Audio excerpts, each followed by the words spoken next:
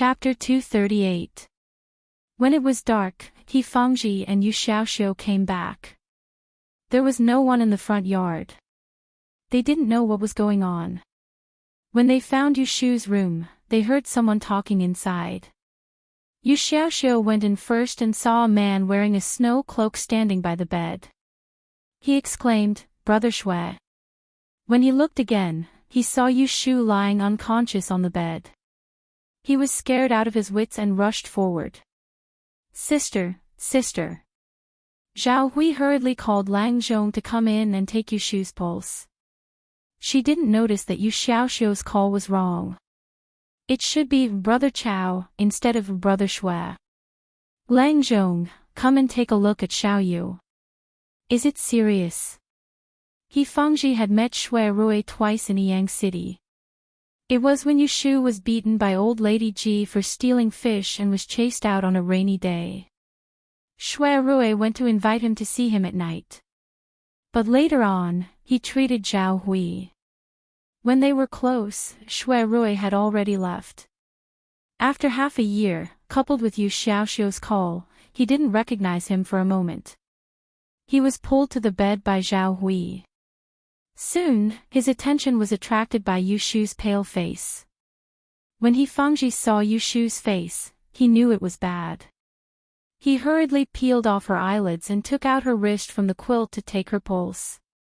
After checking, he saw that her hands and feet were stiff and her pulse was cold. He hurriedly said to the person beside him, "Quickly ask someone to boil a bucket of hot water. I'm afraid she will get sick if it's too late." Boil it, boil it." "Yundo, quickly go to the kitchen," Zhao Hui urged. The maidservant hurriedly left. At this time, Yu Xiaoxiu was already lying on He Fangji's bed and crying. He was so noisy that He Fangji couldn't concentrate. Shui Rui saw that Yu Xiaoxiu was in the way, so he pulled him up and brought him to the side. He reprimanded him in a low voice before he finally stopped crying. The cook and the maid who was sweeping the floor carried the hot water into the room. Shui Rui helped to pour it into the bathtub. After adjusting the temperature of the water, he and Yu Xiaoxiu retreated to the door. He Fangji left, leaving only the woman in the room. Zhao Hui was also pulled out. Yu Shu was carried into the bathtub by the strong maid and soaked for half an hour. During this time, she would add more hot water from time to time. She was sweating profusely. Zhao Hui and Yu Xiaoxiu waited anxiously outside. He Fangji went back to the room to gather some herbs and personally went to the kitchen to boil it.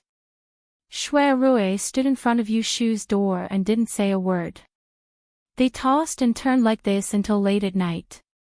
Yu Shu finally recovered and her limbs were no longer stiff. She was carried back to the bed. The movement was not small, but she didn't wake up. After making her drink the medicine, He Fangji carefully examined Yu Shu again. He was worried and put a few needles on her forehead. Finally, he let out a sigh of relief and said to the people around the bed, "She's fine. There's a bag in the kitchen. Xiaoxiu, go pour a bag of hot water and put it under your sister's feet. She'll be fine after a night." Yu Xiaoxiu hurriedly complied and went out. Zhao Hui's eyes were red. She pushed Dr. He away and sat by the bed. She touched Yu Shu's head. "Why isn't she awake yet?" "Don't worry.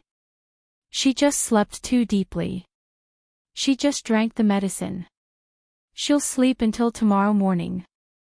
He Fangji advised her, "You should go back to your room and rest. I'll keep an eye on her. If you get sick again, I don't know which side to take care of." How could Zhao Hui be willing to leave? However, she was a considerate person.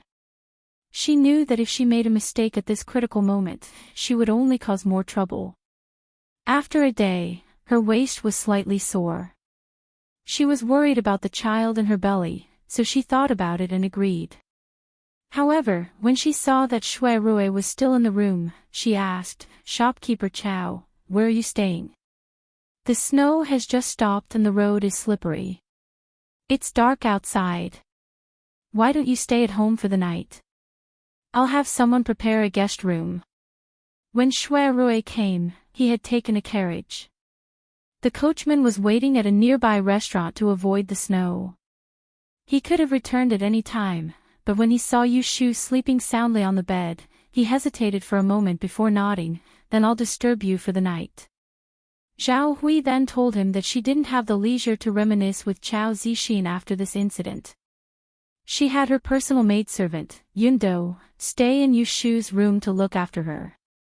She took the maidservant and followed her back to her room. If there was anything, they could talk about it tomorrow morning.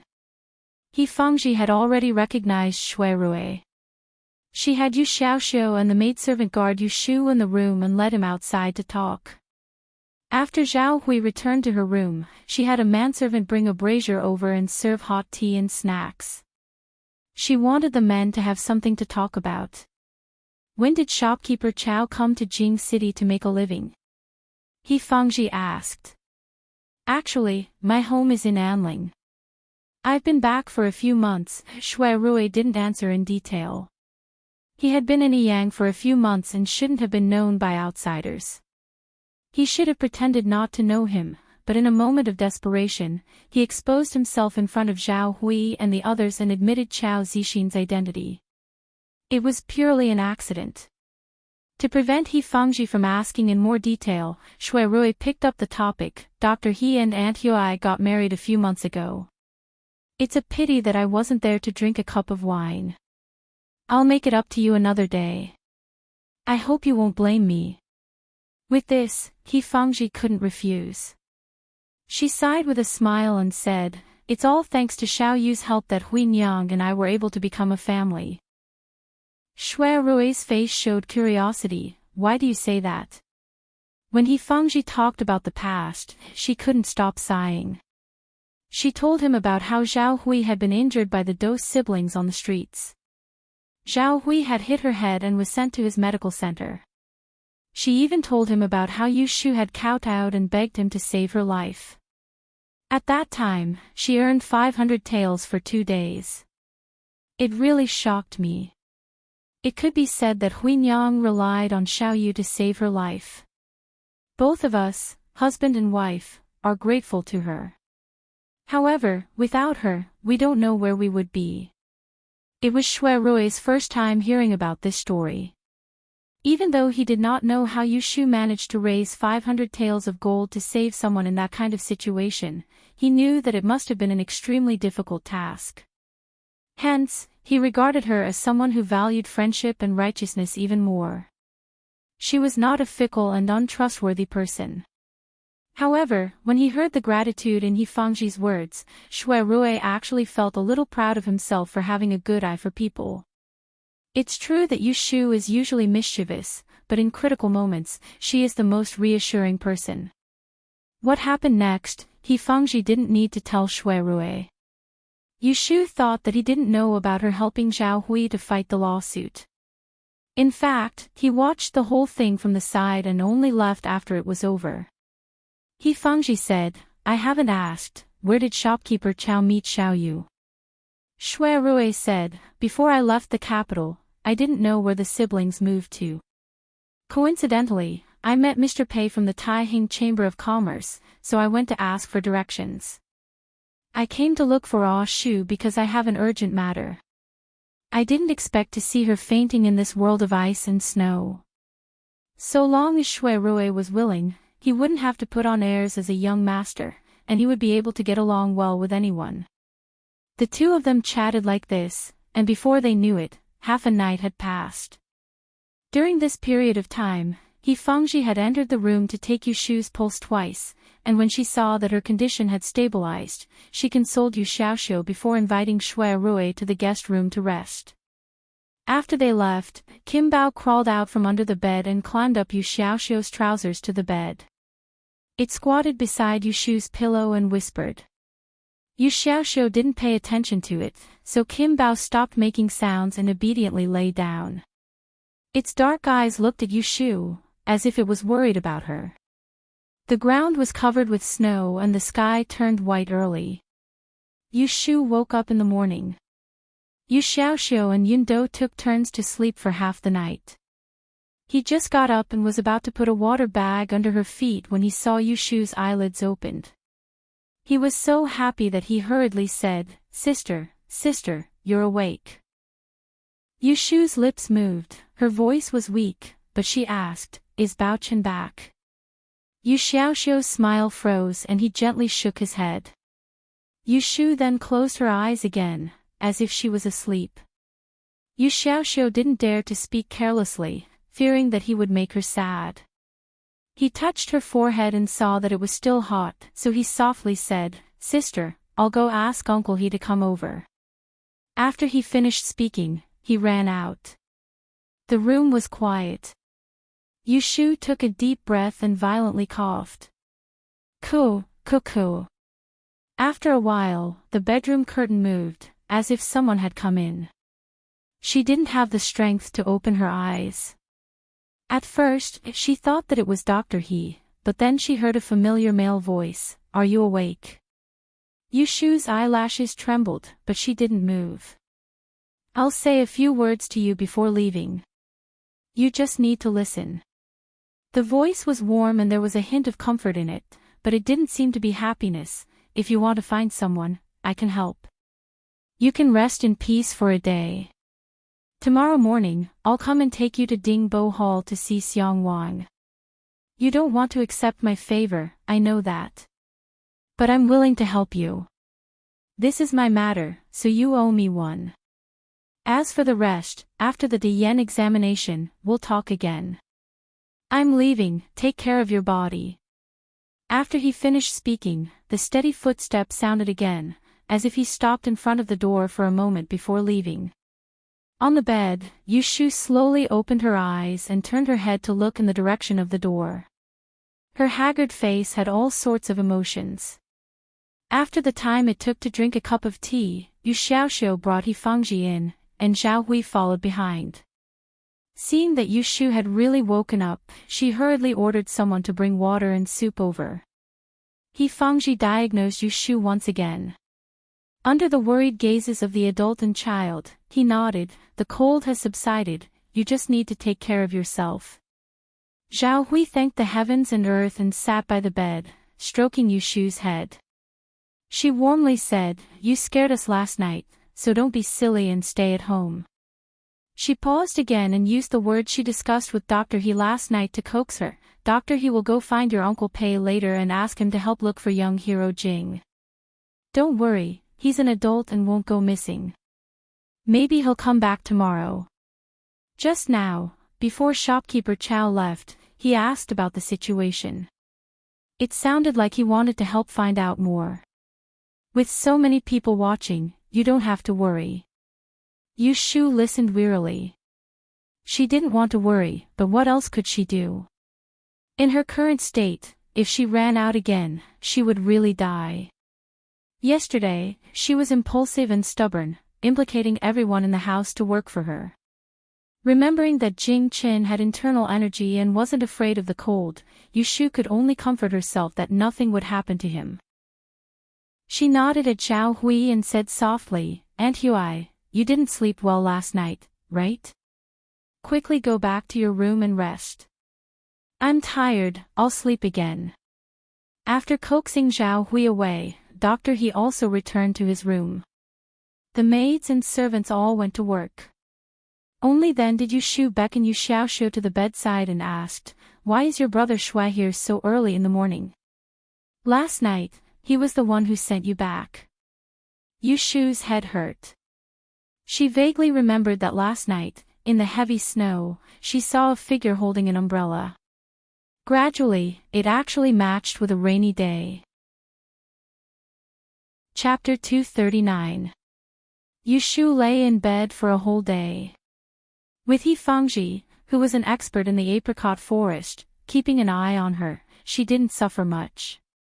After 3 bowls of medicine, her fever subsided and she was able to get out of bed. However, her hand joints had grown 3 or 4 frostbites overnight. They were red and swollen and looked terrible. There were signs of cracking. Even after applying medicine, they didn't get better in a short time. which made Xiao Hui very distressed. Dinner was eaten by a big family. The dishes on the table were light. Yu Shu and Yu Xiaoxiu each had a bowl of wonton and chicken soup in front of them. They tasted too and recognized the taste. When they stayed at Xiao Hui's house that day, they ate a lot of wontons made by her. It turned out that Xiao Hui was afraid that Yu Shu would lose her appetite after drinking the bitter medicine for the whole day. Thus, she personally cooked, mixed the stuffing, and made wontons for her. Of course, Yu Xiaoxiu's share was not left out. Yu Shu knew her intention and felt warm in her heart. She couldn't help complaining that she shouldn't cook because she was pregnant. Seeing that she could eat, Xiao Hui was satisfied and said, "The skin was cut by the chef. I didn't use the knife. I only made a plate of the stuffing. Eat it while it's hot. There's more in the kitchen if it's not enough." Holding a bowl of porridge, He Fangji gently knocked on the spoon to attract Xiao Hui's attention. She coughed lightly and said, "Madam, since there's more in the kitchen, why don't you give me a bowl as well?" Xiao Hui said, "I didn't make it for you." He Fangji's face fell. Yu Xiaoxiu couldn't help laughing. Yu Shu knew that they were trying to make her happy. She smiled and lowered her head to eat the bowl of wonton, but there was not much taste in her mouth. After dinner, Yu Shu mentioned to Xiao Hui that she had to go out tomorrow. Before she finished, Xiao Hui rejected her and said, "You just recovered and you want to go out. No, you stay at home and don't go anywhere." Yu Shu patiently explained, "There are still 2 days left. The day after tomorrow, I will have to hand in this exam paper. Tomorrow, I must go to the prince's residence to find out more, so that my hard work these days will not be in vain. Aunt Hui, don't worry. Brother Chow said he would pick me up tomorrow. He will send me there. I won't run away. I will go home after I finish my business." As soon as Xiao Hui heard Chow Zixin's name, her attitude softened. She knew that shopkeeper Chow was reliable and wasn't afraid of letting him take care of Yu Shu for a day. After hearing Yu Shu's promise, she took the opportunity to relax. "Then you must come back before dark. If you're outside at noon, remember to eat. Tomorrow, when you go out, you must wear thick clothes so that the wind doesn't blow." Yu Shu agreed one by one. Seeing that it was late, she asked Xiao Hui to return to her room. Yun Do brought hot water for her to wash up. Yu Shu had just taken off her clothes and was sitting on the bed to soak her feet in hot water when Yu Xiaoxiu came in from outside. "Older sister." Yu Shu patted the side of her body for him to come and sit. Last night, she was frozen stiff. It must have scared this child. Yu Shu held Yu Xiaoxiu's hand. When she looked down, she saw the sore on the back of her hand. She quickly let go of him but was caught by Yu Xiaoxiu. "Older sister, does it hurt?" Yu Xiaoxiu carefully touched the frostbite on her hand. He felt uncomfortable and couldn't help but feel resentful towards Jing Qin for leaving without telling him. Yu Shu shook her head and changed the topic. "You haven't been to school for the past 2 days. Are you all right?" Yu Xiaoxiu said, "I don't know. Tomorrow, I will go to the school and apologize to the headmaster. If he wants to punish me by copying books, I will accept the punishment." Yu Shu said, "Then don't go tomorrow. Sleep at home for a day and go to the academy the day after tomorrow.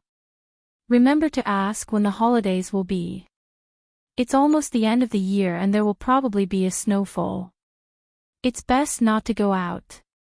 Yu Xiaoxiu lowered his head and said, "Then why are you going out?" Yu Shu touched his head, "I'm going out to do something important. You don't want to see me fail and not make it on the list, right?" The siblings sat and chatted for a while. The water used to wash the feet was cold. Yun Do took it out and poured it away. She passed on Xiao Hui's message to them to sleep early. Yu Xiaoxiu dawdled and didn't want to leave. "Older sister, can I sleep with you tonight?" I can't sleep alone. Yushu wanted to refuse, but when she saw his little face and the hope in his eyes, she couldn't help but soften. She tapped his head and said, "Go to your room and bring the quilt over. I don't want to fight with you for the quilt at night." "Okay." Yu Xiaoxiu happily ran out. After a while, he came back with the quilt. Yushu wanted him to lie inside, but the child didn't want to. He wanted to sleep outside to shelter her from the wind. Yushu was helpless and could only let him go. The two of them climbed into the quilt and covered their heads with another quilt. Only then did she let Yundo blow out the lamp and close the door. The siblings laid on the bed with their heads together.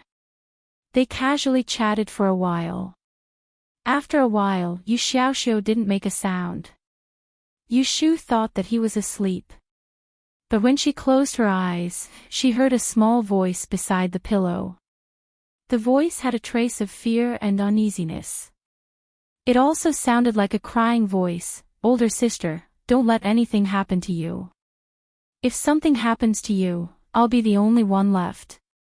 I'm scared. Yesterday, the weather was so cold and it was snowing. Her hands and feet were frozen and her body was trembling." Yushu didn't think of crying. But at this moment, when she heard the child's words, she wanted to cry. Her hand reached out from under the quilt and reached for the other cup. Then, she felt Yu Xiaoxiu's hand and held it. "Don't be afraid. Older sister will always be with you." In the morning, when breakfast was just ready at Zhao Hui's house, Shui Rui came to the door.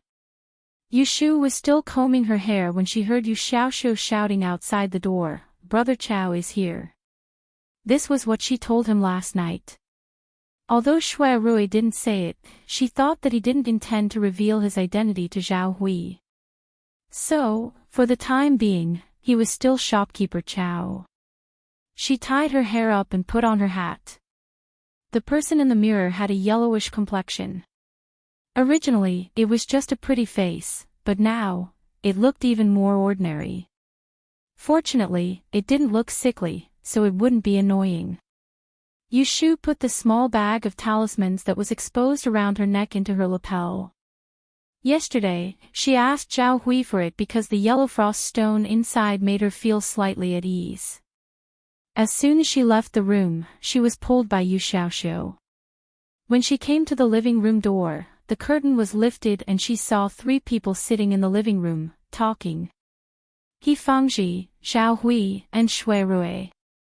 Shui Rui, who was wearing a smoky green soft robe and a silver sand dune on his head, deliberately wore simple clothes. He didn't have the usual exquisite, rich, and reserved look. Sitting in this simple and crude living room, he didn't feel out of place at all. When Yushu saw him, he seemed to sense it and turned his head.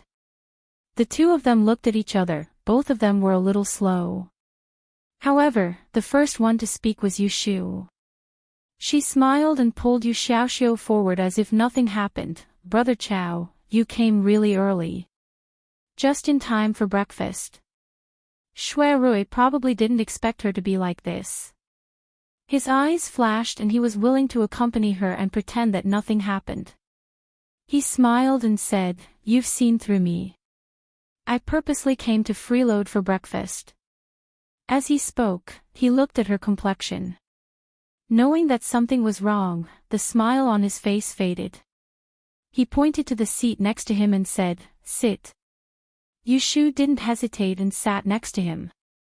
Yu Xiaoxiu sat next to her on the other side. Zhao Hui ordered the kitchen to serve breakfast: egg drop porridge, stir-fried tofu, stir-fried red and white radish, a basket of sesame steamed cakes, and a plate of pickled mustard greens. Yesterday, Zhao Hui heard from Lang Zhonghe that Chao Zixin's family should be one of the wealthiest in the capital. She forgot to specially prepare breakfast. Now that a table of vegetarian dishes had been served, she was embarrassed and said to Shui Rui, "We haven't moved here for long and don't often know what to eat in the capital. Please don't dislike it." "What dislike? Didn't we eat like this in Yang?" Shui Rui's words made Zhao Hui feel better.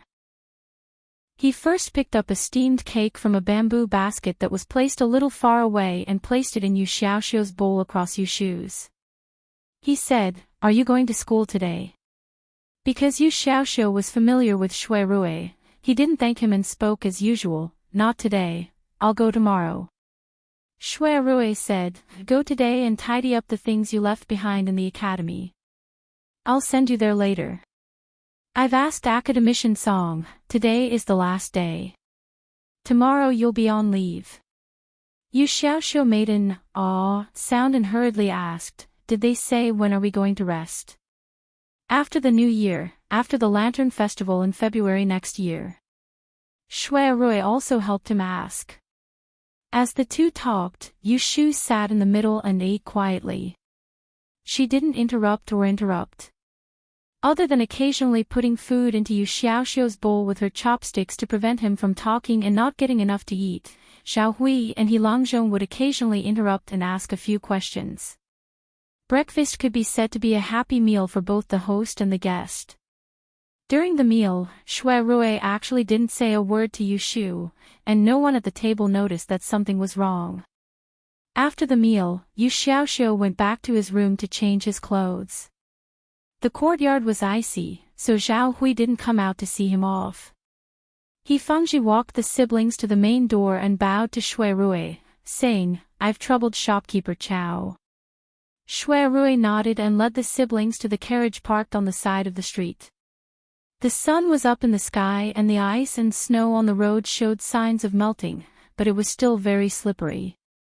Shui Rui first let Yu Xiaoxiu into the carriage, then turned his head and extended his hand to Yu Shu, indicating that he wanted to help her into the carriage. Yu Shu couldn't pretend that she didn't see it, so after a moment of hesitation, she borrowed his arm and stepped into the carriage. Her hand rested on the crook of his arm, and the back of her hand was red and swollen against the smooth silk. It was very unbearable. When Shui Rui was eating breakfast, he saw the frostbite on her hand. Now that he saw it more carefully, he frowned slightly, but didn't say anything. "Let's go to Baichuan Academy in the north of the city first." After sending Yu Xiaoxiu to the academy and arranging to pick him up in the afternoon, the carriage turned around and took Ming Rui and Yu Shu to take care of business. Dingbo. The atmosphere inside the carriage was a little strange. The two of them were sitting very casually, with tea and warm beds. There wasn't the slightest bit of awkwardness in their expressions, and each was more natural than the other, but they didn't say anything. Probably sensing that the atmosphere was not right, Yu Shu cleared her throat and spoke first, "Thank you for sending me back the night before yesterday." Shui Rui poured tea in his hand, and without raising his eyelids, he said, "If you want to thank me, then strive to pass the examination this time." Of course, not to mention other things, Yu Shu was very confident in this subject of magic. After calculating for 2 days and 2 nights, as long as she met Prince Yang today, and asked all kinds of inside information, she would be able to confirm where the painting was lost. She didn't know whether it was because Shui Rui's attitude was normal, or because the carriage was warm, but Yu Shu gradually felt uneasy in her heart. She took the initiative to ask, "It's just that, Prince Yang is currently sick, is it inappropriate for us to go and ask to see him so rashly?" Shui Rui handed a cup of hot tea to Yu Shu, and said, "Prince Yang is not sick, he just used the excuse that he doesn't want to see outsiders to hide in Dingbo. Yu Shu was stunned for a moment, and her expression suddenly changed. "Prince Yang is not sick." Chapter 240. Shui Rui saw that Yu Shu's expression was strange and asked her, "What's wrong?" Yu Shu could not help but smile bitterly. "I realized that I have done a stupid thing." Previously, when she was estimating Prince Yang's 8 characters calamity, she was based on Prince Yang's noble birth and his recent illness as the signs. From the 60 sets of 8 characters, she picked out a few that matched and calculated again. Who knew that Prince Yang's illness was just an excuse and the result that she painstakingly calculated would all be overturned? Her time calamity law base formula was complex number calculation, and in complex number calculation, a small mistake would cause a huge deviation in the result.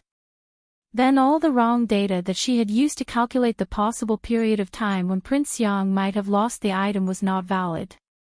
When she saw Prince Yang today, she was prepared to ask him to confirm which of the few times was accurate and from there determine where Prince Yang lost his item. But now, it was all for naught. She had to hand in her papers tomorrow and there was less than a day's time. If she met Prince Yang, even if she was lucky enough to get the accurate 8 characters, she would still need to do careful calculations to be able to deduce the time when the item was lost. But she only knew the time and not the location. She still had to meet Prince Yang again. If she was able to calculate the time in the middle of the night, where would she meet Prince Yang?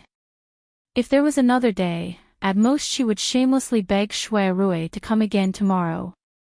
The crucial point was tomorrow was the deadline and all the examinees had to return to Taiching department to hand in their papers. This was the Diyan examination and no matter how unfair it was still a proper examination. It was not easy for Shui Rui to arrange for her to meet him but she missed the opportunity. One day, there was only one more day. What stupid thing?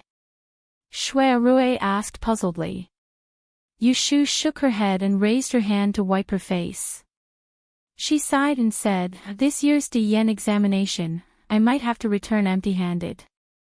I made a wrong calculation and even if I meet Prince Yang, it would be useless.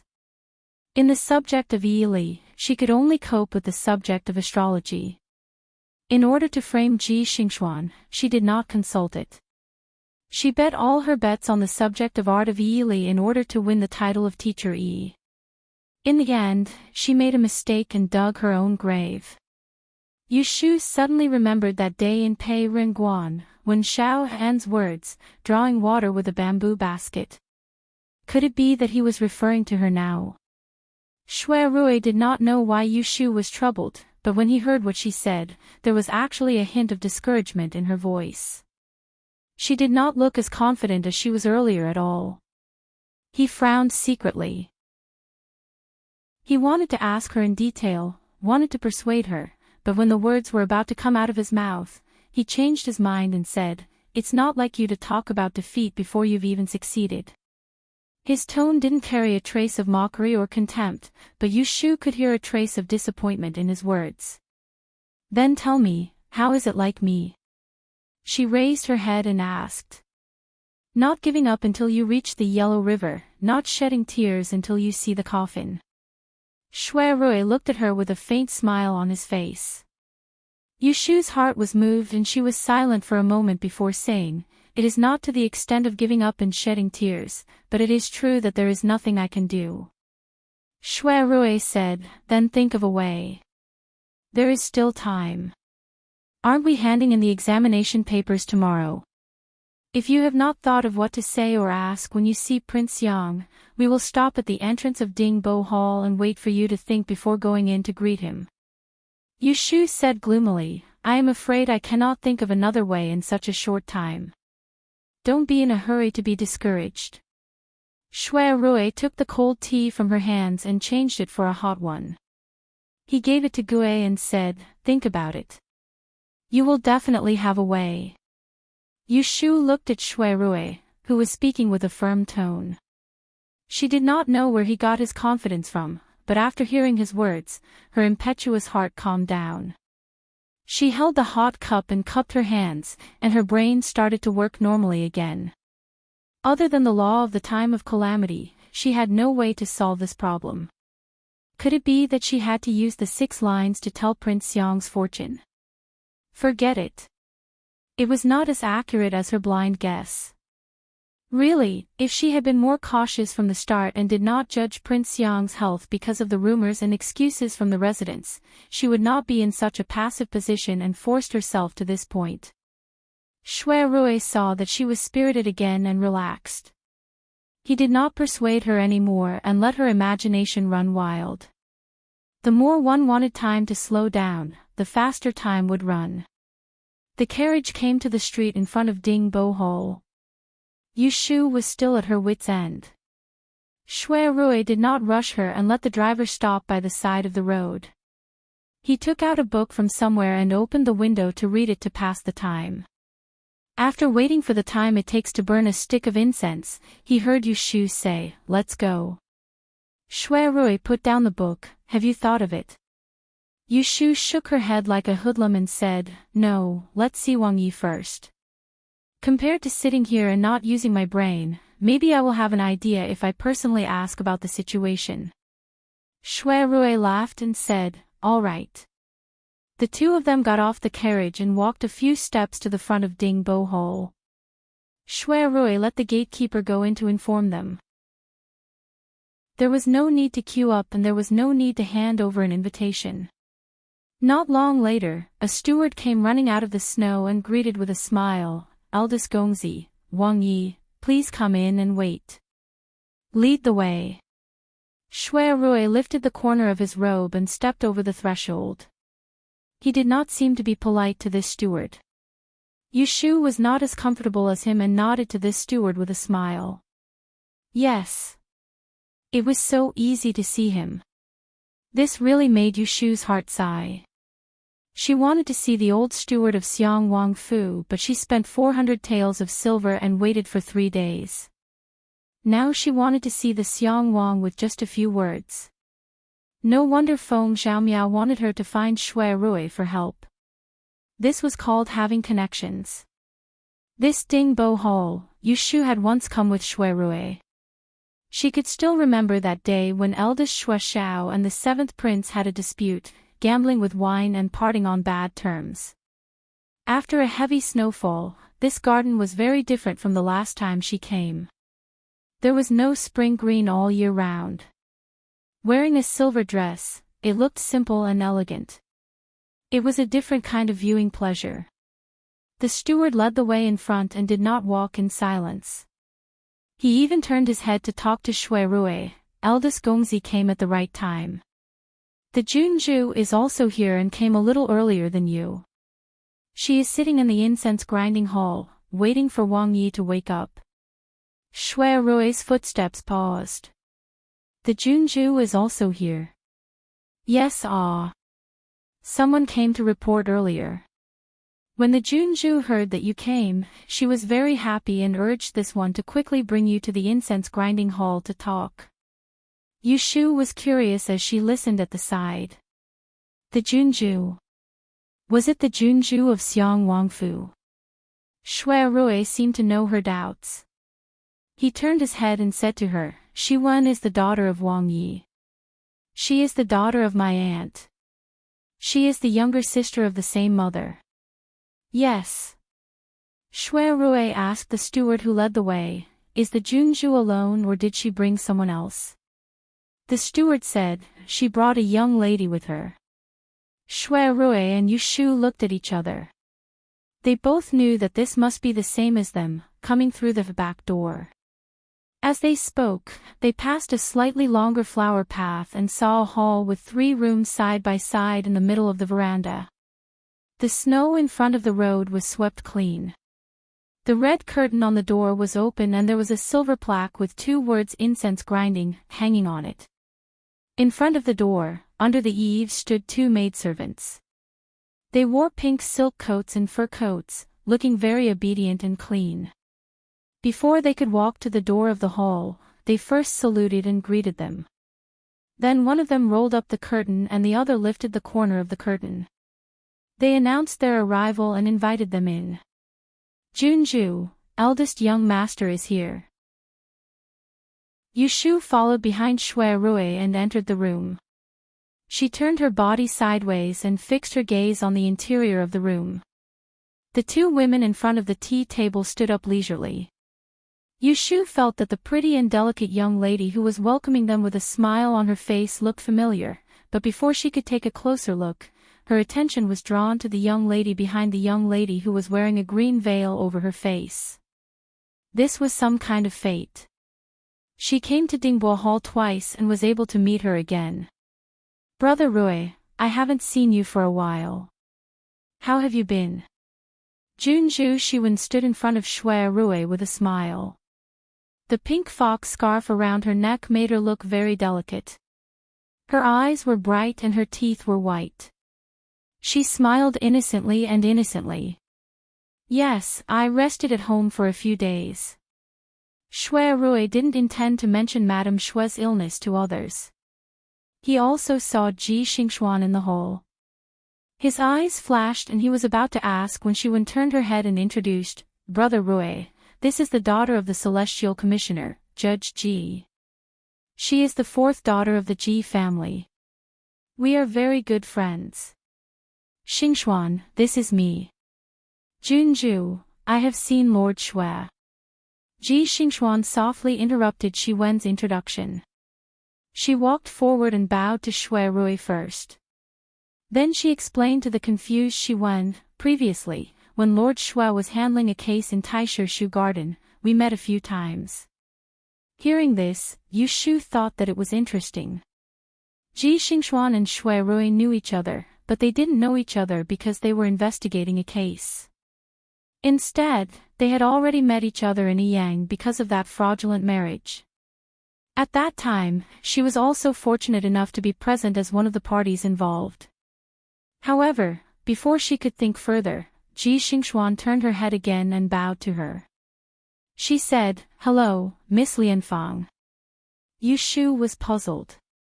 Did this Ji Xingxuan eat the wrong medicine? It wasn't as if she didn't know her. Why was she calling her by that fake name? When Shi Wen heard this, she turned her attention to the person behind Shui Rui. She saw that it was an unprepossessing young man, but when she heard Ji Xingxuan call him Miss, she couldn't help but frown. She turned to ask Shui Rui, This is a friend, Shui Rui answered briefly. He swept his eyes over Ji Xingxuan. Like Yu Shu, he was puzzled as to why she had called him that. Oh, earlier, when a servant had come in to report, Shi Wen knew that Shui Rui had also brought someone to see her imperial father. She had also guessed that it was because of the examination. She hadn't expected that he had actually brought a woman with him. Miss Lianfang, this name sounded familiar. Wait, she remembered. Shi Wen looked at Yu Shu a few more times. Without waiting for Shui Rui to notice anything, a servant came in from outside the door and said, Junju, de Gongzi, Wang Ye has woken up. He invites you to the Eastern Pavilion to talk. I know, Shi Wen replied. She turned her head to Shui Rui and said with a smile, Today, I came first. Everything is first come, first served. You should wait for a while. After we have seen Imperial Father, you can bring this Miss Lianfang over. Shui Rui thought for a moment. Seeing that Yu Shu didn't seem to care, he said, That's fine. You go first. Chapter 241. Princess Shi Wen brought Ji Xingxuan out of the reception hall. On the way to the East Pavilion, Shi Wen suddenly turned her head and asked, Lianfang Gongzi, is it the female guest that my Rui Biaoge brought to the Dingbo Pavilion a few months ago? Ji Xingxuan nodded her head and said, She is also the one that won me in the wine bet. Shi Wen chuckled, She does have some ability. Ji Xingxuan did not say anything more. The two of them arrived at the East Pavilion. Because Shi Wen was accompanying them, there was one less layer of security and they directly entered the building. Prince Yang had just woken up and was lying on his side behind the bamboo curtain. Shi Wen accompanied Ji Xingxuan and sat on a chair. Separated by the curtain, she chatted with her father for a while before turning to business. Previously, she had brought Ji Xingxuan here so there was no need for introductions. After coming and going, Ji Xingxuan asked what she wanted to know so she bowed and said her goodbyes.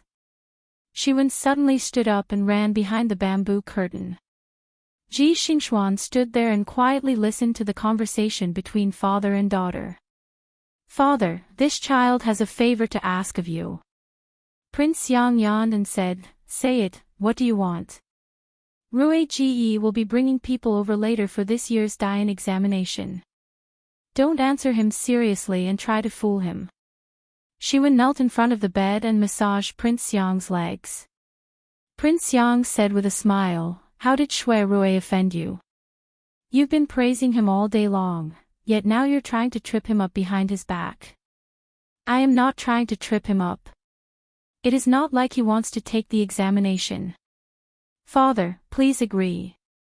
Please agree. Shiwen shook Prince Yang's legs and acted like a little girl. Prince Yang could not stand her pestering and waved his hand. I know. Go and play. He, father is the best. Then Shiwen will leave. I will come and see you tomorrow. Not long after, Shiwen walked out from behind the curtain with a smile on her face. She waved at Ji Xingxuan and the two of them walked out. Before long, Ji Xingxuan asked, Your Highness, aren't you, isn't that what? Shiwen interrupted her words, turned her head and winked at her, saying mischievously, Didn't she win against you last time?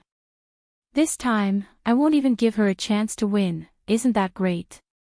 Ji Xingxuan looked at Shiwen's blushing face and smiled quietly, not saying anything. Royal Princess Shiwen sent a servant to the incense grinding hall to inform Shui Rui. She didn't show herself in front of Shui Rui and left with Ji Xingxuan. On the way to the East Pavilion to see Prince Yang, Shui Rui said to Yushu, His Royal Highness is a kind person, there's no need for you to be too reserved when you speak. With me around, you can ask whatever you want to ask openly, there's no need to worry about offending him. If you really say something wrong, I'll help you smooth things over. Being about to meet a distinguished person like His Highness, Yushu wasn't very nervous. Part of the reason was that Shui Rui was present and part of the reason was that she had already finished worrying about everything on the way here. Now, she was holding on to the thought that things will eventually sort themselves out and there was nothing to be afraid of. The East Pavilion was right in front of them. It had 3 floors and there wasn't a plaque outside. A quiet-looking servant girl stood in front of the door and waited for the servant inside to respond before inviting them in. As soon as Yushu entered the pavilion, her whole body warmed up. She first smelled the faint scent of sandalwood and then her eyes became dazed. She saw that there were 3 exquisite screens set up inside the pavilion. One was the full moon flying immortal, the second was the immortal crane offering birthday, and the third was the 8 immortals crossing the sea. A 3-legged incense burner squatted in the middle and smoke curled up in spirals. There was a thick crimson silk curtain that separated the two. After entering the second door, she saw a pair of boys with their hair combed into a bun, red lips and white teeth. They held a horsetail whisk in their hands and stood under a green bamboo curtain. It gave her the illusion that the people who came in to pay their respects were not His Highness but some family's immortal guests. Shui Rui and his friends pay their respects to His Highness. Shui Rui bowed and saluted. Yushu followed behind him and bent her waist 90 degrees. She secretly raised her eyes and glanced at the silhouette behind the curtain, but it was a pity that the curtain was too tightly covered, so she couldn't see anything. Commoner Yushu pays her respects to Prince Yang. Long live His Highness. Prince Yang laid down behind the curtain and used his arm as a pillow to size up the person behind the curtain. After a while, he called out, Sit. Hearing his voice, it didn't sound strict. Yushu saw that Shui Rui had sat down and didn't decline and sat down as well. Shui Rui said, Yesterday I sent a letter to His Highness, recommending a friend who can help His Highness solve your problems and find the lost item. That friend is the one beside you. When Yushu heard her mentioned, she hurriedly stood up and clasped her hands in greeting towards the curtain. Prince Yang gave a light, hanged sound behind the curtain and said, It's obvious that you are the one who has something to ask of me and still dare to act obedient in front of me. It's not easy for the Celestial Commissioner to find the painting that I lost, otherwise I wouldn't have gone through so much trouble to create an examination question to make things difficult for this year's Dian examinee. This junior that you brought along must be for this year's examinations and you still want to deceive me. Yushu could hear the displeasure in Prince Yang's words and her heart was beating fast. She was worried that Shui Rui would overreach himself and make this prince unhappy. However, Shui Rui's expression didn't change and said, His Highness is perceptive. Since you already know everything, then please do me a favor." Hearing that, Prince Yang blew his beard behind the curtain. He could tell that this kid was purposely trying to get information from him and save him the trouble of explaining. He was instantly angry and happy. His hand pinched the string of incense and twirled the beads on it. He squinted his eyes and said, "If you have something to say, quickly say it. If you have fart, quickly say it. Once done, scram." 1. Yushu knew that her expression must be very strange right now and hurriedly lowered her head. Shui Rui smiled and turned his head to Yushu and said, "His Highness is right here. If you have anything to ask, just ask." Shu swallowed her saliva and cleared her throat slightly. She took out a pen and paper to record and opened her mouth to ask about Prince Yang's birth and 8 characters. Prince Yang was still cooperative and told her the truth. Yushu hurriedly noted it down and confirmed it twice before continuing to put on a respectful attitude and asked, "May I ask His Highness, when did you discover that the painting was lost?" "On the way back." "Do you remember which days it was exactly?" "I can't say for sure. Ever since the painting was obtained, Ben Wang kept it under the horse carriage. Other than staying overnight, Ben Wang would take it out a few times to admire it on the way. It was only when we were about to reach Enling did we discover that it was missing." When Prince Yang said these words, his voice had a tinge of annoyance. It was obvious that he was very unhappy about losing the painting. Yushu asked again, "Has anyone else seen that painting before?" Prince Yang replied with certainty, "No, it only passed through Ben Wang's hands." He paused before continuing. Ben Wang also suspected that it was stolen by someone, but after interrogating the entourage and searching their bodies, there was nothing. It seems that it was Ben Wang who was careless. Yushu secretly nodded her head. It was best that it was not stolen. "Your Highness, where did you get the painting that you lost?" This question was asked by Shui Rui. There was a moment of silence behind the curtains. This time Prince Yang did not reply so readily. Yushu secretly praised Shui Rui for asking a good question. She also wanted to ask this question, but she was afraid that it would provoke Prince Yang's taboo. Think about it, a painting that was neither expensive nor valuable and was still kept by his side. If there was no secret, who would believe it? Ben Wang is tired. If there is nothing else, you can leave. Who knew that Prince Yang did not reply and actually chased them away? Yushu was secretly disappointed. She saw Shui Rui shaking his head gently at her and using his eyes to ask if there was anything else she wanted to ask. She nodded her head and secretly showed him a finger. Shui Rui understood and said, "There is one more thing. Will your Highness hold it for a moment?" "What is it?" Yushu said, "Would like to request for your Highness to write a word for me." Behind the curtains, no one spoke for a long time, but there was the sound of clothes being worn. Not long after, a child was summoned into the room and came out with a piece of paper. He presented it to Yushu and on it was the word "worry" written in ink. Yushu blew the ink dry and kept it in her bosom. After asking everything that should be asked, Shui Rui then brought her up and bade farewell to Prince Yang. "We dare not disturb your Highness' rest. We will take our leave now. Go. When you have time, make a trip to Prince Yang's residence to visit your aunt. There is no need for Ben Wang to waste my saliva on you today." Shui Rui complied and bade farewell to Yushu before following the maid outside the door out of the east pavilion. Once they left, Prince Yang sat up from the couch and twirled the string of beads in his hands. He sighed and muttered to himself, "The things that I have lost, you guys can go and find them. Why do I need to deceive anyone?" After a while, a report came from outside the door. "Your Highness, there is a message from the palace. His Majesty has given an order to invite you to the imperial study to meet with the Emperor." Prince Yang frowned and laid back down. He tilted his neck and said, "Go and tell him that Ben Wang is ill and is afraid that I have offended the dragon's body." It is not convenient for me to enter the palace for the time being. Back to you, Shu. Shui Rui did not speak a word the entire journey.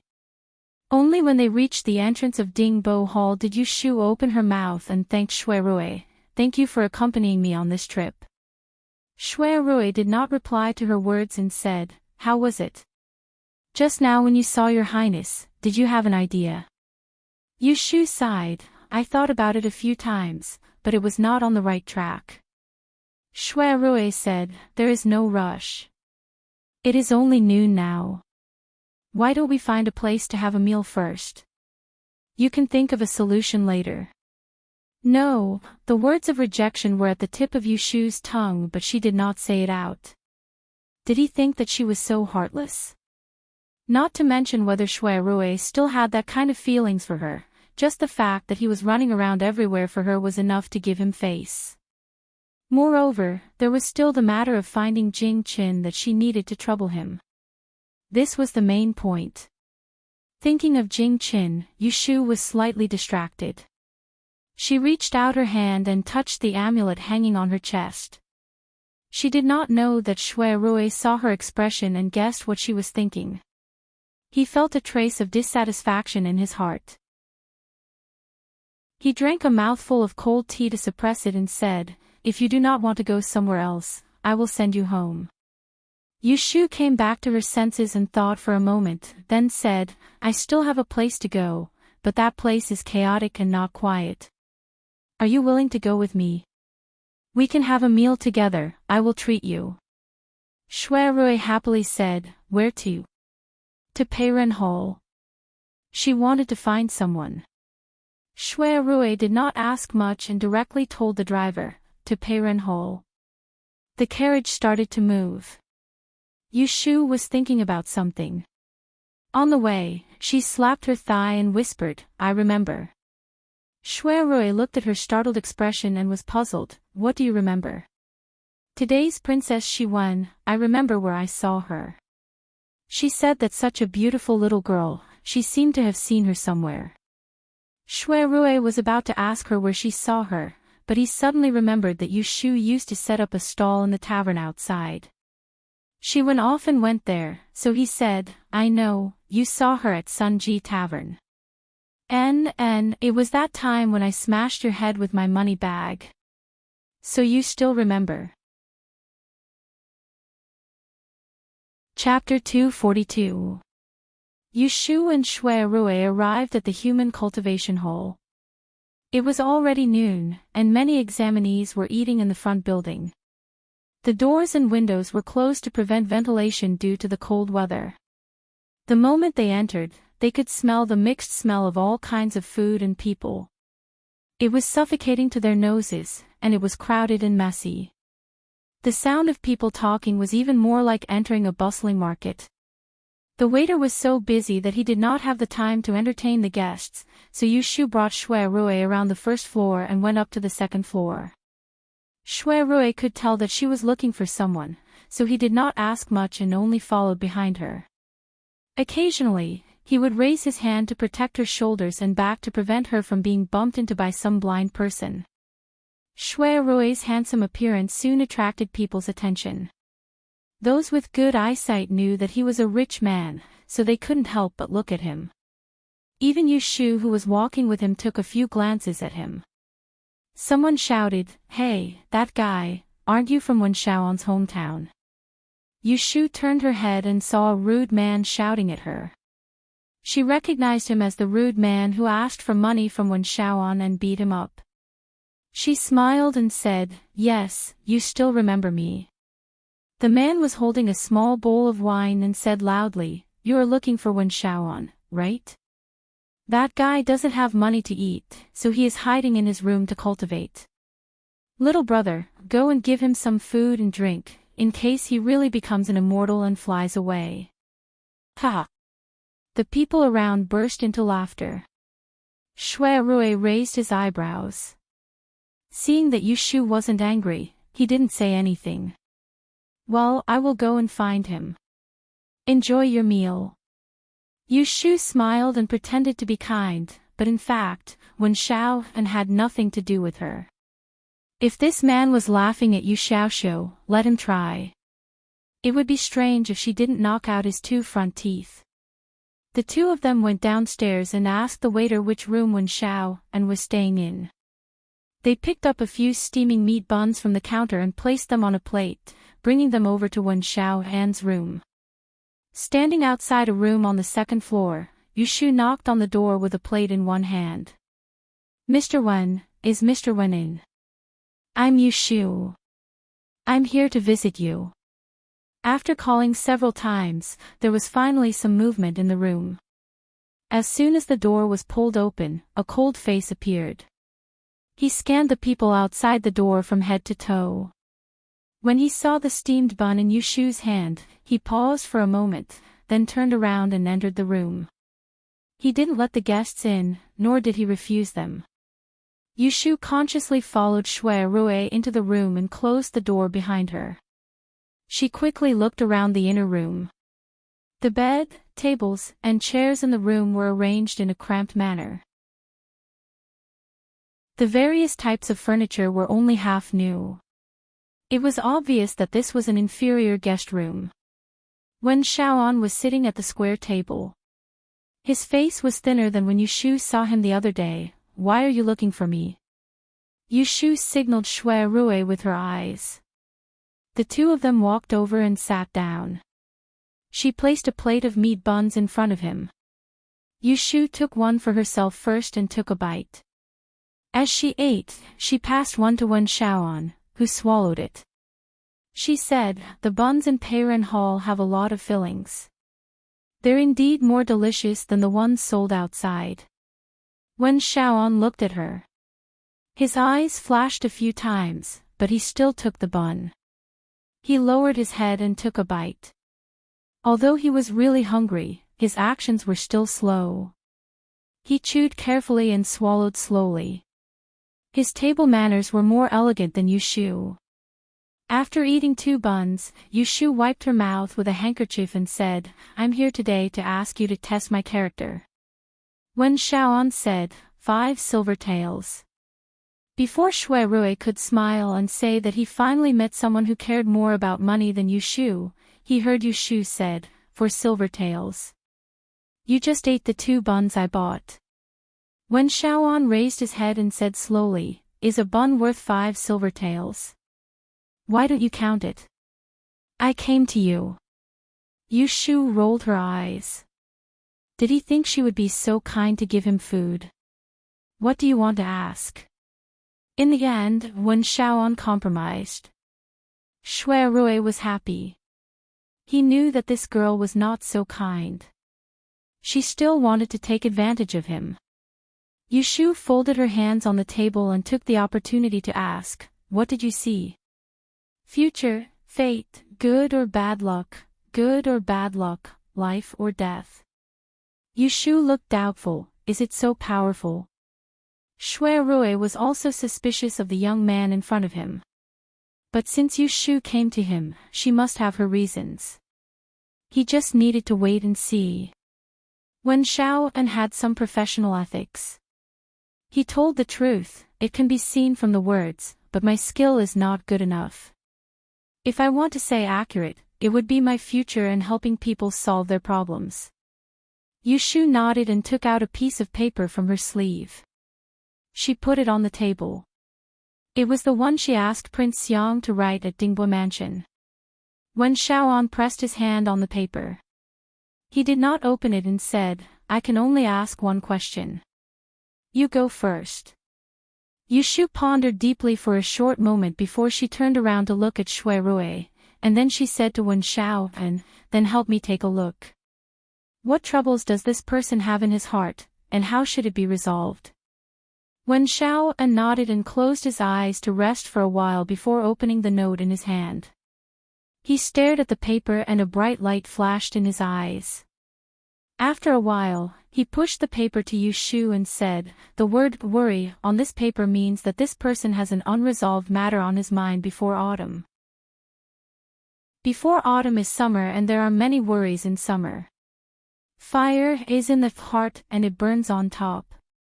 When the fire attacks the heart, it cannot be released.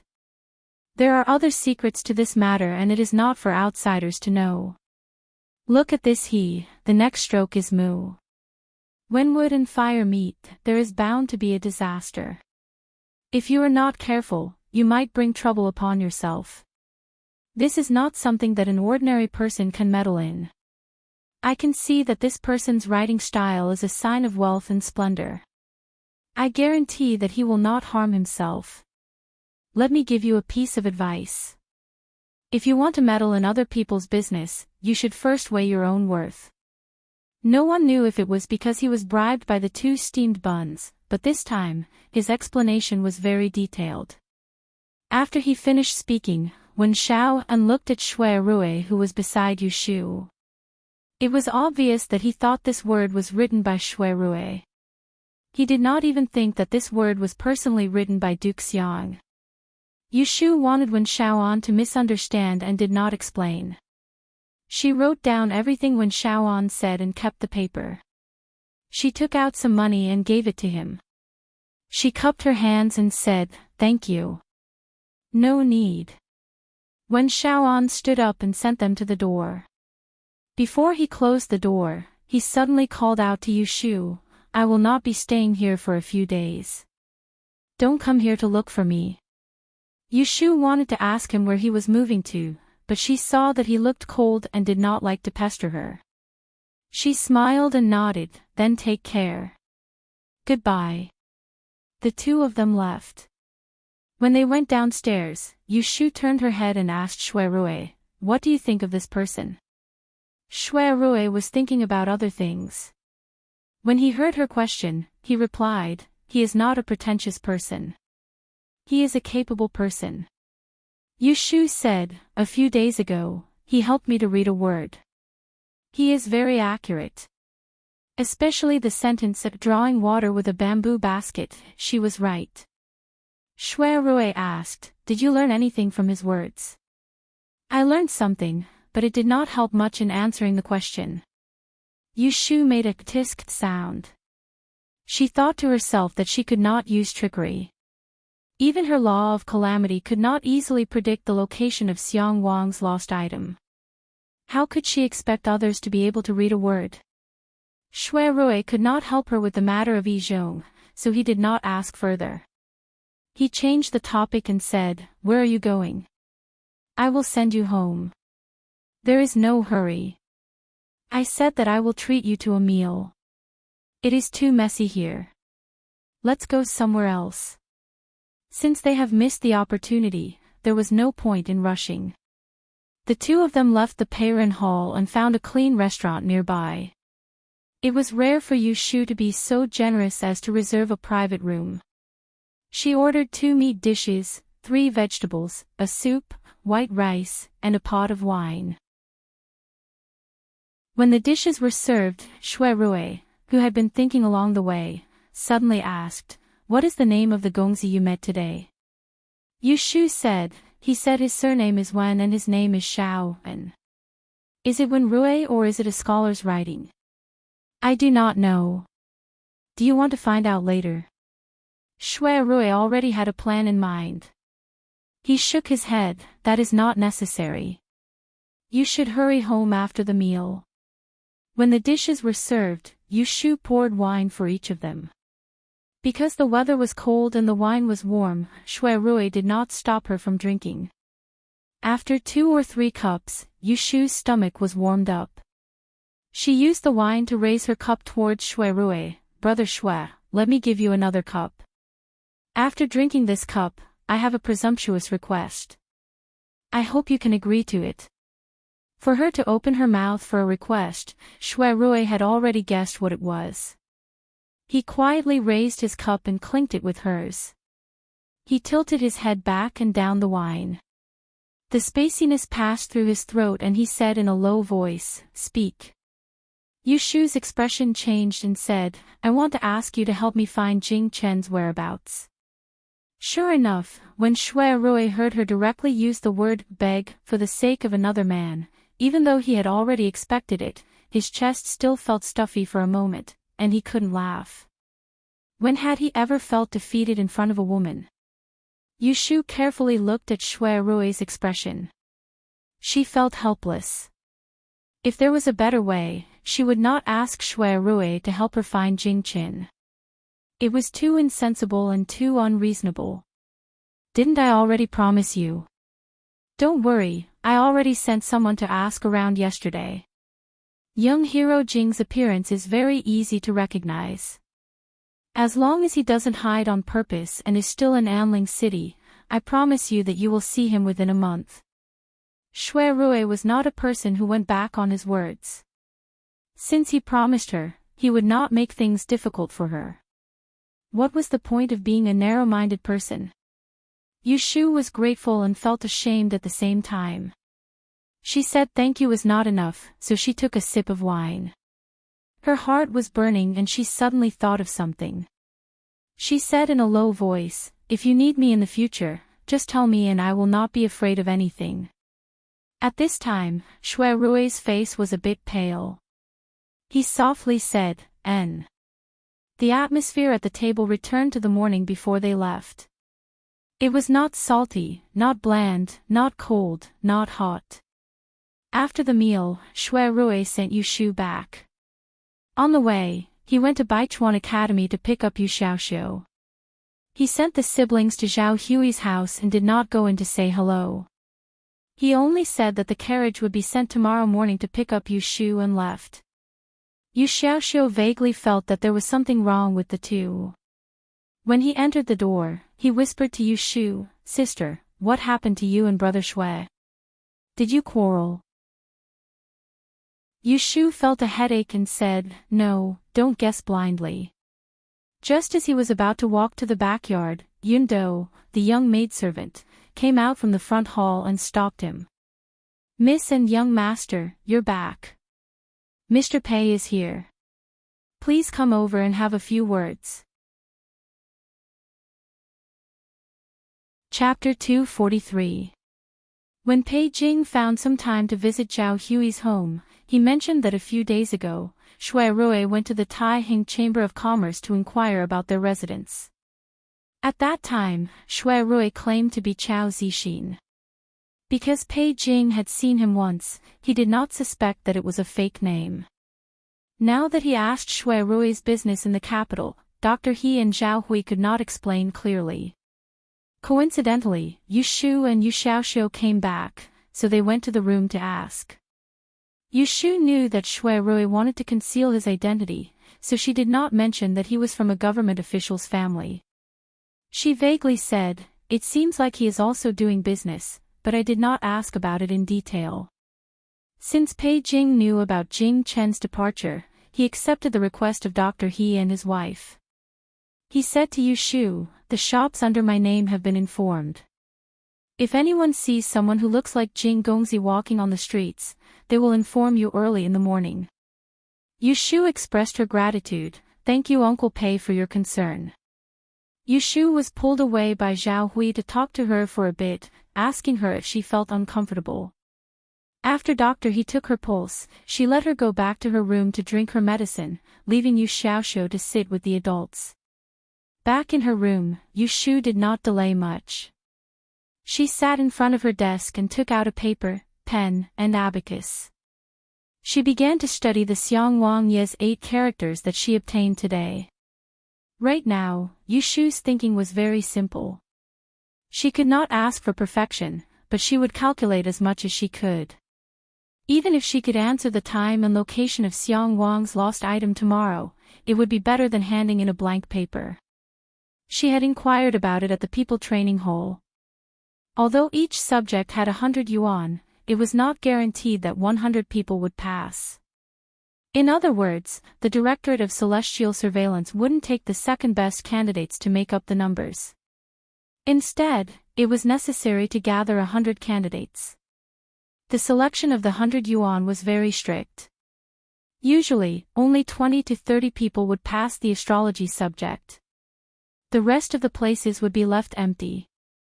Therefore, there were at most 500 places for a Master of Change each year. The number of people who passed was less than 100. As for a great Master of Change, it was even more difficult. Therefore, Handing in a blank paper or making up the numbers was a dead end. Yushu was busy calculating and didn't even notice that someone had sneaked in. Zhao Hui told Yundo to heat up the stove in Yushu's room and keep an eye on her so that she wouldn't freeze if she sat for too long. When the sky turned dark, Zhao Hui personally came to light the lamp and watched Yushu eat and drink her medicine. She walked around the room and went out to get someone to bring a mattress. She temporarily nailed a curtain outside the window facing the desk to block the wind. Several times Yushu went to the toilet, she was muttering to herself. There was one time when she forgot to bring toilet paper. She helplessly squatted in the pit and called for help. This made Zhao Hui not know whether to laugh or cry. Yushu didn't put down her pen until the gong struck the third watch in the street outside. She opened her sore eyes and picked up a few pieces of papyrus marked on the table with her dark fingers. She frowned when she checked the number of disasters calculated on them. What's going on? Did I miss it? Under her cautiousness, she calculated the time of calamity for the Prince of Xiang's journey back to the capital from the 8th month to the 12th month of this year. In order to prevent any omissions, she made a total of 120 calculations and repeated them. But in these 4 months, the time of calamity showed that the Prince of Xiang only had 2 minor illnesses, one was drowning and one was bleeding. Unexpectedly, there was no sign of losing anything. It was obvious that the Prince of Xiang lost something. What was going on? Could it be that the thing was lost after he returned to the capital? Yushu thought for a long time. She picked up the pen and calculated again. She planned to include December. Another 2 hours passed and the gong sounded at the 4th watch of the gong. She put down the pen again and checked the dense data line by line. Gradually, she frowned. Still nothing. Not believing it, Yushu collected all the messy toilet paper on the table and checked them one by one. She did not miss a single day for more than 130 days. She made sure that she did not miss any day. This made Yushu worried. Her time of calamity nomological code had never failed until today. What was wrong with it? Why couldn't she predict it? Yushu knocked her forehead with one hand. Her scalp was itchy, and she thought hard. Unknowingly, the sky outside gradually brightened, and the remaining candle on the candlestick went out with a puffed sound. She suddenly raised her head, grinned, and chuckled evilly. No one knew how terrifying this crazy red-eyed look was. She didn't sleep for the entire night. The next morning, however, Yushu walked out of the door in high spirits while carrying her bookcase. She sat on the carriage that had been waiting outside the door for a long time. Shui Rui didn't come. He only asked the coachman to bring a message to her. After she handed in her papers, he told her to leave the Taiching bureau and go to another place to meet him. He didn't say where. Shui Rui's carriage was warmer than the sedan, so Yushu did not feel cold all the way. She got off the carriage and wrapped herself tightly in a cotton-padded jacket. Then she followed the crowd into the examination room for female visitors. The process of entering the examination room was simple. It was the same open-air venue as the examination of Yili. Only a small half of the seats were filled. After the bell rang, Yushu quickly sharpened her mosey and answered on the examination paper given by the Celestial Commissioner. She also marked her birthplace and name on the side. Then she dipped the paper in cinnabar and pressed her fingerprint. She handed in the paper early. Today, Yushu did not purposely look for Ji Xingxuan to sit. She handed in her papers and left with the servants. She lowered her head and dutifully left Taiching Sea. Standing outside the door, she let out a long breath of turbid air. Her mood suddenly became much more relaxed. No matter what, this subject was finally over. Regardless of whether she passed or not, she just had to wait for the last subject, arithmetic. It was her absolute strength. Yushu made up her mind. She felt very sullen in this uncanny arts exam. She was so depressed that she could not speak. She made up her mind that she would not hold back in arithmetic. She must get into the top 3. If she could not become a great fortune master, she would first take the exam to become a great fortune master. The snow on the road melted and there were ice shards everywhere. Yushu picked up the clean road and walked to the side of the street. She got on the carriage and said to the coachman, "Go find your master Shui." The carriage drove to a bustling street in the northern part of the city, and it stopped outside a building. Yushu got off the carriage and stood on the street that was bustling with people, and she raised her head to look at the imposing 2-story building before her. There was a plaque above the door, and it wasn't open for business. She thought in her heart, could this be the restaurant that Shui Rui mentioned opening earlier? "Excuse me, are you Miss Lotus?" Yushu looked back and saw a man coming out of the door. He was of medium height and had a round face. He looked like he was in his 30s and had a simple smile. "Yes, it's me." The man looked at Yushu and immediately led her into the restaurant. He smiled and said, "I am Lin Fu. I have been waiting for you for a long time. Please come in." The outside of the restaurant was brand new. The interior was bright and spacious. The walls were green, the floor was made of red wood and sandalwood. Tables, chairs, and flower vases were placed in their respective positions. There were no lack of tea plates, tea bowls, chopsticks, and so on. Facing the door was an 8-foot square counter with a jade qilin head on top of it. Behind it was a row of colorful banners and signboards. The windows were separated into 4 groups on the north and south sides. 2 rows of glass screens with flowers, birds, and fish were placed on the east and west sides of the first floor, forming 3 groups. On the east side, there was a staircase that led to the second floor. Every 3 steps, there was a flower pot that carried small holly. On the north side, there was a door that led to the backyard. Yushu looked up, down, left, right, west, north and south. She couldn't help but admire the master who arranged the feng shui. This place was really good at attracting wealth and wealth. If she was the one cleaning the place, she would not be able to do it so well. It was not resplendent, but it was exquisite and pleasant, especially the glass screen. Yushu had seen the green glass window in old mistress' room at the Ji residence, so she knew that there were already people who made glass in the Yin dynasty. However, it was not as arrogant as Shui Rui, who used 12 whole sides of glass to make a screen. Lin Fu was not in a hurry to bring her to see Shui Rui. He allowed Yushu to walk around the restaurant and asked, "Where is your boss?" "He is resting at the back. He asked me to show you around the restaurant. Do you want to go up to the second floor?" Yushu was too lazy to climb the stairs and said, "Not for now. Bring me to your boss." "Yes, this way please." Lin Fu brought Yushu to the backyard and saw another well-built building. It had 2 floors and a corridor. 3 sides of the building blocked the light from the yard. One side was cool while the other side was sunny. It was a combination of yin and yang, and the weather was good. They walked to a house in the northeast corner. Lin Fu knocked on the door and said, "Master, Miss Lianfang is here." A voice could be heard from inside, "Come in." Lin Fu pushed the door open and invited Yushu to enter alone. There were no curtains on the door but the windows were made of glass.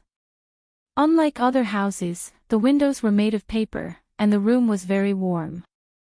Shui Rui was sitting in front of a round table under the east window, reading the accounts. There was a cup of tea in his hand that emitted a sweet fragrance. He wore a brownish-green silk gown and a black suede armor on the outside. The pair of topaz buttons on his neck were extremely eye-catching. When he saw Yushu coming in, he put down the account book and asked with a smile, "Are you done with the exam?" Yushu was used to his changing expressions. Last night, when she saw him off, she was too lazy to talk to him. Now, he was smiling. She tried to figure out if he was in a good or bad mood. She walked up and sat opposite him. She picked up an empty cup and poured some tea. She said, "Is this the restaurant you said you wanted to open a while ago? It's quite ostentatious." "Not bad.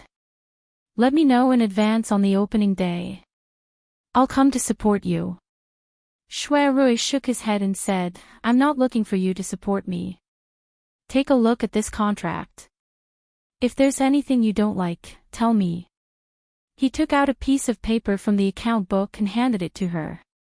Yu Shu took a look and her face changed. She couldn't swallow the tea in her mouth. Strictly speaking, this was a contract, an employment contract. She was hired to be the manager of this restaurant, responsible for the accounts and personnel. The price was clearly stated. She would be paid 80 taels of silver a month, plus 5% of the restaurant's profits. The contract would last for 3 years, and it was a death contract. What? You don't want to sign? Who was the one who swore yesterday that if anything happened to me, she would be fearless with just a word? This didn't make you go through a mountain of knives or a sea of fire, but you're afraid. Do you want to go back on your words? Shui Rui looked at her with a smile that wasn't a smile. This time, Yu Shu was in a difficult position.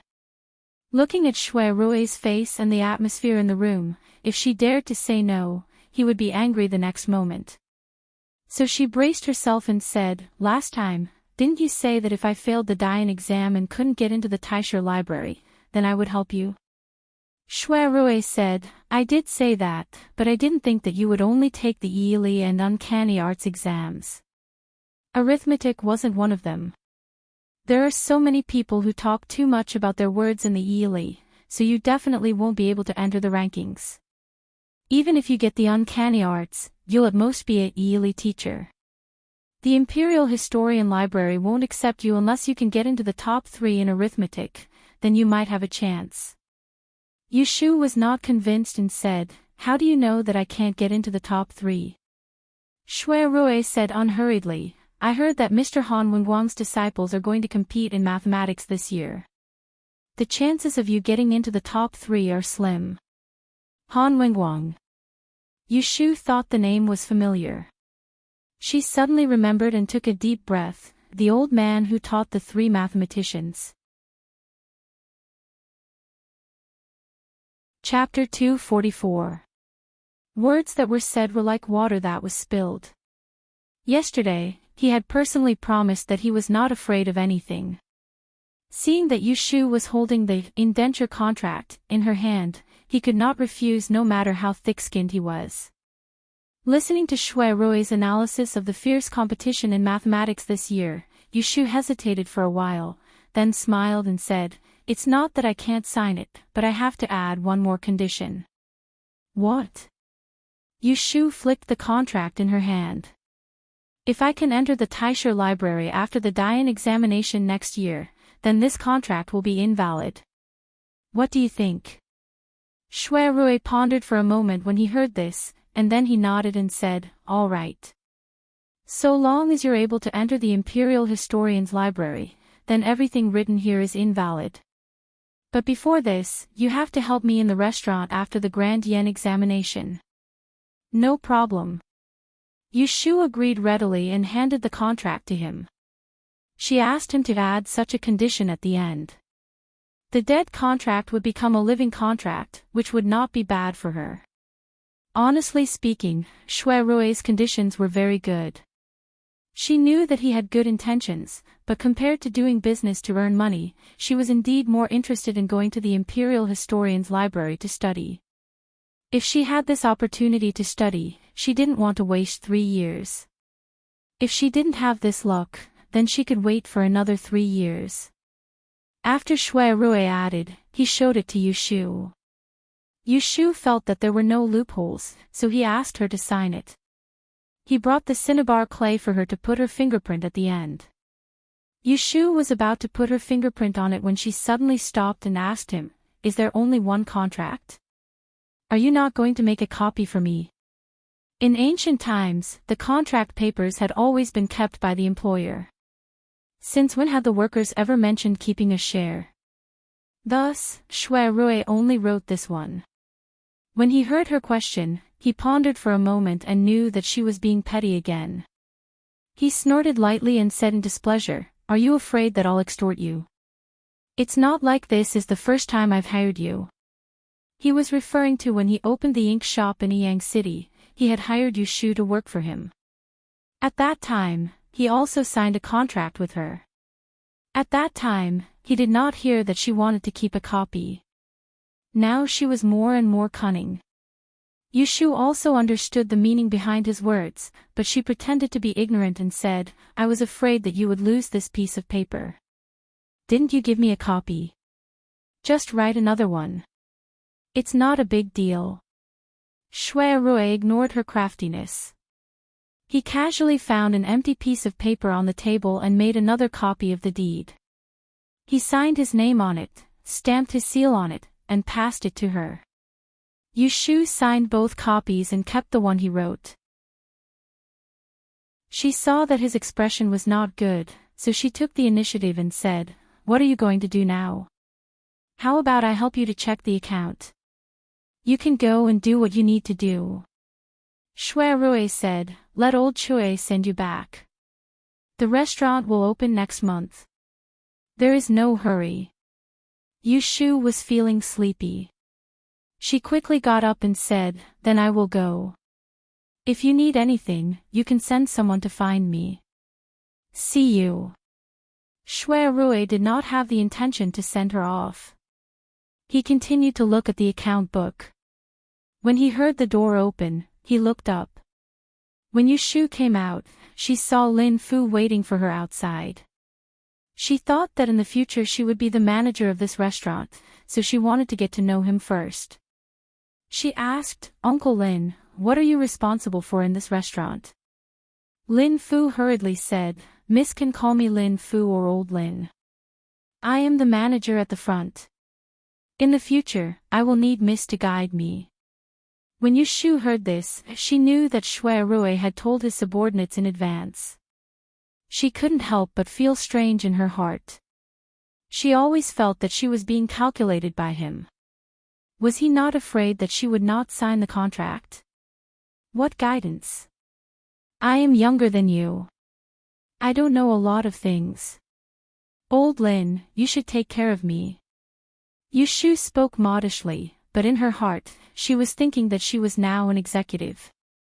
Other than Shui Rui, the people in this restaurant had to listen to her, and she was the next in line. However, her age was there, and she was the one who interfered. If there were people who were dissatisfied with her, the person below her would be the manager. She saw that Lin Fu was easy to talk to, so she first tried to get close to him. If he was dishonest in the future, she would punish him. When they arrived at the entrance of the restaurant, old Chui was waiting for her outside. Lin Fu took 2 medicine bags from the waiter and gave them to Yu Shu. Yu Shu asked, "What is this?"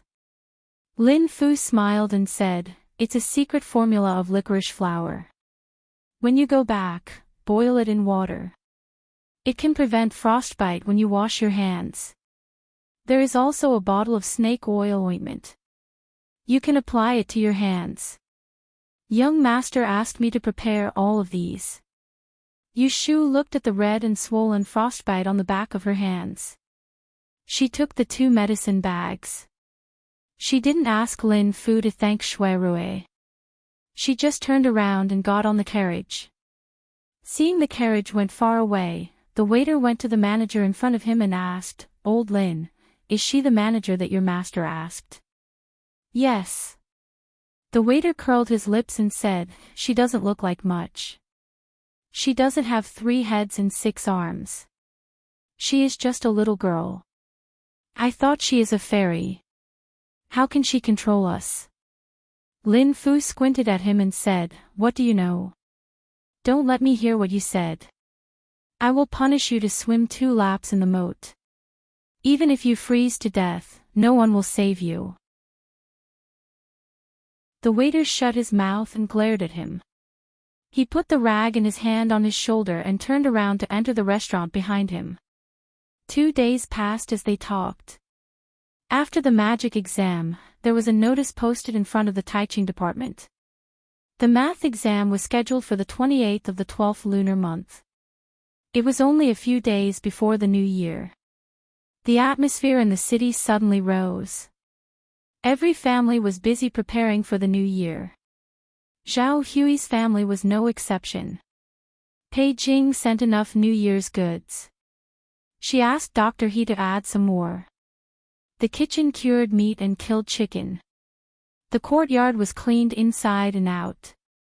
Taking advantage of the sun, she asked the servant Shinmama and the maid Yundo to take out the quilts from each room to dry. Yushu was sitting in her room writing a formula. She was going to take the math exam tomorrow. She had studied the subject for more than 20 years in her previous life, so there was nothing to prepare for. She planned to take some time to sort out some math formulas and make them into a book. On one hand, she was afraid that there would be more and more things in her head. On the other hand, she wanted to teach Yu Xiaoxiu a deeper level of math knowledge so that she could be prepared. Yu Xiaoxiu was on spring break at Baichuan Academy. He didn't need to go to school and stayed at home. For the past 2 days, Yushu didn't have the energy to care about him. She let him play, sleep, or go out with Dr. He to tidy up the clinic or do some chores for her son. Dr. He and Zhao Hui both liked children. Yushu was a girl, so it was fine. Yu Xiaoxiu was a boy he liked. He was sensible and obedient. He wasn't naughty or lazy. He also knew how to speak and read. He could write and calculate. On the surface, He Fengji didn't treat him as kindly as Zhao Hui. But in private, he would always praise Pei Jing. He wished that Yu Xiaoxiu was his son. So when he took him around the clinic, he taught him how to recognize a few medicinal herbs and talked about their effects. The next day, he still remembered it clearly. Inevitably, He Fengji had other thoughts. So, he didn't say anything about it for now. The night passed peacefully. The last subject finally came. Yushu had a good sleep last night. In the morning, she got on the carriage with high spirits. Lao Chui took her to Taiching Division. Coincidentally, when she was waiting in line for the inspection in front of the door, Yushu saw Ji Xingxuan. Because there were several people in front and behind her, Ji Xingxuan didn't notice her at all. Yushu thought that Ji Xingxuan could be considered an all-rounder. Among the 6 subjects of Dian, she didn't seem to be good at any of them. Yushu had to admit that she didn't have the energy. Otherwise, she could totally try her luck at feng shui. Li, feng shui, astrology, physiognomy, qigong, and arithmetic. Among these 6 subjects, how many subjects could Ji Xingxuan pass? Apart from arithmetic, if one passed 100 yuan in one subject, one would be a master of E.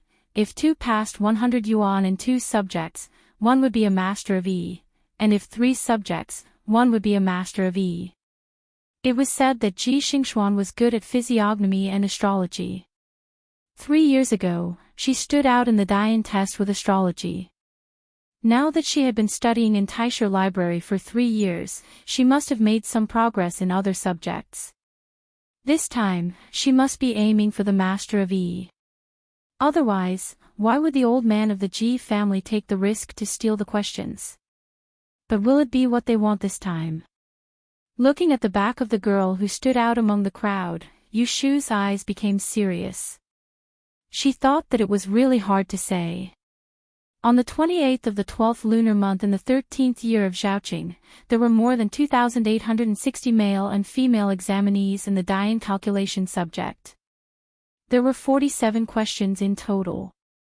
The test started at 3:45 in the morning and the examinees were handed in at 5 o'clock. There were 11 assistant officials. The examinees were sealed and sent to the West Yard. This year's Dian test was over. When Yushu entered the exam room, she was relaxed. When she left the exam room, she was even more relaxed. When she returned home at dusk, the courtyard in front of the door was lit with yellow lights, waiting for people to return. Yu Xiaoxiu stood in the living room and looked around. When he saw Yu Shu walk in with a bookcase, he lifted the curtain and ran out to take the bookcase from Yu Shu. "Sister. Is the exam over?" Yu Xiaoxiu, this child, usually liked to circle around Yu Shu. But during the days when she was taking the exam, he didn't even dare to talk to her. He was afraid that if they were noisy, she wouldn't be able to focus on preparing for the exam. Now that Yu Shu was done with the exam, he was the first to be free. Yu Shu smiled and nodded. She put her arm around his shoulder and walked into the living room. Zhao Hui, He Fangji, and Pei Jing were all there. "Pei Yu, you're here. Looks like you did well. I told you not to worry." Pei Jing pointed at Yu Shu and said to He Fangji and Zhao Hui with a smile. Then he asked her, "How many questions were there this year?" Yu Shu said, "There were a total of 47 questions." Pei Jing was surprised, so many. In previous years, it was already amazing if there were 40 questions. This year, there were 7 more questions. "How many did you answer?" Zhao Hui and He Fangji also looked at Yu Shu curiously. Yu Shu looked relaxed. "I answered all the questions that I know how to solve." "That's good. You won't be able to run away with 100 yuan. Pei Jing looked at Yu Shu. His eyes lit up and he said excitedly, "You will only be 16 after the new year. How many 16-year-old great mathematicians are there in Anling City?" "Amazing, amazing." Yu Shu looked at his expression and found it interesting. She thought that as a businessman, Pei Jing couldn't be so passionate about learning. No wonder he was so rich now. Zhao Hui and her husband were also very happy. But they weren't as excited as Pei Jing. As the saying goes, people who don't share the same interests won't understand the fun. Chapter 245. Late at night, after a day of exams, Yu Shu did not stay in her room to rest, but sat in the west wing of the small courtyard. The candle on the table had just been lit, and the yellow light shone on the person sitting in front of the table. Yu Shu was holding a biography of Lu Yi in her hands. After a while, she was still reading the same page that she had just opened. Jing Chen disappeared, and in the blink of an eye, 7 days had passed. Every day, when Yu Shu woke up, she couldn't help but think about where he went. After the Dian exams, Yu Shu was able to calm down and think about this question. She had never been to Anling City before, and she only knew a few places: Huixing Street, Chiugui Fong, Perrin Hall, and the area near Zhao Hui's house. She had looked for him, but no one had seen him. Since people wouldn't disappear into thin air, then he must have deliberately hidden himself so that she wouldn't find him. Thinking of this, Yu Shu gritted her teeth. This idiot, no matter what difficulties he had, leaving without saying goodbye, he shouldn't expect her to forgive him. When she found him, she would see how she would deal with him. In the past, she treated him too well, so he had the courage to run away. Closing the book and smoothing out the wrinkles, Yu Shu thought that she would go to Huixing Street tomorrow. Holding the candlestick, she slowly walked back to her room. On New Year's Eve, Yu Shu didn't sleep because she was going out. As usual, she woke up early. As soon as she left the room, she was stopped by the little maid. "Yun Do, miss, madam wants you to come into the room." After setting up a stall for a living for many years, Zhao Hui had developed the habit of waking up early and sleeping late. She had changed her habit, but waking up early didn't change. She woke up at dawn and didn't sleep for even a moment. Yu Shu had to turn around and go to Zhao Hui's room. She met Dr. He, who was dressed neatly and was about to leave. "Uncle He, where are you going? Aren't you going to eat breakfast?" He Fangji said, "Your Aunt Hui has a bitter taste." I'm going out to buy some persimmons for her, and a few pounds of sweet candies for you and Xiaoxiu. I forgot to buy them before. Is there anything else you want? I'll bring them back. He Fangji treated Zhao Hui very well. After Yu Shu and her brother moved in, one night, Yu Shu came out of the bathroom to use the toilet. She thought a thief had broken in when she saw the light in the kitchen at the corner of the courtyard. She walked over and saw He Fangji cooking eggs in syrup. He said that Zhao Hui wanted to eat it. Yu Shu asked him why he didn't wake the chef up. He Fangji was too embarrassed to tell him. Zhao Hui didn't like the food cooked by the chef. It turned out that this was a dish he learned when he was taking care of Zhao Hui before they got married. There's nothing to say. Go quickly. Seeing He Fangji leave, Yu Shu followed Yundo into the house. Zhao Hui sat on the small couch in the living room. She was fiddling with the new clothes on her knees. She looked up and waved at Yu Shu, saying, "Come and try this dress." Yu Shu looked at the dress in her hands. It was obviously a woman's dress. She smiled and said, "When did you make clothes for me? Why didn't I hear you say anything?" Zhao Hui gestured at the dress in front of her body and explained, "I hired a tailor outside. He was very efficient and sent it here the day before yesterday. I saw you were busy reading, so I kept it first. Here, put it on quickly. Yundo, add a few more pieces of charcoal." Although Yu Shu disliked the dress because it was troublesome and awkward to wear. But a girl would always be very happy to receive new clothes. There were 3 women in the house.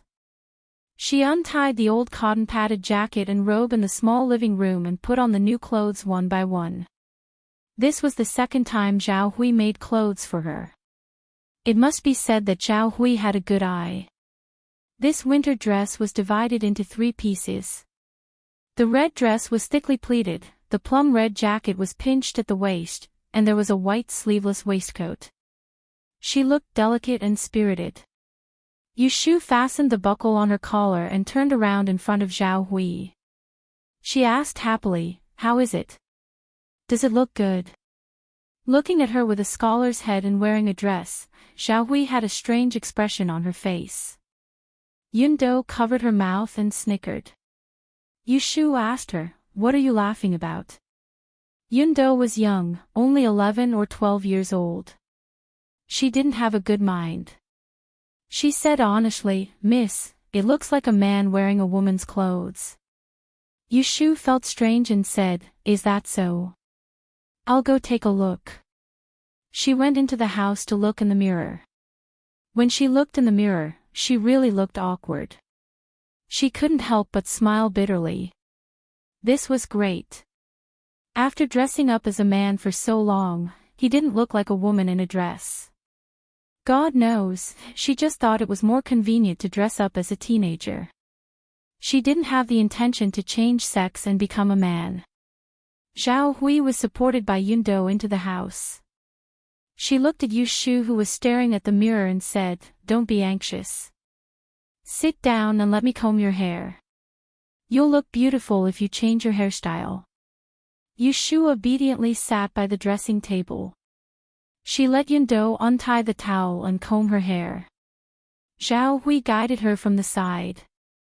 After the time it takes to drink a cup of tea, Zhao Hui opened a brand new jewelry box on the dressing table. She took out a pair of sparkling yellow pearl flowers and placed them on Yu Shu's hair bun. She then dipped her little finger in a little rouge and placed it on Yu Shu's lips. The person in the mirror immediately looked different. Looking at her again, no matter how you looked at her, she was a delicate girl. She was far from being as beautiful as a flower. However, her eyebrows were curved and her eyes were bright. She was still good-looking. Zhao Hui patted Yu Shu's shoulder in satisfaction and said, "This is good. In the future, dress like this. Don't run around in gowns. A girl must look like a girl. Next year, Aunt Huai will ask people to make a few more clothes for you to change into and a few sets of jewelry to wear." Is that okay? Yushu looked at the unfamiliar young girl in the mirror. She recalled before she transmigrated to the Han dynasty. What did the face that she had seen for more than 20 years look like? Slowly, there were some similarities. The same almond-shaped eyes, but they were not beautiful. The same tall nose, but it was not ostentatious. The same thin chin, but it was not refined. Yushu raised her hand and touched her face. She felt that after half a year, she seemed to look more and more like herself. Oh, this was a good sign. Yushu raised her neck and smiled at Zhao Hui. "Aunt Hui, are you raising me like a daughter?" Zhao Hui's face was gentle like water. "Why not?" Yushu was silent for a moment and suddenly said, "Aunt Hui, if you are willing, can I be your goddaughter?" The reason why Yushu said this was not a spur-of-the-moment idea. Back in Yiyang City, she had this idea. She helped Zhao Hui with the lawsuit because she wanted to be her goddaughter. However, after offending the Ji family, she had no choice but to leave her hometown. She was afraid that she would implicate Zhao Hui, so she never mentioned the matter of recognizing her as her goddaughter. Now it was different. They were together. Zhao Hui went to a foreign place for her and settled down in Anling. Zhao Hui took care of her food and clothing. She appreciated the elder's love, but she had no right to show her filial piety. It was the best time to recognize her as her goddaughter. Zhao Hui was stunned for a moment and suddenly pinched Yushu's shoulder. She was surprised and her voice trembled. "What did you say just now? You want me to be your godmother?" Yushu nodded and did not hide the admiration on her face. "Aunt Hui, are you willing to recognize me as your daughter?" Zhao Hui took a deep breath and tears appeared in her eyes. She held Yushu's hand and nodded repeatedly, "Yes, yes." Then she cried tears of joy and bent down to hug Yushu. She cried, "This day only happened in my dream. Aunt Hui has long treated you as her own daughter. However, when you went to court to complain on my behalf, I waited for you. Who knew that you never mentioned it again and said that you wanted to go to the capital? You left as you said. Aunt Hui couldn't stop you no matter how reluctant I was. Xiao Yu, I'm not afraid of you laughing at me. Aunt Hui felt that we were mother and daughter in our previous life. If we meet again in this life, how can we not kiss each other?" Yushu heard the sincerity in her words and felt sorry for herself. There were tears in her eyes, but she held them back.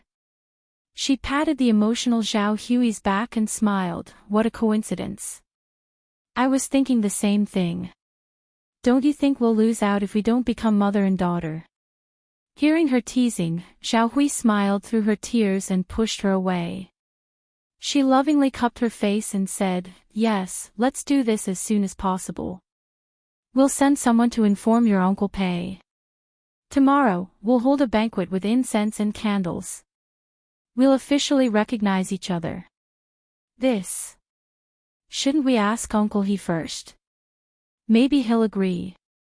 Recognizing relatives had always been buy one get one free. Zhao Hui and Dr. He were husband and wife. If Yushu recognized Zhao Hui as her godmother, she would give Dr. He as her godfather. Zhao Hui said, "There's no need to ask. He'll agree 100 times.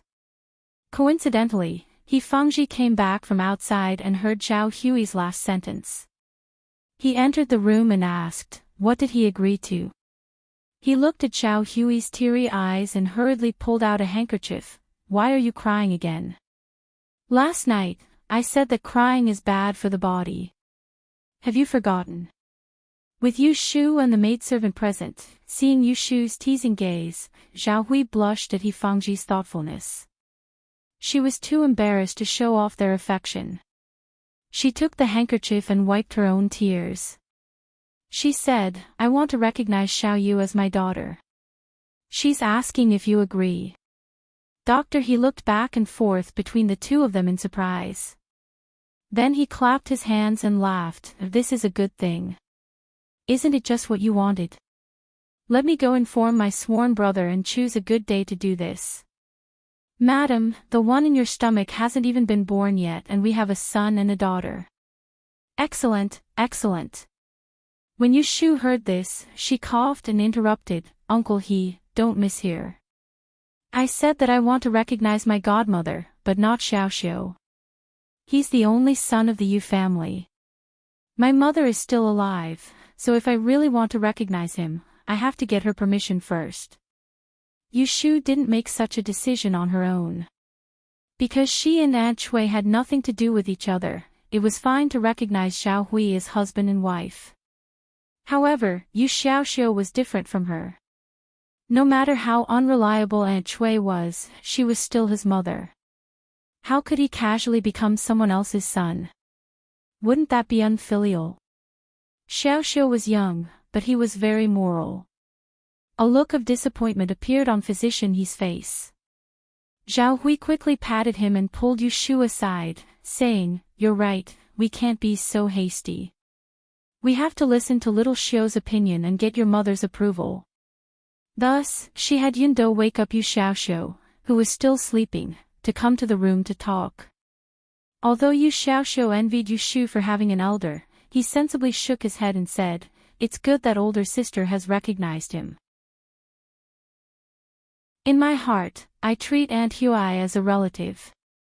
Because mother is still alive, I'm the only son in the family, so it's not appropriate to recognize another relative.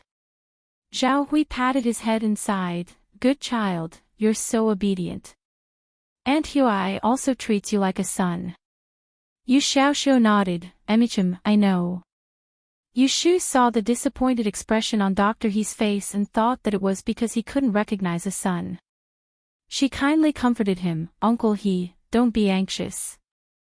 You and Aunt Hui love each other very much, so there's no need to worry about not having a son to raise. I think this child is enough. If it's not, there's still another child. Chapter 246. Pei Jing brought a cook and a manservant to help. He Fengji set up a banquet on New Year's Eve and offered incense and candles in the courtyard. Together with Xiao Hui, they happily accepted Yushu as their goddaughter. From then on, they called them godmother and godfather. Even Pei Jing got a ready-made uncle and was so happy that he couldn't close his mouth. Zhao Hui was very satisfied and drank the tea that Yushu offered to acknowledge her as her family. On the spot, she gave a jade bracelet that had been passed down in the Zhao family to Yushu and didn't allow her to refuse. Yushu had no choice but to accept it, thinking that in the future when Zhao Hui had a daughter, she would give it to her. Pei Jing generously gave Yushu a golden abacus. It was unknown where he got it from, but every bead on the abacus was coated with a layer of real gold powder. When used, it sparkled with golden light and looked very beautiful. He Fengji bought 12 jars of Huadiao wine and sealed them in the cellar. The adults didn't favor one and discriminate against the other. Yu Xiaoxiu also received a few gifts. He didn't feel unhappy because Yushu acknowledged him as her family because he understood that even if Aunt Shui didn't treat him well, she would still occasionally act like a loving mother and secretly give him money to spend. On the other hand, his sister had been beaten and scolded by her mother since she was young and had never been treated kindly. Therefore, with the love of a mother like Zhao Hui, he felt happy for his sister. At the dining table, the whole family ate and chatted happily without the taboos of a rich family. Pei Jing's wife, Madame Qin, couldn't go to the capital with them because she was sick. Like Grandma He, she stayed in Yang to celebrate the new year. After He Fengji and Pei Jing settled down in the capital, they sent a letter home together, asking them to pack up and come to Anling after the new year.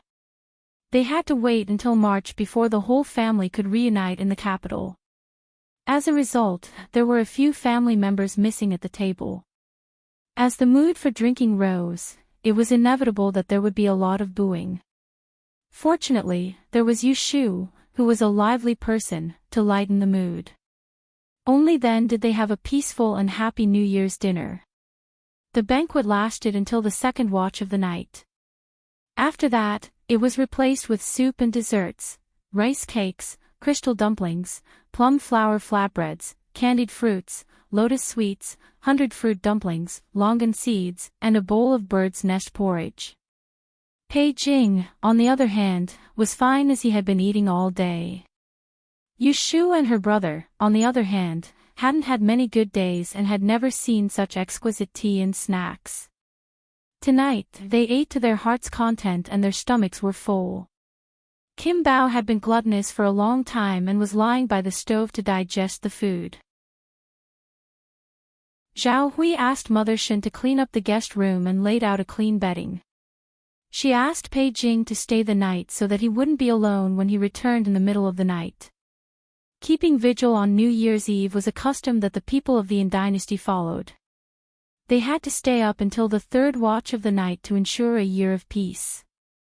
However, before the third watch of the night, Yu Xiaoxiu was already yawning. When Yu Shu saw him dozing off, she asked He Fangji for a few firecrackers. She grabbed 2 handfuls of candied seeds and stuffed them into Yu Xiaoxiu's pocket.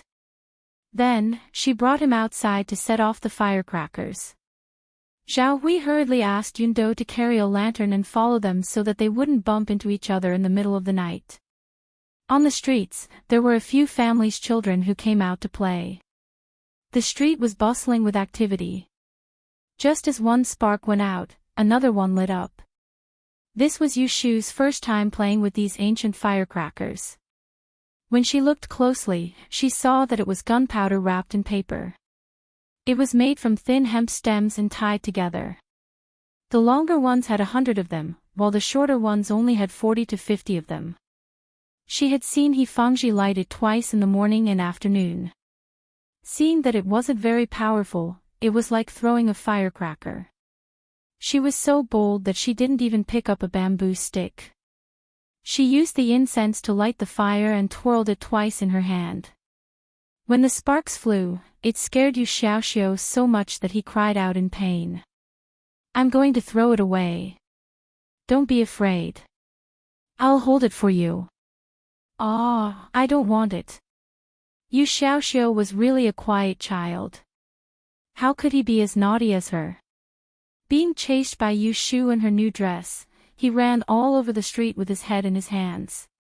In the blink of an eye, he was no longer sleepy. Later, after playing for a while, the children in the neighborhood gathered together. Yu Shu was the oldest, so she deserved to be the king of the children. She led a group of little farts to set off firecrackers and catch ghosts. They competed in running and jumping, and also gave out candies. She pulled Yu Xiaoxiu and ran all over the street. It wasn't until the middle of the night when all the families came out to look for each other. Only then did they disperse and return to their homes. Xiao Yu, come home." Hearing the shouts of Zhao Hui and He Fangji, Yu Shu lit up the last firecracker and threw it far away. She loudly responded to them, pulled Yu Xiaoxiu's hand, and quickly ran to the door with the lantern hanging in the distance. Amidst the sound of firecrackers, Yu Shu ushered in her first New Year in the prosperous De-an city. It was the Spring Festival, but many of the Celestial Commissioner's officials could not go home. They lived in the West Courtyard with more than 20 grade E masters who came up with this year's questions to mark this year's examination papers. The same paper needed to pass through the hands of 3 people. One person would make a mistake, the second person would correct it, and the third person would review it. In order to ensure fairness, the examiners were divided into 3 groups. They didn't live in the same room and didn't meet each other. This year was a bit special. The answers to the uncanny technique section would be sorted out by the officials and presented to the Great Tiandao for a look. Then, someone would be sent to inform the Xiang Wangfu to send servants to various places to search for the Xiang Wangfu. In addition, the astrology section was personally set by the Great Tiandao. This section's papers were all sent to the Taishi Palace for the Great Tiandao to personally review and select the top 300 yuan. There was no need for others to interfere. On the first day of the new year, there was a banquet in the palace. The great Tiandao returned from the palace in the middle of the night. Riding on an 8-person green silk carriage, he was escorted back to the Taishi Palace by the palace guards. Just then, a sealed scroll was delivered from the west courtyard. 2 officials bowed and waited outside the building. They reported to the inside, reporting to the Imperial Secretary, the Uncanny Technique Section's papers have been sorted out overnight. After screening, there are a total of 27 places that need to be sent to. There are also a few other topics that require your attention before making a decision. The lights in the Taishi Palace lit up. In the middle of the empty main hall, there was a silver table that was 6 feet long. Beside it were thousands of lotus candles. Bamboo scrolls and books were arranged neatly from the east to the west. Behind the table, there was a person dressed in a moon robe with purple shoulders and a black ribbon. He held a long scroll in his hands as he listened to the report from outside the hall. After the time it took to drink a cup of tea, a voice came from outside the hall. Imperial Secretary, the junior supervisor requests an audience. Let him in. Not long after, a man dressed in embroidered robes entered the hall with his head bowed. The person behind the table waved to him, Qi Ming, come and take a look. Yes, Imperial Secretary. Standing in front of the table, the great Tiandao pointed the scroll in his hands to the person. He pointed to a line on it and laughed softly. Look, there are actually a few people with keen senses in this year's examinations. The person took a look and his expression did not change. He said, Imperial Secretary, what do you want me to do? Do you need me to go to the Dingbo Hall to see Xiang Wangfu? There's no need. Since Xiang Wangfu wants to hide it, it's useless for you to investigate further.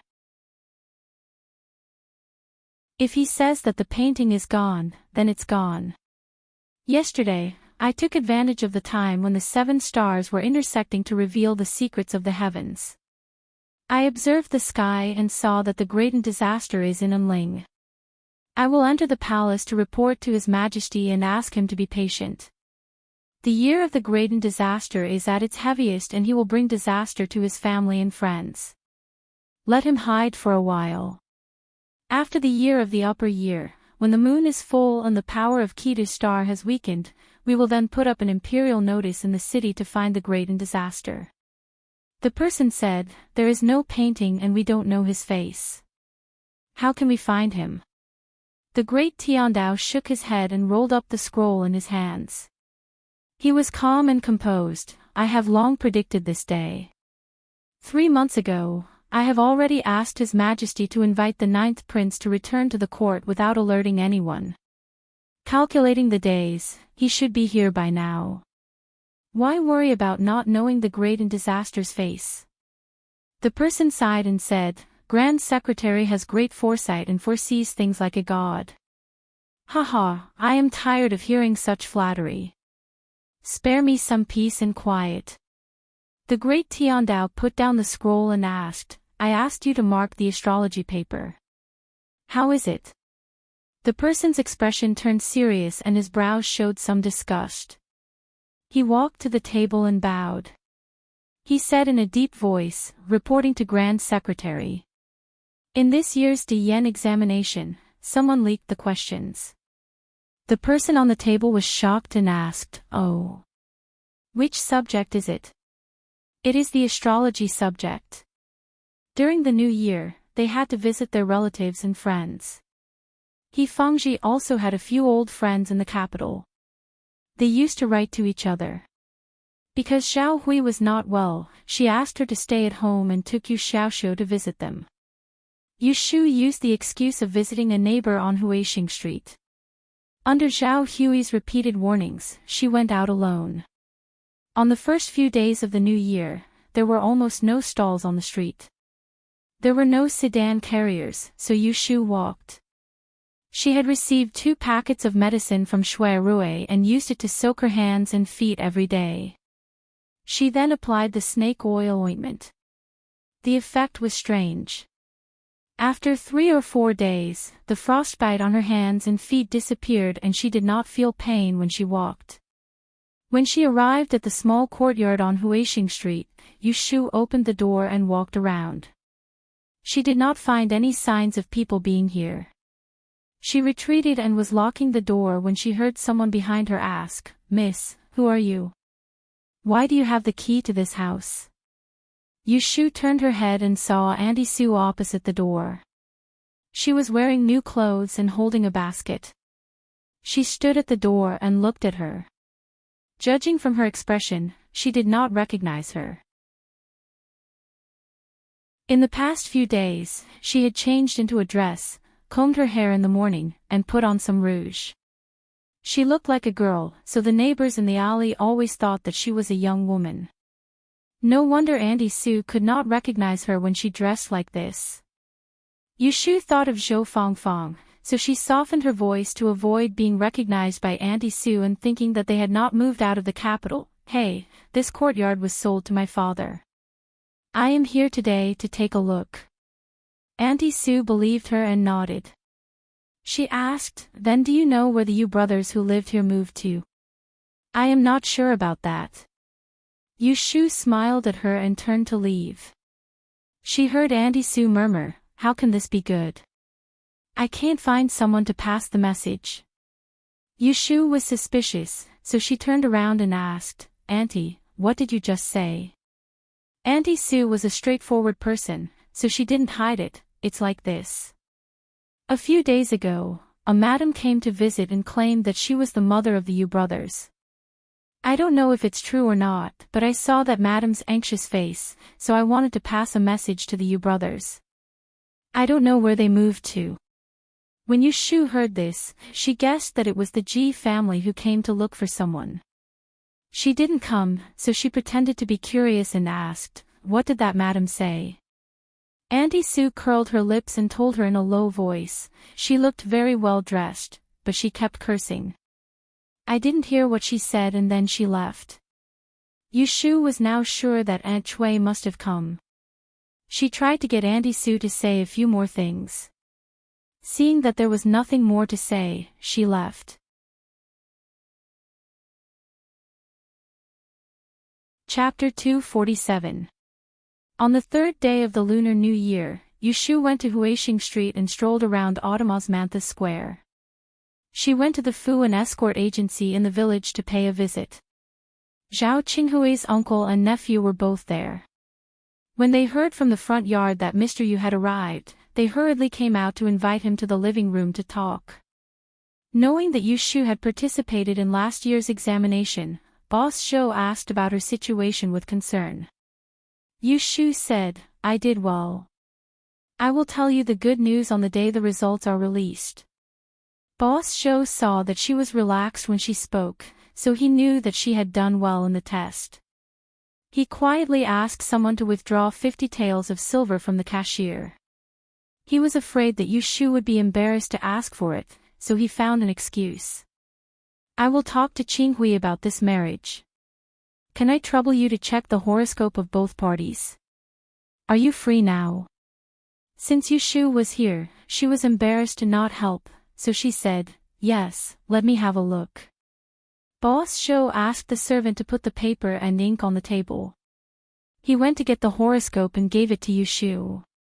There was a marriage between a man and a woman in the 8 Gates life and death art. Although Yushu was not proficient in it, it was enough for her to see through it. It was not a problem for her to see through it. She calculated it on the spot and told Boss Zhou one by one. Boss Zhou took out a bag of silver and gave it to her, saying that it was a red envelope and a monthly payment. Yushu hesitated, but still accepted it. They stayed for lunch and went back after dinner. Zhao Qinghui asked his uncle, "I couldn't find Mr. Yu before. Didn't you ask someone to check the horoscope? Why do you want to check it again?" Boss Zhou laughed. "This is the way of the world. It will be good if you learn it." With a bag of silver in her hand, Yushu didn't go anywhere else. She went straight home. When she was near the door, she saw Lao Chui waiting by the roadside with a carriage. Yushu passed by him, but Lao Chui didn't recognize her. Yushu laughed and stopped to greet him. "Lao Chui, what are you doing here? Only then did Lao Chui recognize her. Seeing that she was wearing women's clothes, he hurriedly gets down from the driver's seat and shouts, "Mississippi," he then said, "I am waiting for Miss to return. Eldest young master invites you to the north of the city. Please get on the carriage." Yushu thought that she was going to the newly opened restaurant, so she went home and told Zhao Hui that she was going somewhere else. She put the money in the room and went back to the carriage. As expected, Lao Chui took her to the restaurant. Yushu gets off the car. Just like last time, the owner, Lin Fu, comes out from the door and invites her to the backyard. He pushed the door open and entered. As soon as he turned his head to the left and right, he saw Shui Rui sitting by the glass window and drinking tea. Shui Rui turned around, and he was slightly astonished when he saw Yushu's delicate and clean female attire. He took a few more glances before he returned to his senses, and he smiled as he said, "I almost didn't recognize you. Why are you suddenly wearing a dress?" Yushu heard the teasing in his words. Seeing the smile in his eyes, she felt a little uncomfortable. These 2 days, Zhao Hui stared at her while she was wearing a skirt. She just got used to it. So, she didn't want to change back. "What? Can't I wear a skirt?" Yushu retorted. Shui Rui shook his head and said, "No, this is good." The corners of Yushu's mouth twitched lightly. She didn't take Shui Rui's truth seriously, so she asked him about the proper business. "Didn't you say that this restaurant will open after the Lantern Festival? I saw that the signboard outside the door is empty. Have you thought of a name yet?" "Don't worry. The plaque is ready. It is placed on the 2nd floor. It will be hung on the day before the restaurant opens." Shui Rui suggested. "Shall I take you to have a look?" "Okay." Shui Rui put down his teacup, stood up, and led Yushu out of the backyard. When they arrived at the front building, Lin Fu and the waiter were chatting idly by the counter. When they saw Shui Rui walking towards them, they hastily turned around and stood properly. There was a respectful expression on their faces. Shui Rui pointed at them and asked Yushu, "Have you recognized them?" Yushu said, "I recognize old Lin. I have seen this waiter before. I don't know his name." There was no need for Shui Rui to speak when he heard this when the young attendant stood out, and he smiled as he said, "Miss, I'm called Lu Gui. Because I'm the 6th in my clan, you can call me Gui Lu, Gui Lu." Yushu nodded and asked Shui Rui, "Is there anyone else?" Shui Rui said to Lin Fu, "Find everyone downstairs. I will see them later." Lin Fu agreed. Shui Rui then led Yushu to the 2nd floor. There were 2 rows of private rooms. Shui Rui opened the door and entered the first room. Yushu followed behind him.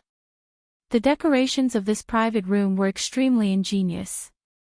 There was a screen, an immortal table, a soft stool, a flowery shelf, calligraphy, and paintings. There was even a soft couch placed against the wall for people to rest after getting drunk. However, the person lying on the couch was not a person but a heavy plaque. It was covered with a red cloth. Both ends of the plaque could be seen. Shui Rui walked over and stretched out his hand to lift off the red cloth. Yushu moved forward to take a look, and she saw a large, long, and mute yellow horizontal wooden plaque that was polished to the point of merging into one, and the words "Forgotten Mystery Pavilion" were carved on it, and it was handsome and clear. "Wangji Pagoda," Yushu muttered. She felt that the name wasn't bad and that there must be a story behind it. However, she didn't know much about literature and only knew how to use an abacus. She asked him, "Is there a story behind it?" Shui Rui said, "In Taoism, Wangji Lu means to be indifferent to worldly affairs. There are no worldly worries and no competitive thoughts." It was taken from the Tang Dynasty poem, Li Bai. Passing by Mount Zhongnan, the man of Mount Huzi. There is a line in the poem, when I am drunk, I am happy. I forget about my plans. But I ask for wine to follow my heart. Yushu nodded her head and pretended to be enlightened. However, she was muttering in her heart. She did not know how many people would be indifferent to worldly affairs when this restaurant opened. After looking at the plaque, Shui Rui and Yushu went downstairs. Lin Fu was already waiting with more than 10 people. There were men and women. Yushu originally thought that this restaurant only had a shopkeeper and a few waiters. Who would have thought that there would be so many people? She was surprised at first. After thinking about it, she realized that it was true. With such a big restaurant, it would be hard to serve everyone if there were not a lot of people. Young master, young lady, everyone is here. Shui Rui brought Yushu to find a table to sit. Lin Fu called everyone forward and introduced them to Yushu. Other than the waiter, Gue Lu, the other 2 waiters were his brothers. One was Gue Qi, and the other was the chef. The leader was a woman around 30 years old. Her name was Xiao Qing. There were 2 accountants. One was surnamed Kai and the other was surnamed Fu. There were 2 maids serving wine and dishes. They were Xiao Dai and Xiao Qing. There were 2 rough workers who swept the floor and washed the dishes. They were Ah Xiang and Ah Ping. There were 2 zither players, a man and a woman. The man's surname was Gong and his name was Wen. The woman was Bai. They were husband and wife. Including Lin Fu, there were a total of 15 people. This time, she was not a commander without an army. After Lin Fu finished the introductions, Shui Rui looked at Yushu's expression and said, "There is no rush. I will remember their names later." He took another sip of tea and said to the group of people, "This is Miss Lianfang. She is a good friend of mine. Since you have met her today, remember her carefully. In the future, if anything happens in this restaurant, if I am not present, listen to her instructions. Do not think of slacking off or deceiving others." Do you all remember? The people in front of him replied in unison, "Young master, we all remember." Good. Shui Rui turned his head and asked Yushu, "Do you have anything to say?" Yushu secretly rolled her eyes. He did not even say a word before pushing her out. Fortunately, she was mentally prepared on the way here. Clearing her throat, she smiled and said, "I have been entrusted by your owner to take care of this restaurant. I have been paid to do the job, so I am the same as you all. In the future, we will meet every day. I am a straightforward person and do not like to beat around the bush. If I have done something wrong, feel free to tell me. If you have done something wrong, I will tell you directly. Let us not regard each other as outsiders." Finished speaking, Lin Fu took the lead and replied, "Don't worry, Mississippi. We understand." On the first day they met, Yushu did not talk much nonsense. Seeing that this group of people were obedient, she did not intend to show them her strength and walked over in a friendly manner. Shui Rui was very satisfied as he listened from the side. Yushu was steady in handling matters. Even though she was young, she had a sense of propriety when she spoke, and her methods were sufficiently ruthless. He wasn't worried that she would be put in a difficult position when he handed this group of miscellaneous people over to her to manage, but he was afraid that someone would fall into her hands.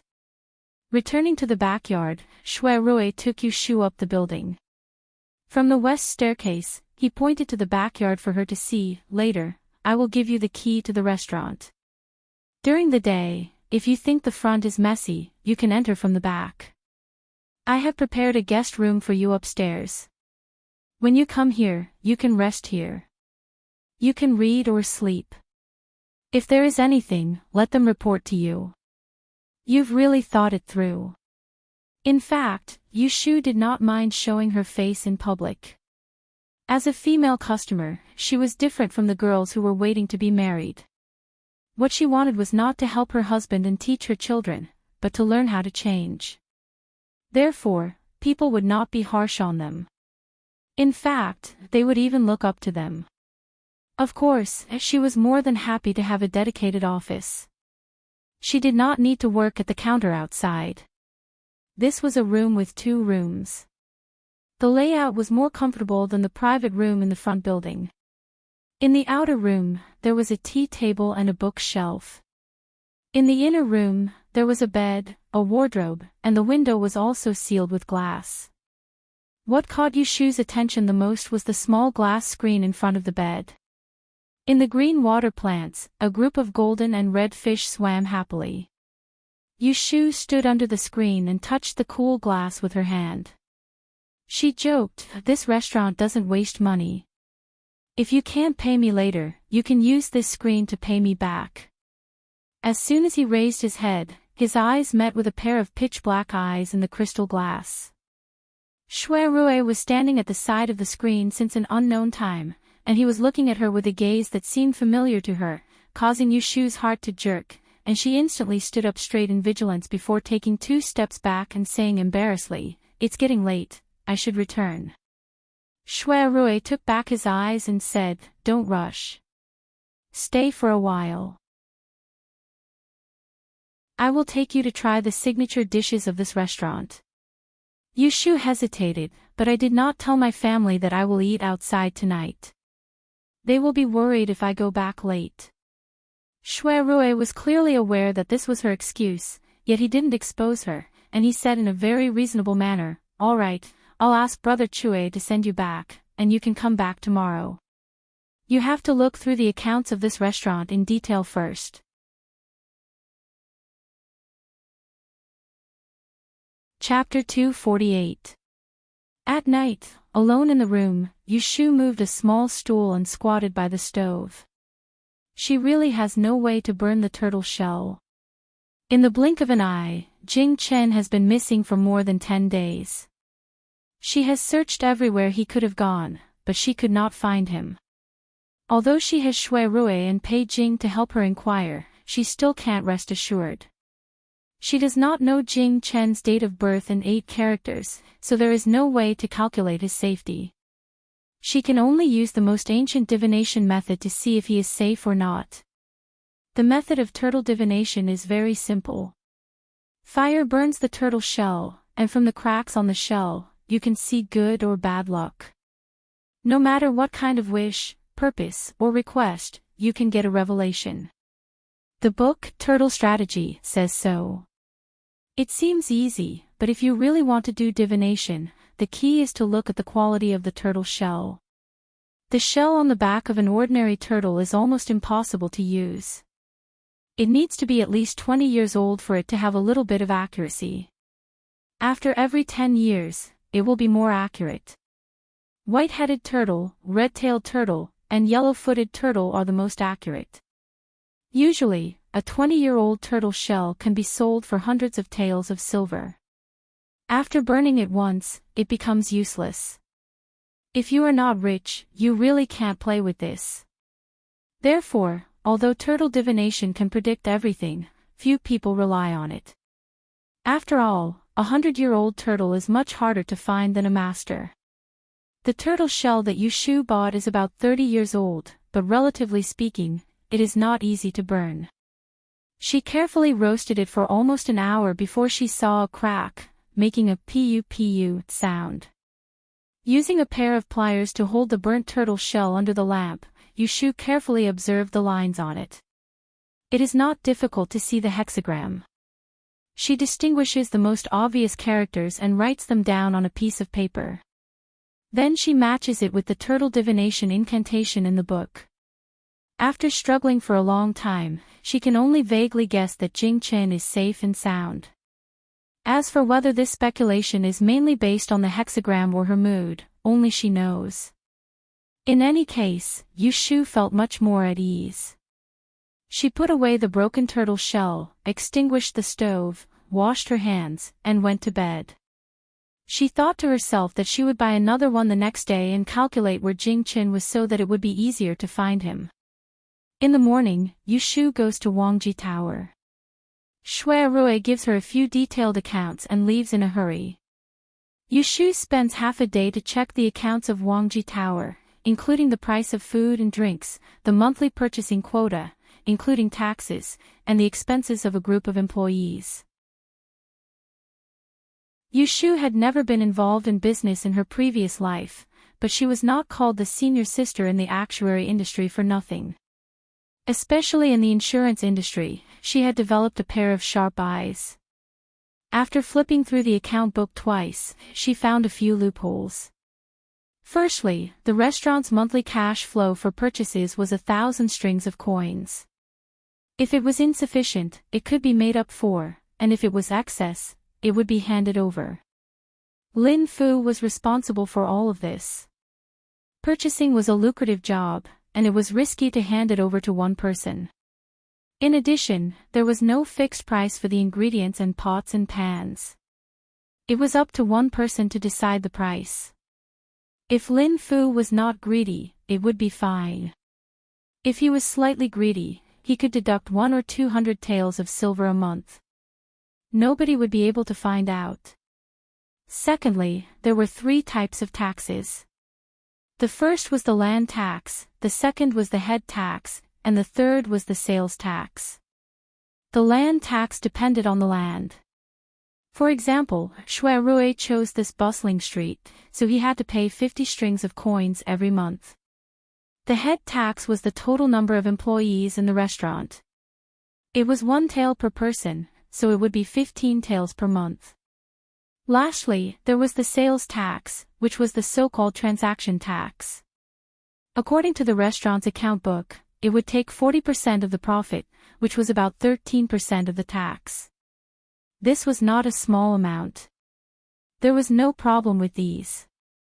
The problem was that Yushu found 2 accountants for questioning. She found out that they were responsible for the total monthly expenses and profits, but none of them was responsible for the clear accounts. The so-called clear accounts, to put it bluntly, were fake accounts. Usually, businesses would have 2 accounts, one for the government, and the other for themselves.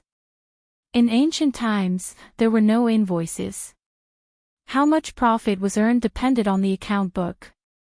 Although it was convenient to make fake accounts, Yushu didn't believe that the ancient people were so stupid that they didn't know that there were 2 accounts. Presumably, many businessmen took advantage of this loophole. However, Shui Rui had such a big business, but he didn't make any arrangements. How much more money would he have to pay in a month? Yushu sent the accountant out and put down the account book. She was wondering if Shui Rui didn't plan to take advantage of the tax at all. He just wanted to do his business with a clean conscience, or he had other plans. "Miss, the meal is ready.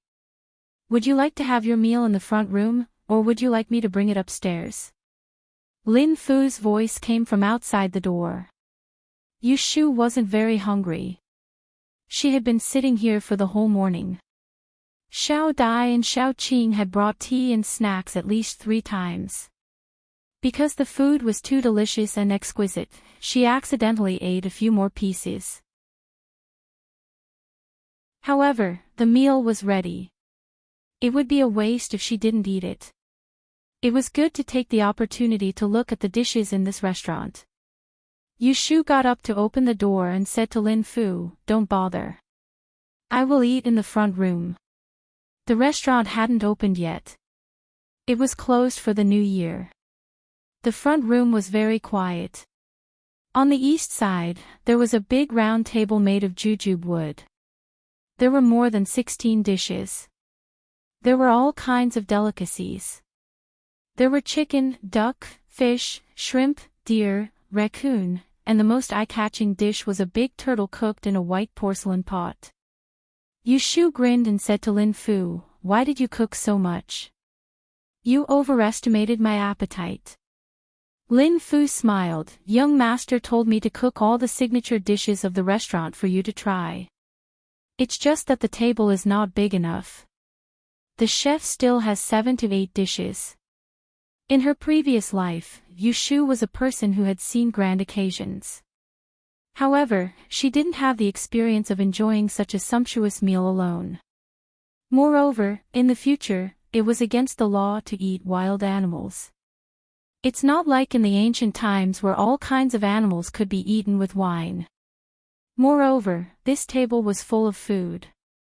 It must cost more than 100 taels of silver. It's such a waste. It's better to give it to her. Where are the others? Have they had lunch? Yushu turned her head and saw Lin Fu and Gue Lu. Lin Fu said, "Miss, please eat first." Yushu sat in front of the table and said, "Gue Lu, go and find the others. Let's have a taste together. Don't eat alone. I won't have an appetite." She wasn't being pretentious. She was just using the table as an excuse to test everyone's character. Gue Lu looked at Lin Fu. Lin Fu hesitated. "Miss, this is not a good idea." After glancing at him, Yushu straightened her chopsticks and placed them on the table. She picked up a piece of white bamboo shoot and tasted it. As expected, the taste was great. She knew that Shui Rui wouldn't just put up a show. Since he opened a restaurant with such a grand appearance, the food and wine would definitely not taste bad. Lin Fu is a smart person. Seeing that Yushu did not say anything, he knew that he did not say the right thing. He changed the topic and said to Gue Lu, "Go and get Gong Qinshe and his wife, you two brothers, Xiao Dai and Xiao Qin to eat with Mississippi." Gue Lu ran to get the others. In a short while, there were 6 more people at the table. The accountant went home and the 2 handymen could not sit at the table. Yushu asked them to sit down. Seeing that there are still some empty seats, she said to Gue Lu, "Go and get the chefs to come. Tell them to stop cooking. This table is enough for us." Gue Lu ran another errand and got 3 kitchen maids to return. Now the table was full. On Yushu's left sat Lin Fu, and on her right sat the cook, Xiuqing. She picked up the wine pot and filled their cups first. Lin Fu hurriedly picked up his cup, but Xiuqing's expression was indifferent. She thanked Yushu in a neither humble nor humble manner. "Come, pour the wine. Let's drink a cup to celebrate today's gathering." Yushu stood up and raised her cup. Everyone gave him face and they all stood up to raise their cups and clinked glasses with each other. Gue Lu giggled and said, "Thanks to Miss Lotus Room, I haven't had the chance to drink with so many people." "Hee, sit." Yushu put down her cup. Seeing that no one moved their chopsticks, everyone looked at her and waited for her to give orders. She was instantly happy. She realized that she was a leader now. This feeling was not bad. Don't just stand there. Start eating. The chefs are on the table. If you eat less, you will offend them. Ha!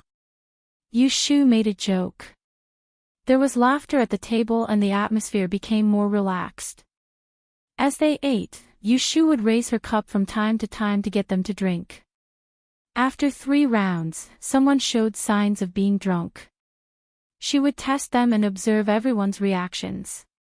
First of all, Lin Fu was a tactful person who knew how to read the situation. The cook, Xiao Qin, didn't talk much. Gong Wen was as gentle as his name suggested. His wife, Madame Bai, was shy. Gue 6 was quick with his words, while Gue 7 was simple and honest. The other 2 chefs seemed to follow the cook, Xiao Qing's lead. In general, this group of people was quite interesting. They could be called elites of all walks of life. She did not know how Shui Rui managed to gather them.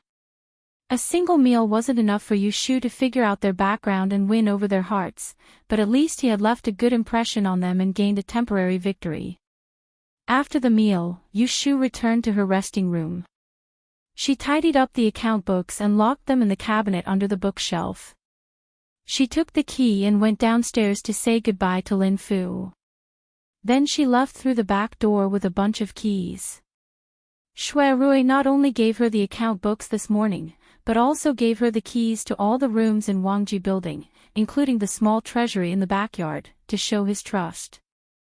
Yushu knew that Shui Rui was not stupid. He trusted her because he knew where her nest was. He would not abscond with the money. After all, the monk could run away, but the temple could not run away. On the 4th day of the new year, there were still not many people on the street. But everywhere was decorated with lanterns and colored banners.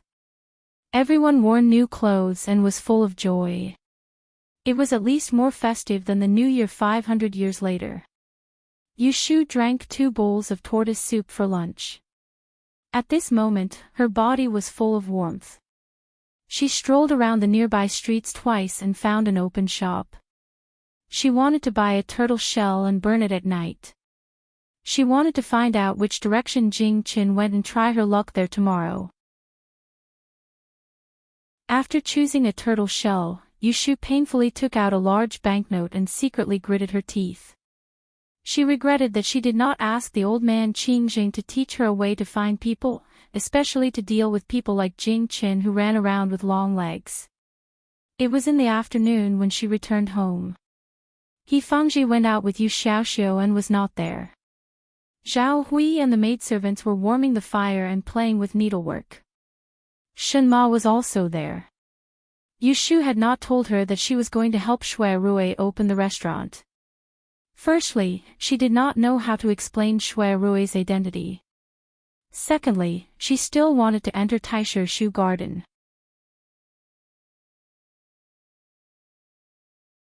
Chapter 249. In the living room in the front yard, there were 2 pairs of chairs draped with ordinary blue cloth. Ji Hyotani sat on one side while Yushu sat across from him. Shen Nanny quietly brought in a stove, added some charcoal, and quietly left. About 10 minutes ago, Yushu heard the servant say that there was a guest outside. She thought it was someone else, but when she went to the front yard, she was shocked. It was the 3rd son of the Ji family. Dr. He wasn't home, and Zhao Hui, a pregnant woman, couldn't see the male guest outside. Yushu had no choice. Since the guest had already entered, she couldn't kick him out. She could only dawdle and come to see him. When she saw Ji Hyotani again, Yushu felt like she was beating the drum and climbing the court in Yang to sue the Ji family not long ago. That day, she pointed at Ji Hyotani's nose and spat on him. She could still remember that scene, let alone Ji Hyotani. Yushu recalled how Ji Hyotani looked like he wanted to beat him to death, but now he was sitting in front of her expressionlessly. She wouldn't believe that he didn't want to teach her a lesson. Her guess was right. If Ji Hyotani hadn't ordered him not to touch Yushu, he wouldn't have allowed her to sit in front of him. He would have tied her up and left her hanging for a couple of days. Ji Hyotani took a deep breath and observed Yushu, who looked different from half a year ago. Then he said with a straight face, "Yesterday, I found out that you and your brother are living here. Why didn't you tell them you moved? Your mother went out to look for you too during the snowy days. When she came back, she fell sick and laid in bed for 7 to 8 days. She was in a daze every day and wanted to see you too. Hurry up and pack your luggage. Come back with me to take care of your mother's illness. Don't be an unfilial and unjust animal. Aunt Chui is sick." When Yushu heard his first sentence, she was sure that he was lying.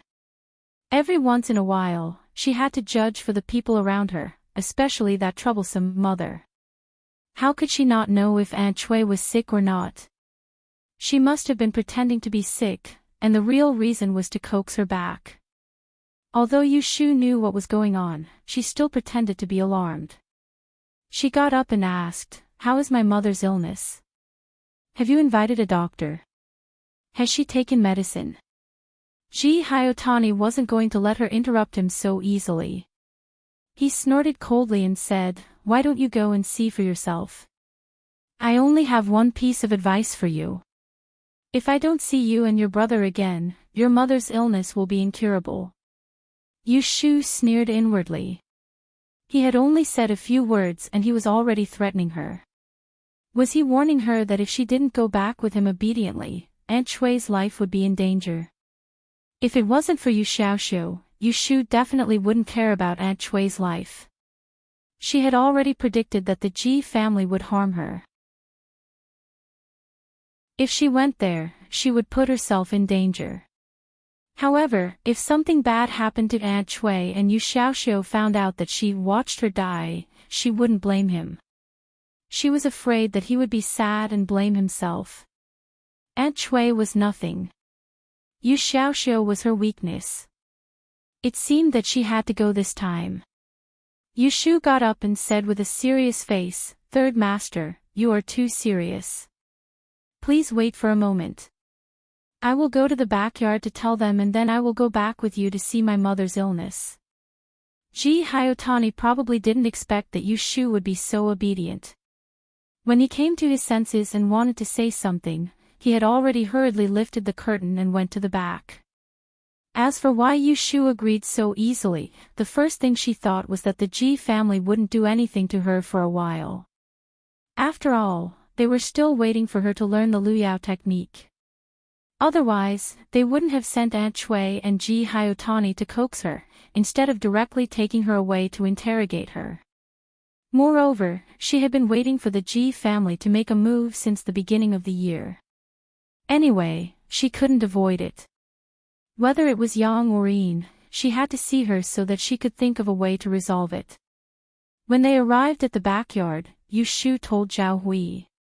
She didn't mention other inside information. She only said that Aunt Shui was sick and she had to go to see her. She asked Zhao Hui not to tell Yu Xiaoxiu and to wait for her to come back. Zhao Ji was worried that the Ji family would make things difficult for Yu Shu, but he couldn't stop the daughter from going back to see her mother. He only let her go after reminding her. "Third Master, I have said it. Let's go." Yu Shu went back to the front yard to call Ji Hyotani.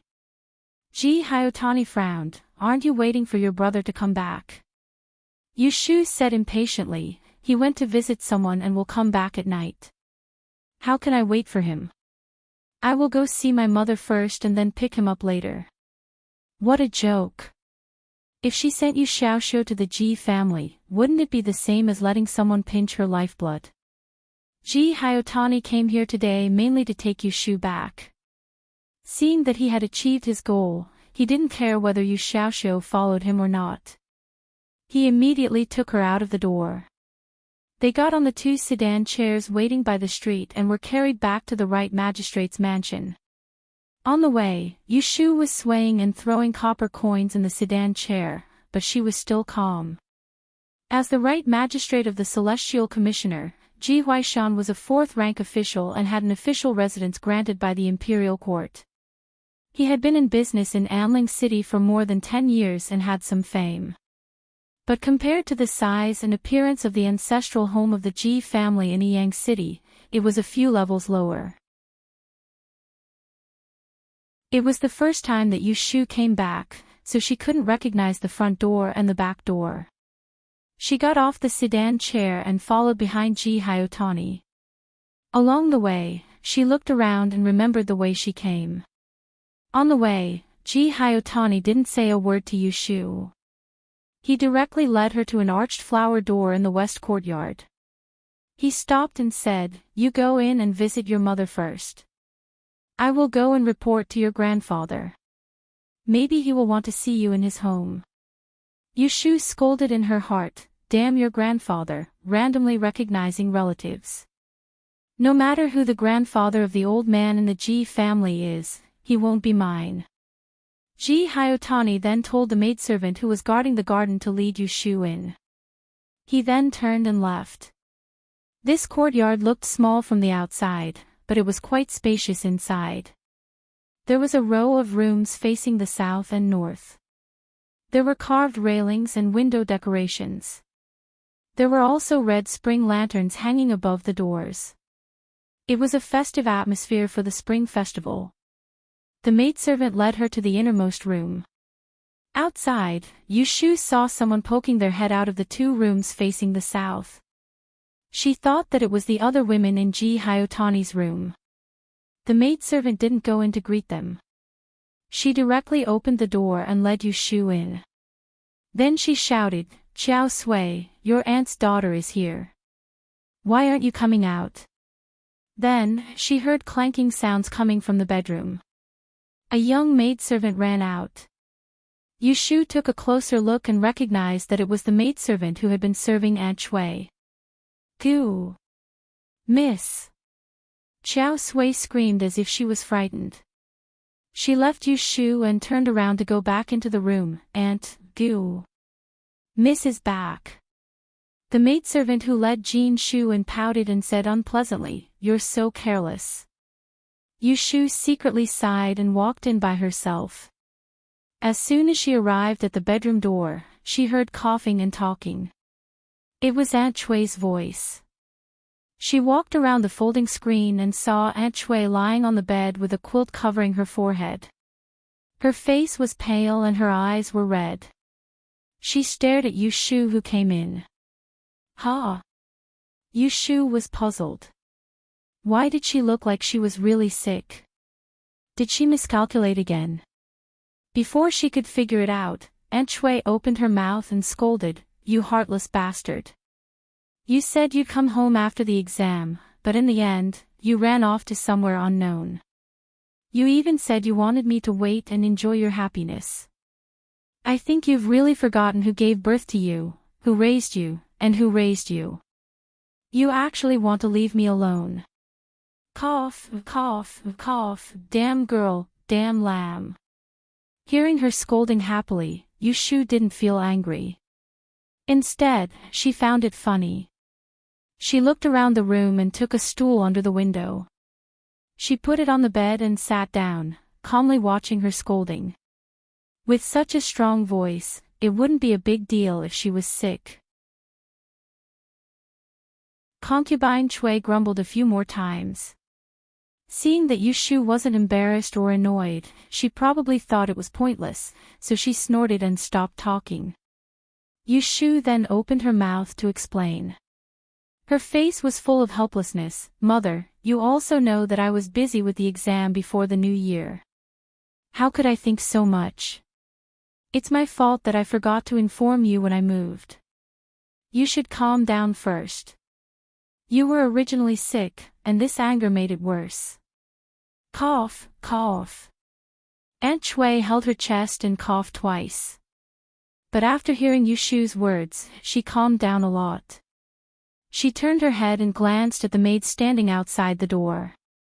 She said hoarsely, "Xiao Sui, I want to say a few words to your Mississippi. You go outside and guard.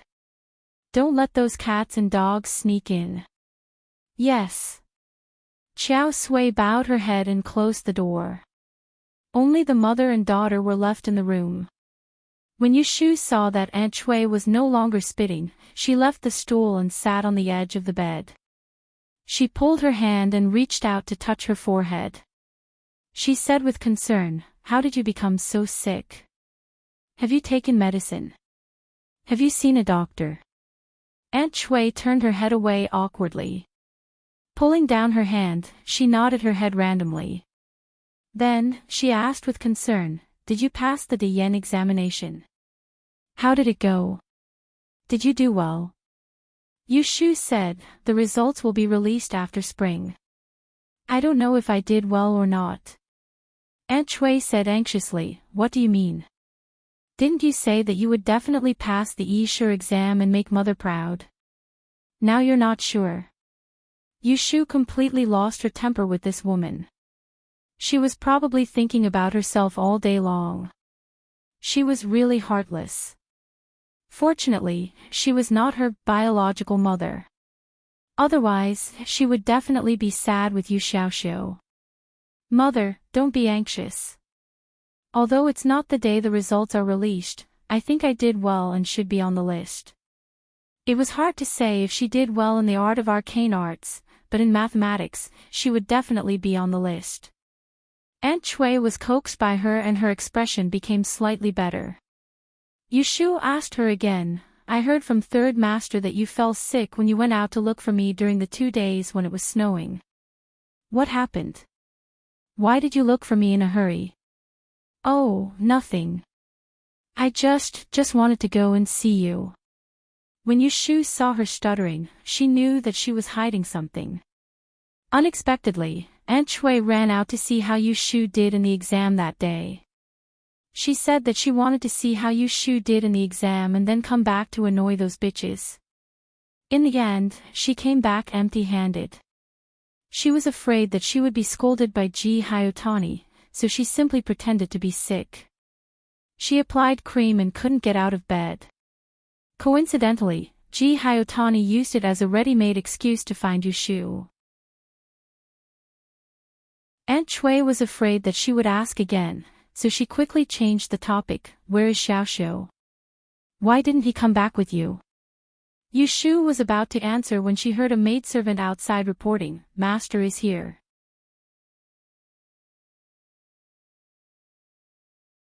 Chapter 250. When Yushu was still in Yang City, she had heard of the name of the Ji family's old master. Everyone in the city knew the name of Ji Huaishan. He was a high-ranking official of the Celestial Commissioner's office in the capital. Yushu had never met Ji Huaishan, but if the upper beam was not straight, the lower beam would be crooked. Looking at the Ji family's descendants, she knew that the old man was not much better. He was indeed an upright old man. He would not use his power for personal gain and steal the Dian examination questions. When you are in front of your grandfather, remember to speak respectfully. Don't be rude and offend the elders. Do you understand? On the way to see Ji Huaishan, Ji Hyotani reminded Yushu. Oh. Yushu looked at Ji Hyotani's back and wondered if Ji Lao-sen had told old Master Ji that she had accused the Ji family of forging the horoscope sticker to harm people and humiliated the Ji family in court. If Ji Huaishan told him about that, he would definitely hate her. If he mentioned it in front of him later, would she play dumb or pretend to be stupid? After crossing half of the house, they arrived in front of an independent pavilion behind the garden. Ji Huaishan stood outside the door and said, Father, I have brought them.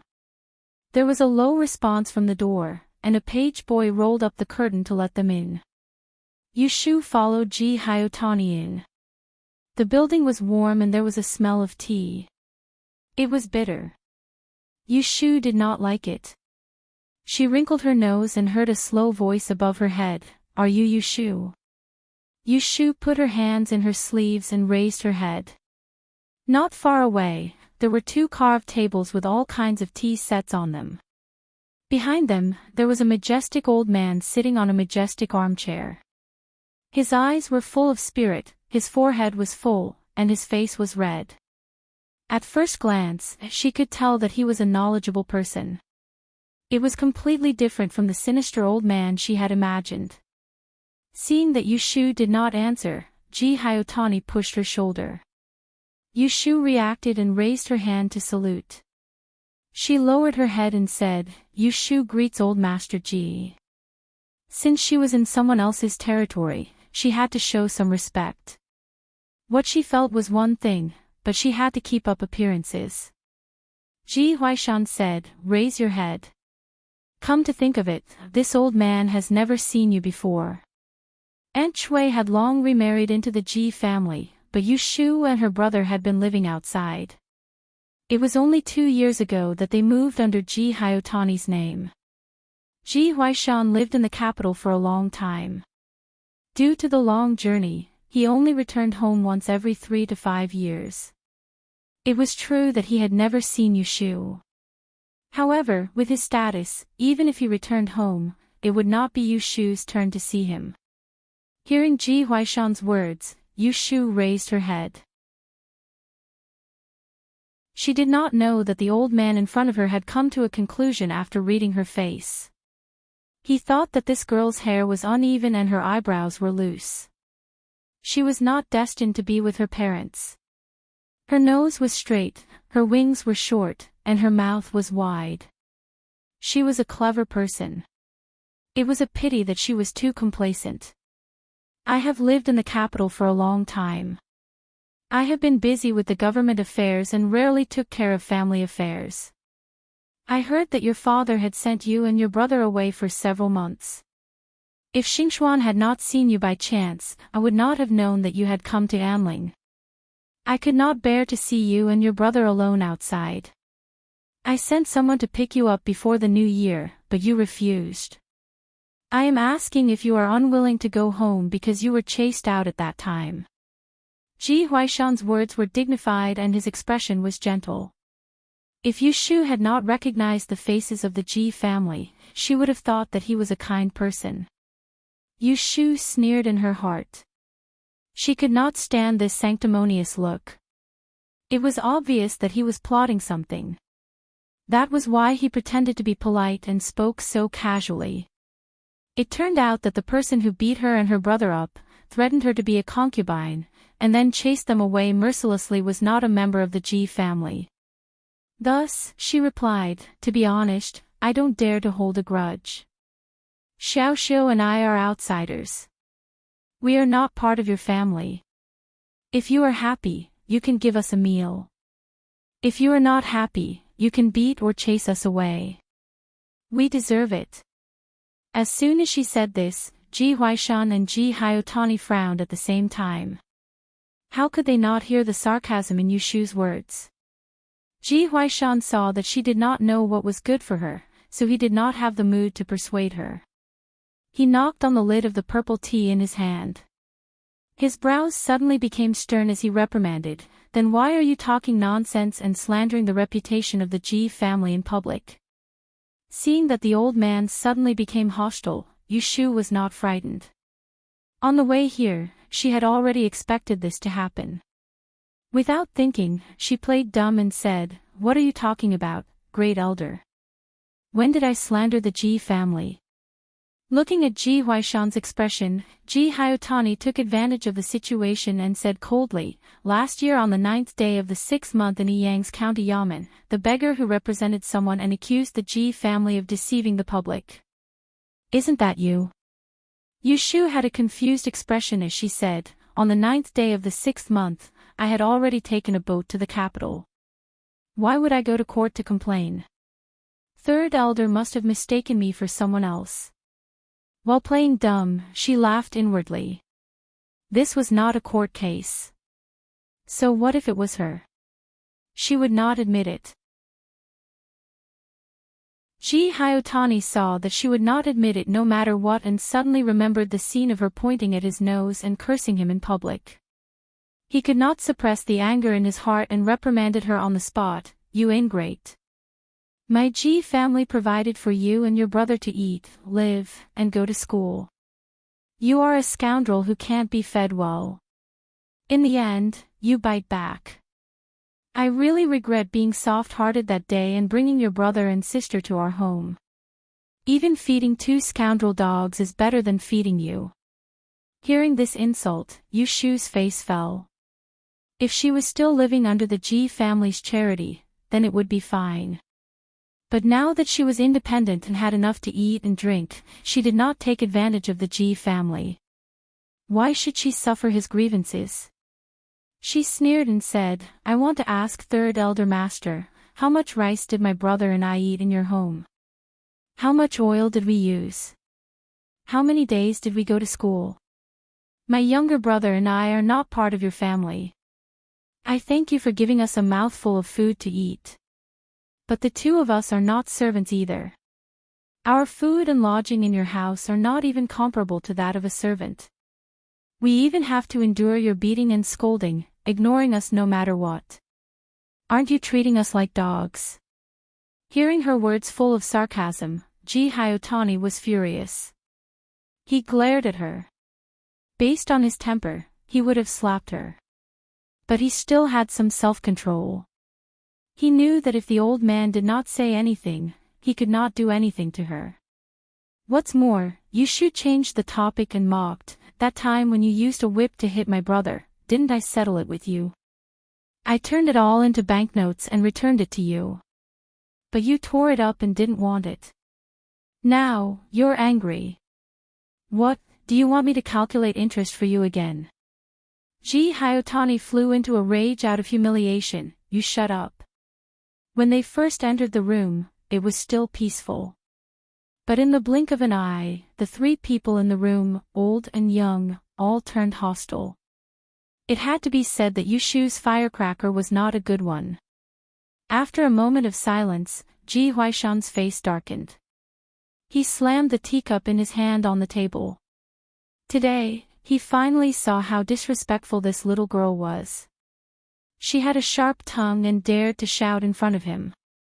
She was unmoved by force or persuasion. She really had no morals.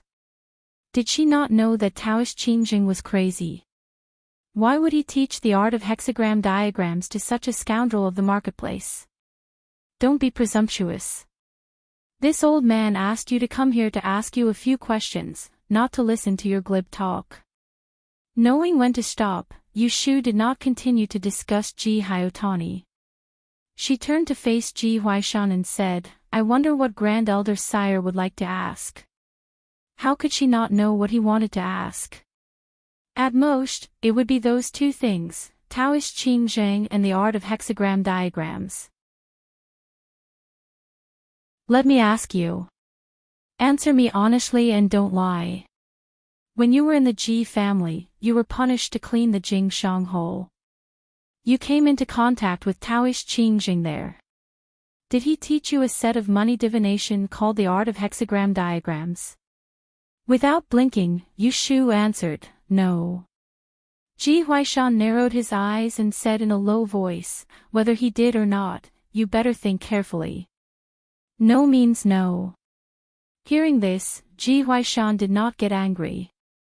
Instead, he smiled and suddenly asked, I know you participated in this year's Diyan examination. You have the heart to win. Do you want to be Master Yi? Yushu asked in return, which one of those who studied Yi doesn't want to improve?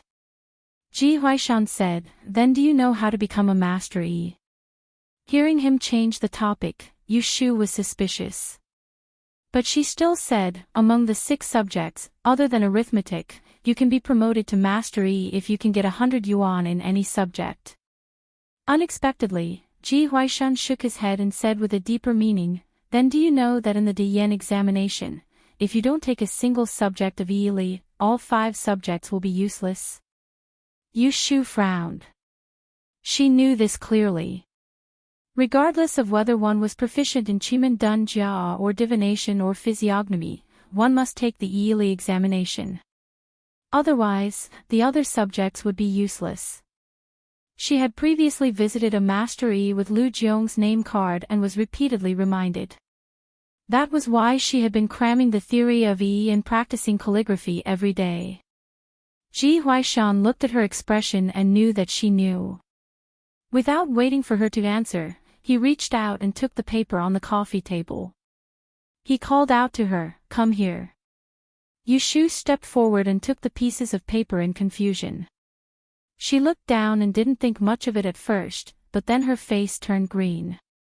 She didn't recognize the handwriting on the paper, but the content, every word and sentence, was clearly the answer to her Yi and Li class. As you can see, this old man has the ability to have someone copy your paper, and I also have the ability to have someone draw your paper.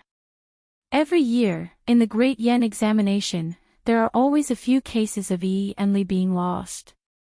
This old man knows that you are skilled and may be able to enter the rankings in this subject.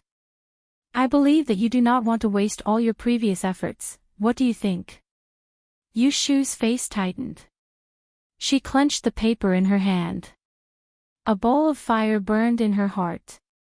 She wanted to explode, but she suppressed it. She knew that this old man wasn't joking.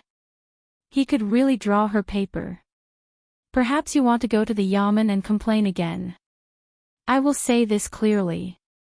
The capital is not like the provinces. I am an official. If you go to the court to beat the drum, you will be hit with 50 iron rods. You will be lucky if you can still breathe. Ji Huaishan reminded Yushu with a calm expression. He picked up his teacup and took a sip to moisten his lungs. After a while, he felt that the time was right. He asked her again, "Now answer this, old man. Did Qing Jing teach you the art of 6 lines?"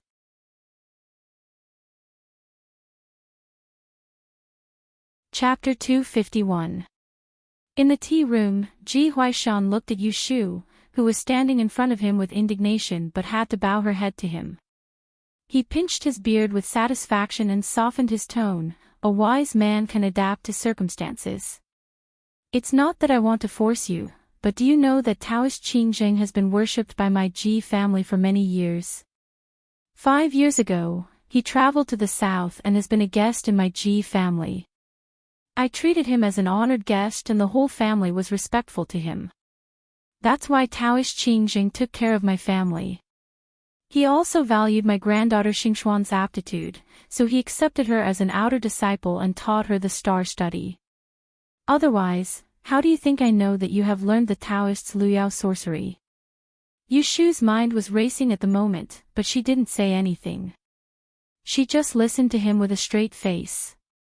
To tell you the truth, the Taoist's Luyao sorcery was supposed to be passed on to Xingxuan.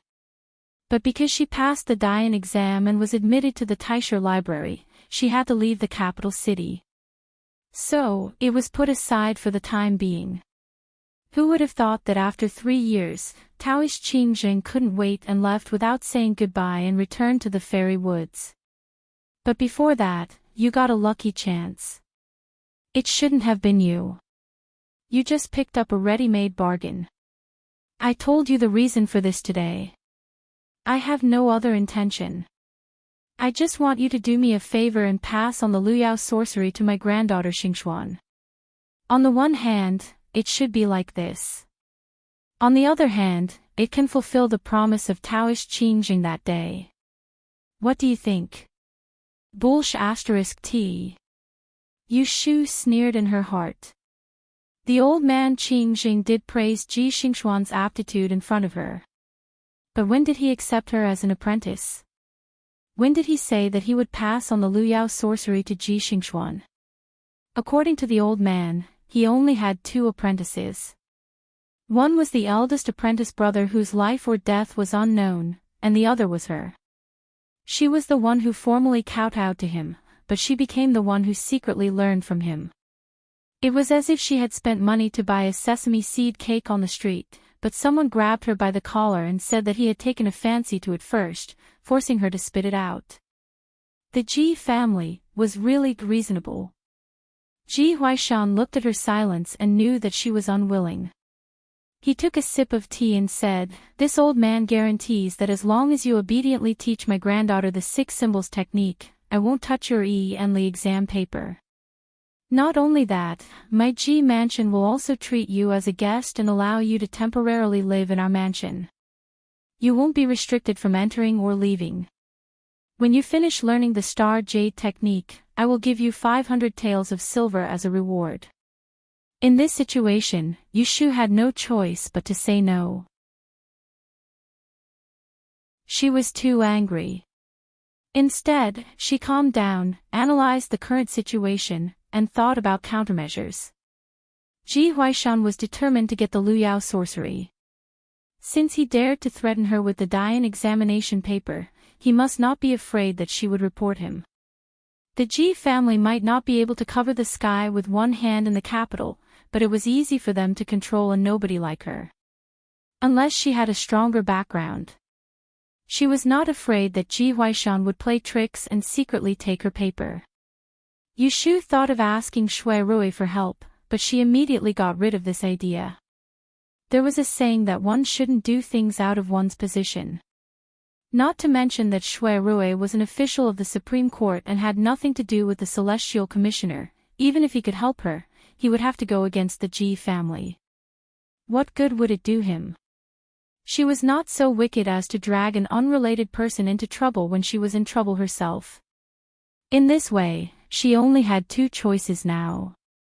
Either she taught the Luyao sorcery to Ji Xingxuan and let the Ji family take advantage of it, or she fought with the Ji family to the end, giving up this year's Dian examination and waiting for another 3 years. However, no one knew what would happen after 3 years. Maybe by then, the G family would be even more powerful. Old G could still drag her in front of him and throw her paper to threaten her. 3 years after 3 years, just to take a gamble. Was it worth it? Yushu closed her eyes. Thinking like this, she quickly made a decision. Opening her eyes, Yushu didn't show any thoughts on her face. How do I know if what you said is true or false? What if I taught her, but you still destroyed my paper behind my back and made me fail? Wouldn't I be wronged? Ji Huaishan saw that she was about to let go. He laughed in his heart and shouted coldly, "How can I not keep my words?" Yushu put on a fake smile. "I don't know what kind of person old Master Tai is. Why don't you make an oath to the heaven now?" "I will promise you." Seeing that she insisted, Ji Huaishan frowned and sighed. "Well, since you are so suspicious, I will make an oath. Ji Huaishan, will do as you say today. If I break my promise in the future, I will repay you." Yushu snorted and shook her head. "You can't say that. How can you make an oath like that? Then how do you say it?" Yushu slowly retracted her hands into her sleeves, a sinister glint flashing across her eyes. She cleared her throat and said in a clear voice, "You, Ji Huaishan, swear today that you will not obstruct me in the Grand Yen examination. If you go back on your word, when you die, you will be reincarnated into the path of a beast, and in your next life, you will be a bald, lame, and blind dog." There was silence in the tea room, but there was still a faint echo. Yushu looked at Ji Huaishan's face, which had turned from black to green in an instant, and felt a surge of satisfaction in her heart. Today, she had no choice but to take revenge. "How dare you! You evil creature!" Ji Hyotani had been listening for a while. Since his father was talking, it was not convenient for him to interrupt. Now that he heard Yushu's words, he finally couldn't help but curse. He strode forward with a fierce expression and raised his palm to hit. Yushu quickly dodged and circled behind Ji Huaishan. Bending down, she grabbed the expensive purple clay teapot on the table in front of the old man and threw it at Ji Xiaogu's feet. The teapot exploded, startling Ji Xiaogu and causing him to stop in his tracks. Pointing a finger at Ji Xiaogu's nose, Yushu spat, "Try and mess with me. If you dare to hurt even a strand of my hair, I won't teach you anymore. If worse comes to worst, I won't take the Yen examination. I'll spend the rest of my life as a fortune teller. Don't even think about learning my 6 lines." Ji Hyotani has lived for half his life and has never seen such a shrewish girl. He was so angry that his mouth twisted. Ji Huaishan was also angry. He did not know that Yushu was insulting him. Ever since he was in his position, he has never been insulted like this. He wanted to tie her up, drag her out and beat her, but he couldn't. He wanted to force a dog to listen to him, not force it to do something desperate. A cold light flashed in Ji Huaishan's eyes and he scolded in a deep voice, "Xiaogu. Don't scare her." Ji Hyotani glared at Yushu and retreated to the side. Yushu also glared at him and walked out from behind Ji Huaishan. She smiled and said, "Great master, I know what I said just now was not pleasant to hear. If you don't want to repeat it, just agree in your heart.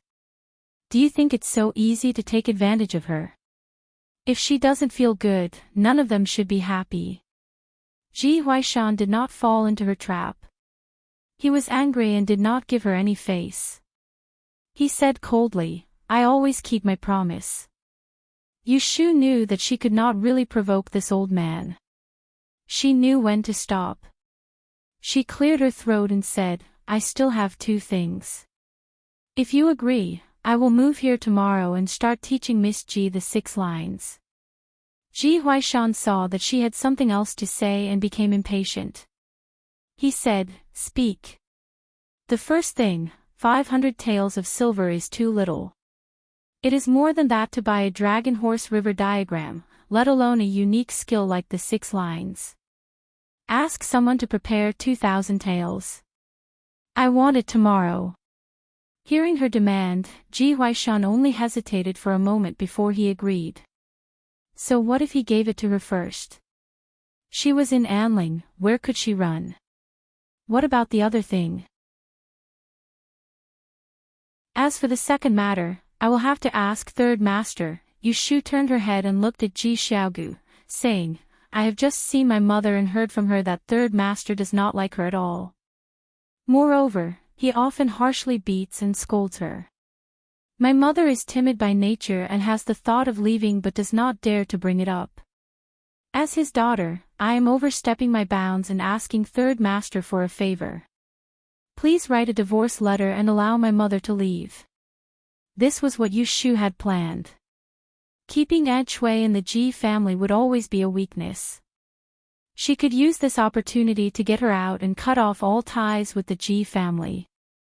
Hearing her words, the father and son of the Ji family knew what she was planning. Ji Hyotani snorted coldly. He said, How can you think of this? Your mother is a concubine that I formerly took home. If I divorce her, how can she live with dignity in the future? Yu Shu said, Third Master does not need to worry about this. My mother has us, as her children, to be filial. To be honest, Yu Shu really didn't think about whether concubine Shui would be willing to leave the Ji family or not. However, with Yu Xiaoxiu around, she guaranteed that he would have a house full of children and grandchildren and could enjoy his old age in peace. Wasn't it 100 times better than being a cowardly and unfavored concubine? Ji Hyotani looked at Ji Huaishan. He does not want to let Aunt Shui go, but it depends on Master Ji's opinion. The old man was silent for a moment. He said, You have yet to teach my granddaughter anything and you are already raising these conditions. If I agree to all of them, wouldn't it be a joke? How about this? You move in tomorrow. When Xingxuan is almost done learning, then your mother can leave the residence. Yu Shu saw that he has no intention of stopping her. She thought that there was no hurry and nodded, Fine. I will move in tomorrow. This matter has finally been settled. Ji Huaishan secretly breathed a sigh of relief. He looked a bit tired and didn't want to look at this annoying thing in front of him anymore. He waved his hand and said, Xiaogu, take her away. We will talk about the rest tomorrow. Yes. At this time, someone reported from outside the door, My lord, fourth young miss is outside. Ji Huaishan looked at the two people in the room and changed his mind. He thought that it would be better if he gave his orders in one go, so he said, Xingxuan, come in. Yu Shu stared at the door and saw the curtain move. A blue figure, the culprit who caused her to be trapped today, walked in. Grandfather, third uncle. Ji Xingxuan first bowed to the two elders. When she turned her head and saw Yu Shu, she was not surprised. Obviously, she knew that she was here. Miss you. Yu Shu smiled mockingly and didn't respond. She didn't have the air of a noble young lady and was too lazy to pretend. Grandson, you came at the right time. Ji Huaishan waved his hand and had Ji Xingxuan come to his side. He pointed at Yu Shu and said to her, Miss Yu has already agreed to return the hexagram symbols technique that your master passed down to you.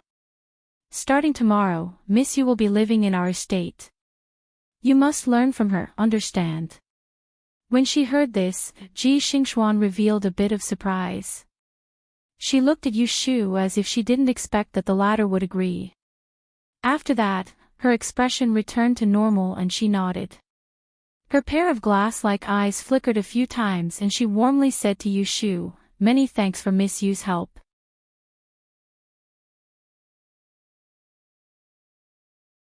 Chapter 252. Ji Hyotani left with Yu Shu, leaving only the grandfather and granddaughter in the tea room. Ji Xingxuan looked at the broken cups and tea on the carpet and furrowed her brows. She then looked at Ji Huaishan's expression and poured some hot tea for him. She asked, "Grandfather, what is going on?"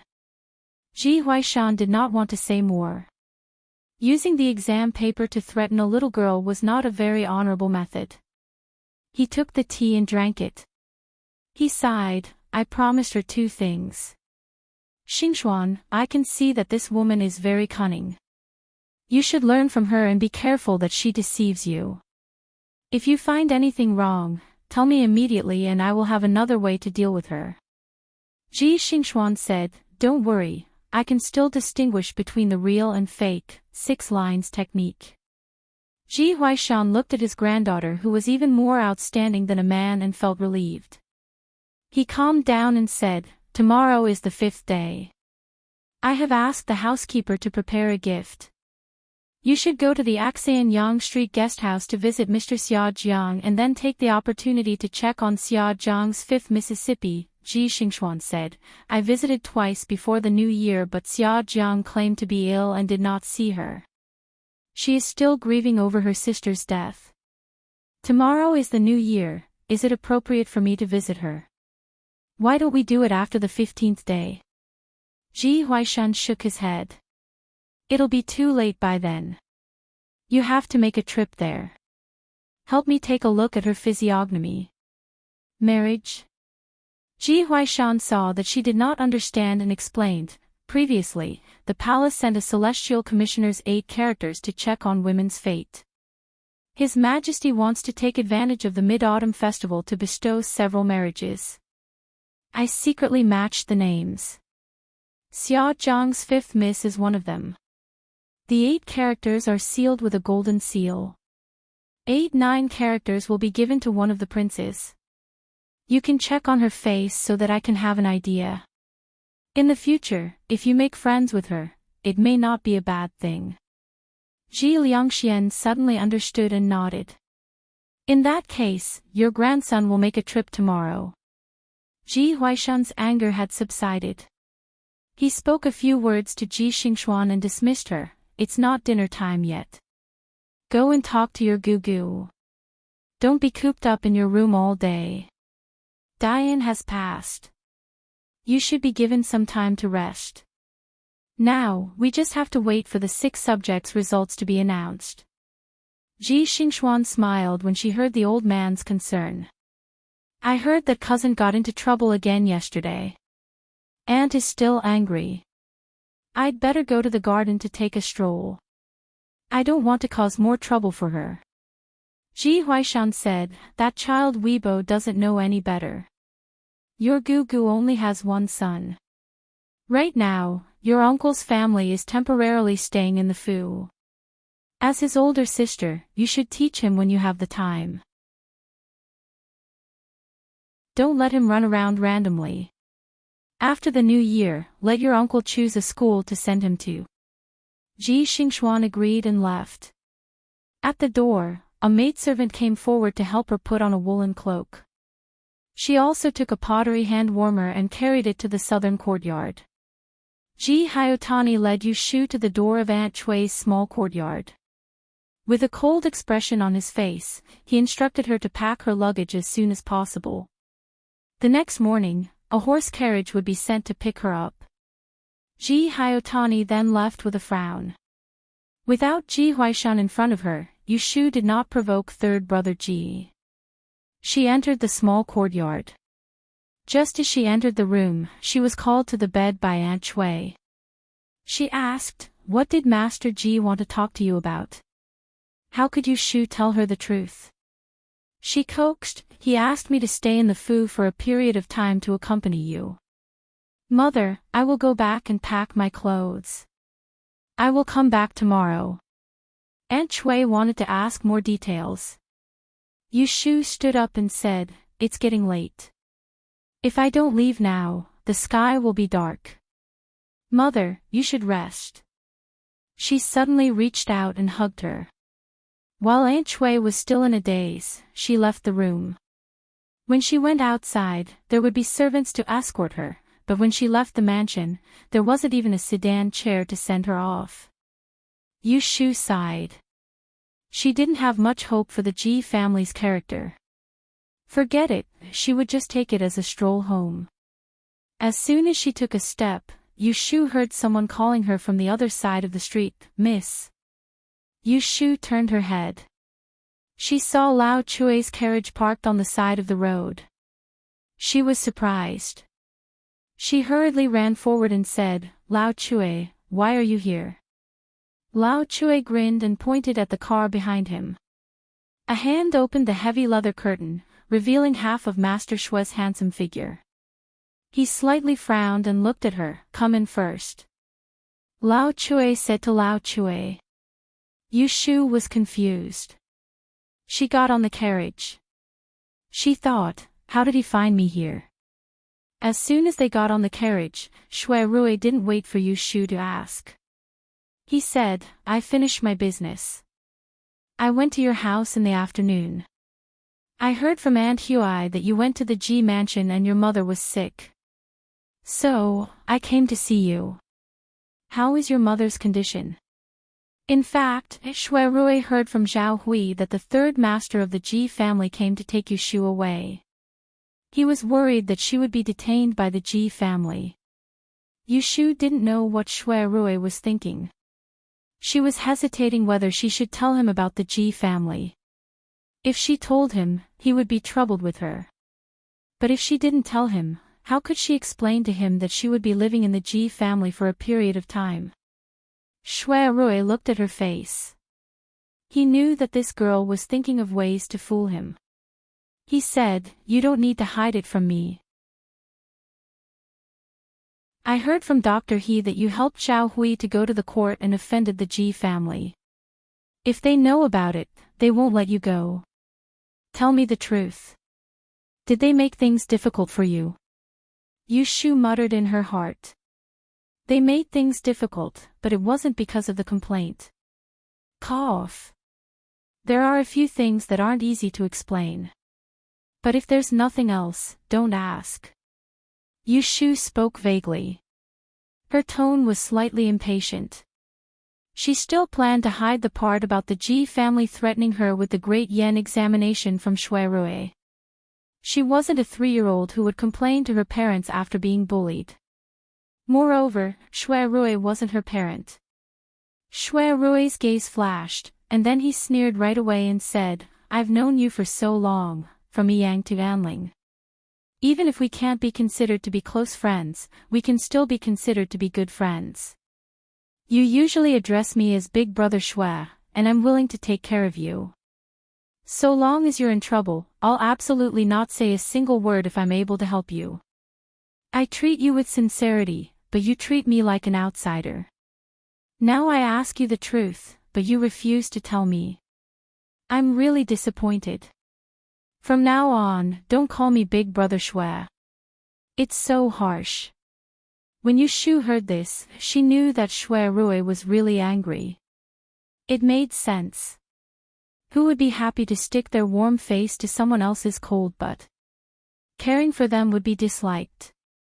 Knowing that she had said something wrong, she immediately sat up straight and denied in a hurry, "Not at all. I'm just afraid that I'll upset you.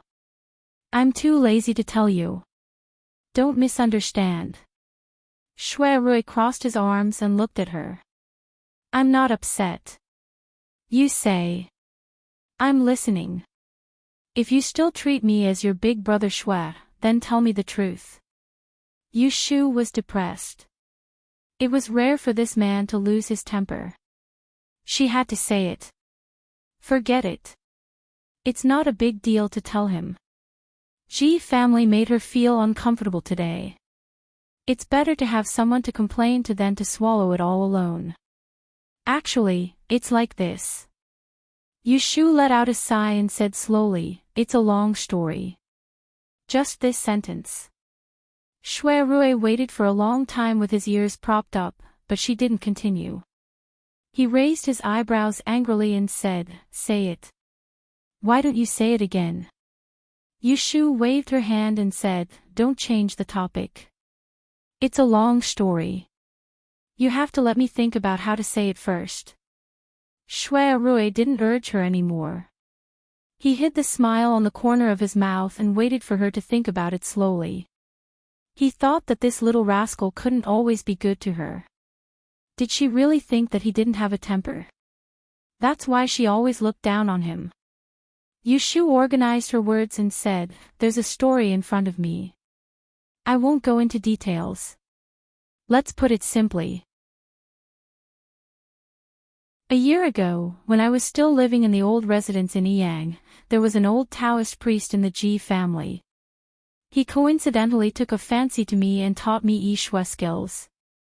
Among them, there was a strange skill that was very amazing. When I went to the Dingbo Hall with you to gamble, I used a copper coin to guess the wine cup. Its real name is 6 Lines Breaking Law. It's a secret skill, but it was recognized by Ji Xingxuan."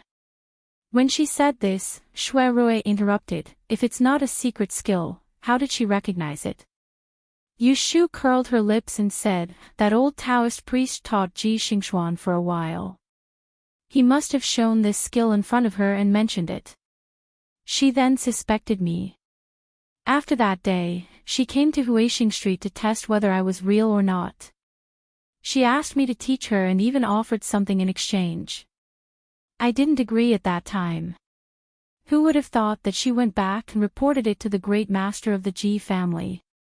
That old thing has been thinking about me ever since." Shui Rui frowned. It wasn't because Yushu was disrespectful towards Ji Huaishan, but it was because this matter had actually arisen because of him. If it wasn't for her divining for him that day while gambling wine, she wouldn't have been exposed. "And then, did they make things difficult for you when you went to the Ji family today?" Shui Rui asked. His eyes were looking at Yushu's expression to prevent her from fooling him again. Yushu sneered, "It's not just difficult. In order to let his precious granddaughter learn this art, old man Ji, you definitely can't imagine what he used to threaten me. He had someone copy my yearly exam paper. If I didn't agree, he would take my exam paper and make me fail in this year's Diyan exam." Shui Rui's expression changed instantly. He asked in a low voice, "Did he really threaten you like this?" Yushu reached into her sleeve and took out a crumpled piece of paper. She handed it to him. It was the paper she stole from Ji Huaishan during the chaos. Ji Huaishan asked someone to copy her exam paper. After reading it, Shui Rui knew whether it was true or not. He was really angry now. If the Ji family used other tricks, it would be fine. However, he was the one who encouraged Yushu to take the Dian examination. He was also the one who arranged the whole process of the examination. Now, someone used it to threaten her and force her to submit. How could he not be angry? "Did you agree?" Shui Rui held the crumpled paper and asked in a low voice. Seeing his dark expression, Yushu began to regret telling him. She mumbled, "N." Bang!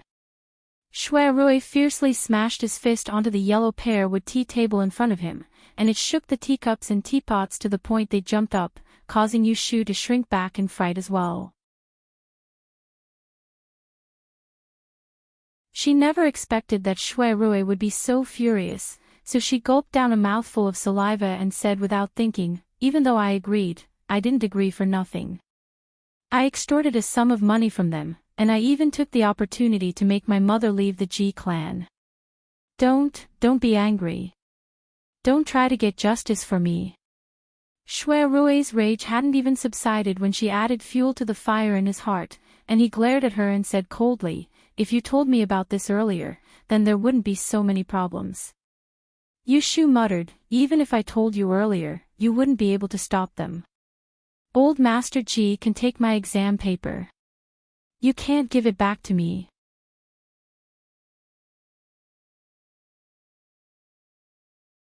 Chapter 253. After Shui Rui lost his temper for a while, he calmed down again. Even though he was angry that Yushu didn't discuss such an important matter with him, he was similarly aware of her personality. Whenever something happened, she liked to stay by herself, and if she could solve it herself, she would rather die than ask for help from others. Now, it was already not easy for her to tell him honestly. After thinking for a while, Shui asked Yushu, "Then what are you going to do next?" Yushu saw that his face was better and told him her plan. "The Ji family's old master asked me to pack my things and move over tomorrow. I am going to teach Ji Xingxuan slowly until the Diyan examination results are released." Shui frowned. "Are you really willing to teach others what you have learned?" Those who learned the Yi treasured their own knowledge. Even if it was a small trick, they would not easily reveal it unless it was passed down by someone from the same sect. Moreover, it was a secret skill that could not be exchanged for money. Yushu pinched her forehead and said, "So what if I don't want to? If Ji Xingxuan is stupid and ignorant, I can take advantage of her ignorance and fool her. But she is very talented and has a deep understanding of the Book of Changes. If I try to coax her, she will find out after some time. I can only teach her some of my real skills, but I can't teach her everything I know. If she is not satisfied, I can find another way to refuse." The 6 lines divination method, in addition to the general outline of starting and getting the divinations, was divided into 4 chapters, in order: national affairs, natural disasters, future good or bad, marriage and harmony. Each chapter has a set of incantations. Only knowing the general chapter cannot solve the divination. Only the corresponding incantations can be used to pry into the mysteries of heaven. The last time she was at the Dingbo mansion, she used the exact method of determining whether her future was good or bad. Only then did she know which cup of wine she chose for Shui to drink, and she herself would be safe and sound. Her luck that day was really good. Her usual 60% accuracy was right on target. That was why she was targeted by Ji Xingxuan. Since she knew about it, if he wanted to teach her, he could only teach her this. Otherwise, he could still use the marriage chapter to make up the numbers. Didn't he scare Xia Mingming like that back then? Shui listened to her words. There was a hint of helplessness in her words, but she didn't mean to ask him for help at all. Shui only treated him as an audience. He wanted to be angry, but he also wanted to laugh. Why bother? Just do what you have to do tomorrow. Don't worry about them. Leave this matter to me. I guarantee that no matter what you do, your papers will stay safely in the Celestial Commissioner's office. No one will be able to move them. Yushu lifted her eyelids and stared at him for a while. She noticed that there was still a trace of anger between his brows. Suddenly, she broke into laughter. The grievances she had suffered in the Ji family faded away. She said, "I know you mean well to stand up for me, and perhaps you really do have the ability to do so, but I have other plans. To tell you the truth, I made a request to the Ji family. I want to take this chance to get my mother out of the Ji family. That's the most important thing. If it wasn't for this condition, she wouldn't have followed the wishes of the Ji family no matter what she said. If she kept Aunt Shui in the Ji family, she would always have a rope around her neck that she couldn't act rashly. If she had to break it this time, she had to do it cleanly. Come to think of it, this might be an opportunity that Ji Xingxuan deserved. Qing Jing didn't teach her the 6 recombinant demon lines, but she still wanted to learn it. Today, he had given her an advantage. In the future, he would make her pay double. To Yushu, the 6 Yao lines was just to make up for the missing parts of the 8 characters. It wasn't of much use. Her real trump card was the law of algebra that had yet to be developed. When she thought of this, Yushu couldn't help thinking. She had perfected the law of clear rain and the law of time of calamity day by day, so it was time for her to ponder and come up with a new law. When Shui heard Yushu's words, he was instantly surprised. He thought that she wouldn't be able to hold back her anger, but in reality, she was even calmer than him. Because of Yushu's attitude, Shui couldn't help sinking his breath and pondering a little more. Thinking about it, it made sense. He didn't care about the threat of the Ji family, but Yushu couldn't. He was the eldest grandson of the Shui family and the nephew of imperial consort Shui. He had a wide network of friends, so even the princes and royal descendants had to give him face. But that was his face. He was willing to protect her, but she still had to think about what she was relying on and what she wanted. She couldn't be fearless just because he was willing to help her. How could she do such a brainless thing? When Yushu saw that Shui Rui was distracted, she knew that he was still thinking about how to help her. It would be nonsense to say that she wasn't touched. It wasn't the first time that she made Shui Rui worry about her matters. No matter how thick her skin was, she couldn't bear it. She couldn't help but feel guilty. She suddenly thought about the night before he left the capital to bid farewell to her, and the words she said when she rejected him.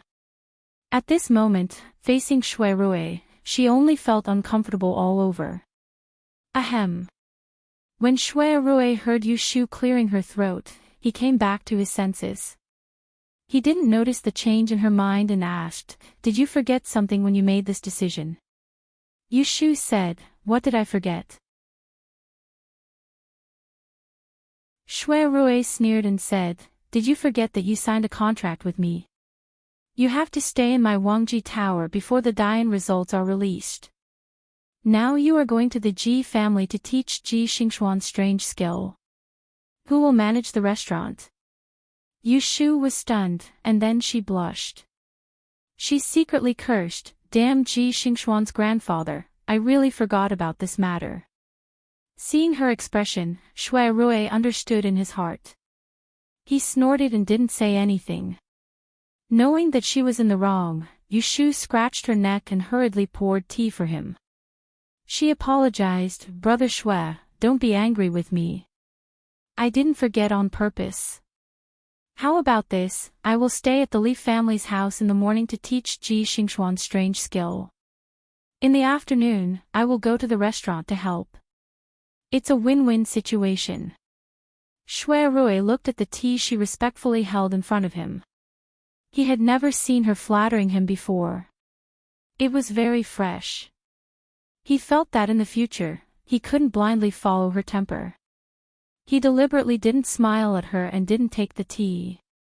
He just talked to her expressionlessly, "I don't care if you go back and forth like this.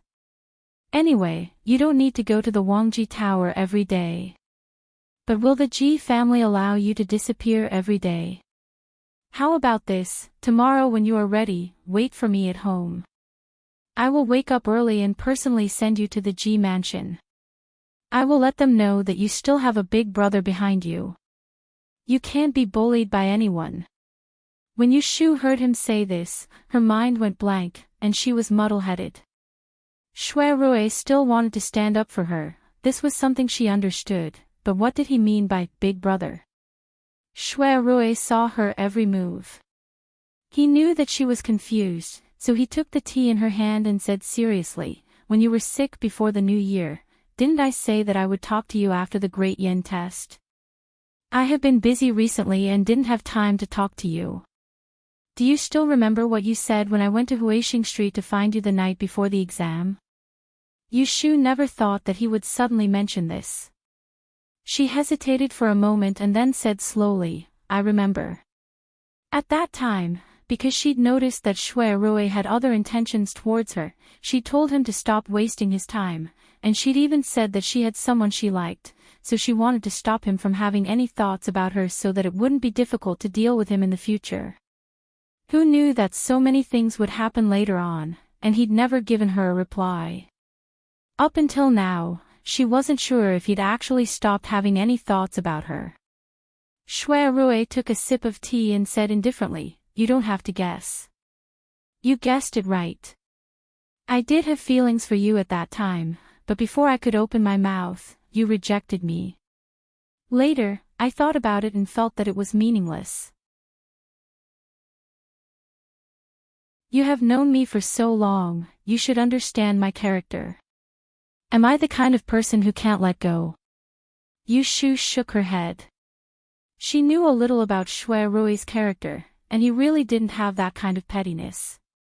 No matter what he did it in a grand manner. He didn't bear grudges, and he didn't take it seriously. Otherwise, he wouldn't still be in contact with her until now. He should have been angry because of those words she said a long time ago. Shui Rui continued, since you don't have any intentions towards me, I don't have the intention to force you either. However, I admire your conduct, so I'm not willing to cut off all ties with you just because of this and waste our friendship. I'm telling you everything clearly today because I don't want you to have any doubts in your heart and think that I'm plotting something against you. I know that you don't have an elder brother. This time, if you can let go of your grudge and call me elder brother again, I will recognize you as my younger sister. From now on, we will be brother and sister and won't be suspicious of each other. Yu Shu was stunned by his words. She thought that she heard it wrong. She couldn't believe that the trouble she had been worrying about for so many days was solved just like that. Yu Shu wasn't in a hurry to answer. She carefully observed Shui Rui's expression, and when she saw that his expression was calm and didn't seem to be fake, she pondered over his words twice and felt that there was nothing wrong with it, so she immediately believed half of it. If he was lying to her, then why bother? When she thought about it more deeply, she realized that she and Shui Rui did not have any true feelings for each other. They were also not like the feelings she and Jing Qin had for each other every day. Even if Shui Rui was interested in her at that time, he was still too far away to reach the level of deep feelings.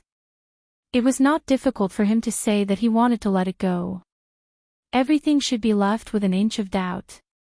Only if it was 80% true would it be believable. Yu Shu made up her mind. She felt like a heavy weight fell back to her heart. Then she heard Shui Rui asked, "What? You still don't want to?" "Yes." Yu Shu's face was glowing. She nodded heavily and grinned, "Brother." Shui Rui raised his thick eyebrows and restrained the short-sightedness in his eyes. He curled the corners of his mouth and showed a very natural and unrestrained smile. He poured another cup of tea from the table and handed it to her. He raised the cup and said, "There's tea instead of wine. Don't worry about the red tape.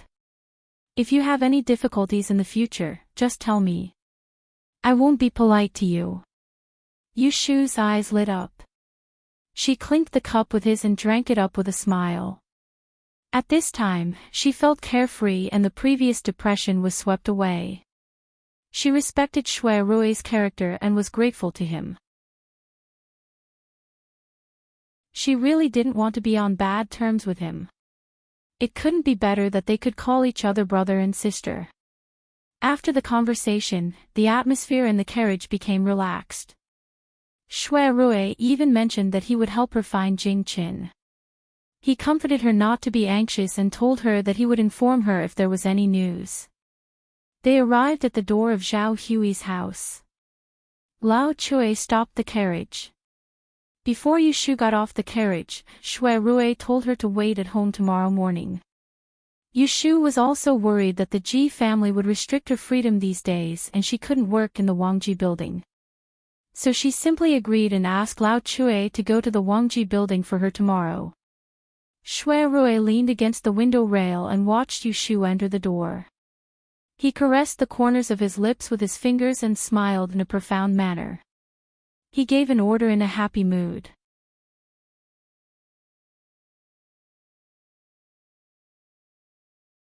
Chapter 254.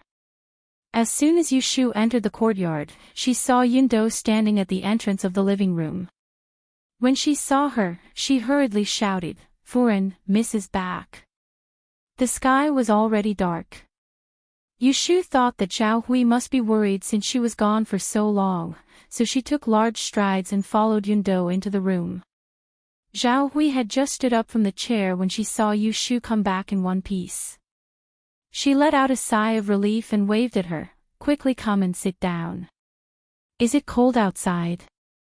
Yu Shu helped her sit down and said, "It's not cold. Brother Chao sent me back." Zhao Hui touched her hand and felt that it was indeed warm. She said, "After you left for a while in the afternoon, shopkeeper Chao came looking for you and asked where you went." I was worried that they would make things difficult for you if you went to the G mansion, so I asked him to take a look. It seems that you met. How is it? Is your mother's illness serious? Yushu had already prepared an excuse. It's not a big problem, but I can't leave my side. So, I packed my things tonight.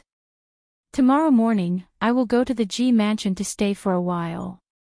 Zhao Hui hesitated for a moment and said with a worried expression, "Your mother is sick.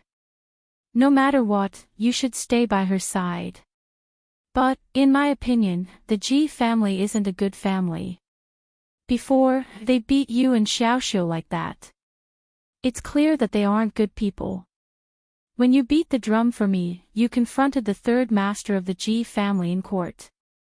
Although he didn't see through you at that time, if you go there, he might recognize you. Isn't this bad?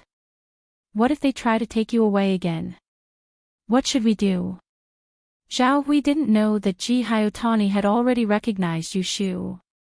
He knew that she was the one behind the case and scolded her for being an ungrateful wretch. Seeing Zhao Hui's worry, Yu Shu comforted her, "That won't happen. Don't worry, I participated in this year's Diyan examination. Fortunately, I am still a guest, and the title of a candidate is still there. Even if I have half a scholarly title, they won't dare to punish me. Moreover, I am not a member of the Ji family, so why would they punish me?" Zhao Hui was a bit relieved and asked, "Will Xiaoxiu go with you?" Yu Shu said, "There's no need for him to go. After the new year, he still has to go to Baichuan Academy to study. It's inconvenient to live with the Ji family. Let him stay with you. In a few days, after I settle down with the Ji family, I'll let him go to visit." Speaking of this, she turned to look at the room and wondered, why haven't Godfather and Xiaoxiu come back yet? "No, I just sent someone back and said that I'll stay at an old friend's house for dinner with Xiaoxiu. It'll probably be dark." Zhao Hui was interrupted by her and forgot to ask her about Shui Rui. Seeing that it was getting late, she hurriedly asked Yundo to go to the kitchen to rush dinner, "Then let's eat early so that we can pack your luggage." After dinner, Zhao Hui sat in Yu Shu's room with her belly propped up. She instructed Yundo to help her pack things, put the books and ink separately. Wash the inkstone later. "My daughter, are you packing a bag or stuffing a pillow? Fold the clothes and put them on top. Otherwise, they'll wrinkle and won't be able to wear them." Zhao Hui looked at both sides and watched as Yu Shu dragged out the clothes from the cabinet. There were a few pitiful clothes. They were all men's clothes, but they were all gray and black. They didn't have the tenderness a young girl should have. Zhao Hui frowned and said, "There's no tailor to work during the new year. After the 7th day, I'll definitely find someone to make 2 decent clothes for you. Put these robes and shirts away for me.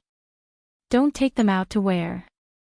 As she spoke, she stood up and went forward to pick out 2 pieces of clothing that were the ugliest in the pile, and stuffed them back into the cabinet without any explanation. Coincidentally, she saw a bundle lying in the corner, which seemed to be filled with cloth. When she opened it, she saw a lake green dress. The material felt excellent, just in time for the early spring season. There was a pearl flower wrapped in the dress, which was carved with a vivid emerald dragonfly. Zhao Hui recognized the item and saw that it didn't look fake.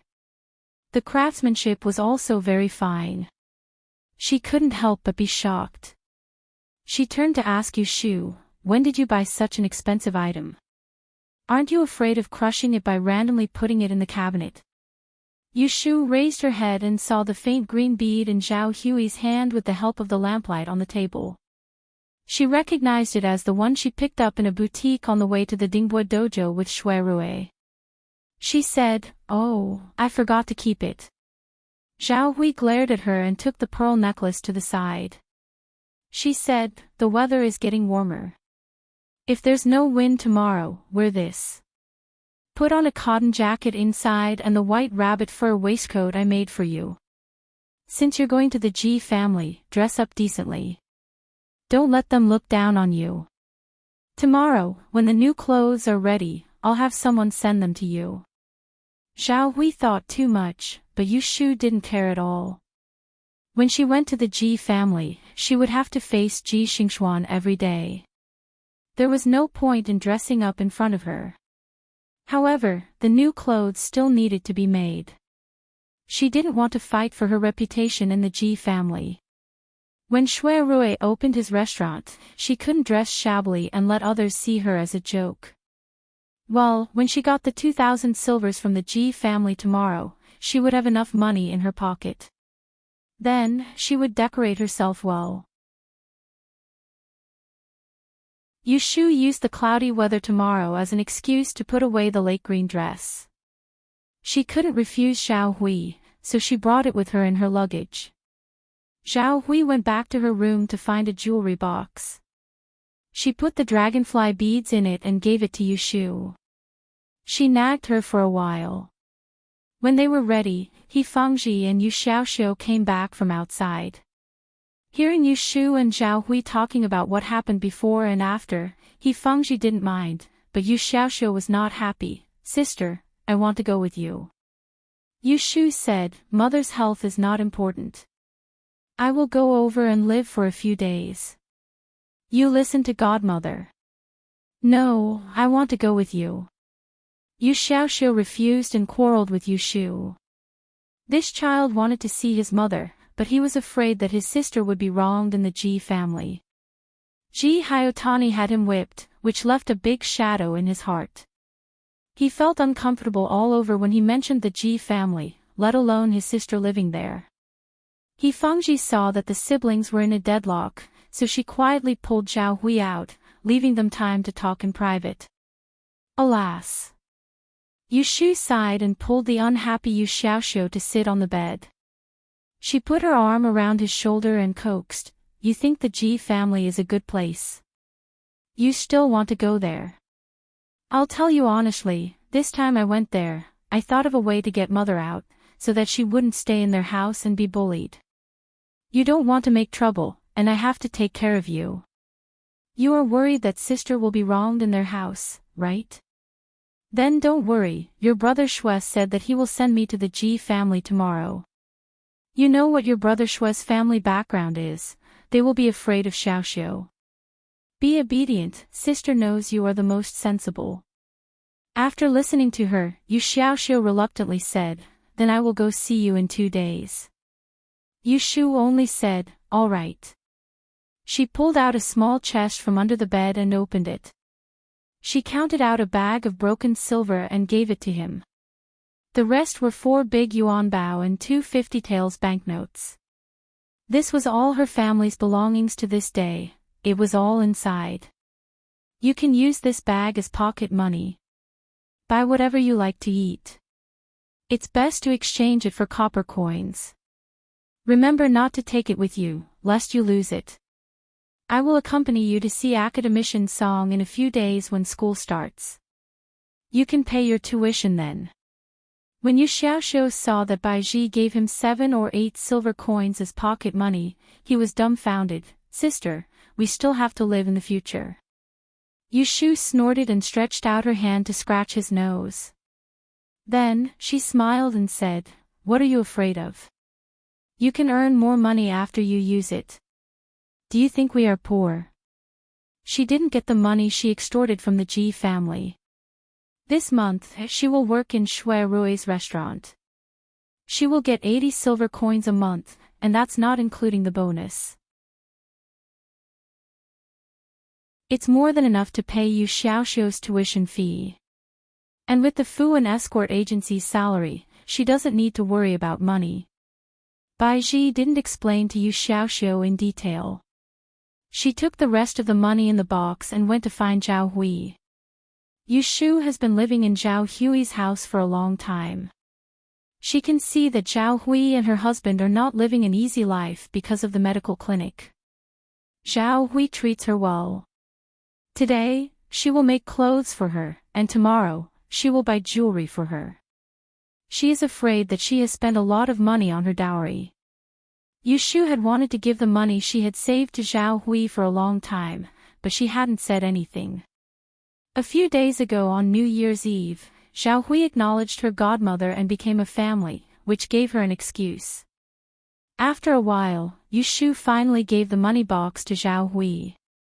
It was up to her whether she wanted to use it or not, so she decided to leave it with her first. As for the origin of the money, Yushu explained that it was a reward for a rich man's fortune-telling.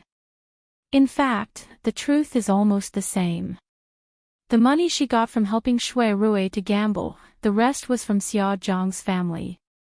It was because she saved Xia Mingming's life. After everything was settled, Yushu went back to her room to calm down and take a few deep breaths.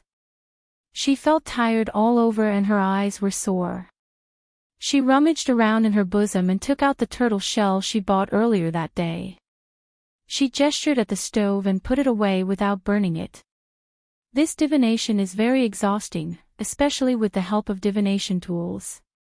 If one's spirit is not good, the accuracy will drop from 50% to 20%. She is really tired today, so it is not suitable for divination. Tomorrow, she will do it again to see which direction Jingqin is. Before making a divination, Yushu turned off the stove, took off her shoes, and went to bed. She covered herself with the quilt and rested her head on the cotton pillow with a rosin smell. She looked at the faint moonlight in front of the window and thought about what happened today. First, she was threatened by that old fellow from the Ji family, so she had to sullenly submit to him. Later on, she told Shui Rui about what happened from start to finish. He lost his temper for a while, and in the end, he actually proposed to address her as brother and sister, solving the problem that she had been troubled by all this time. This day is really a day full of surprises, grief, and anger. However, it is mixed, but it is not too bad.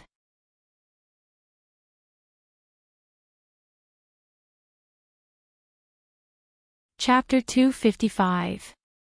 On the morning of the 5th day of the Lunar New Year, as usual, they set off firecrackers. After breakfast, Yushu sits in the living room and waits for the Ji family to pick her up. Zhao Hui asks Shenma to bring the luggage she packed last night to the front. He Fangji does not go out today. He drinks his morning cup and talks to Yushu about the health of spring. For example, one can make winter sweet tea, jasmine tea, eat light food, exercise early in the morning, rub one's ears at sunset, etc. Yu Xiaoxiu listens with great interest. Kim Bao is lying on Yushu's lap lazily.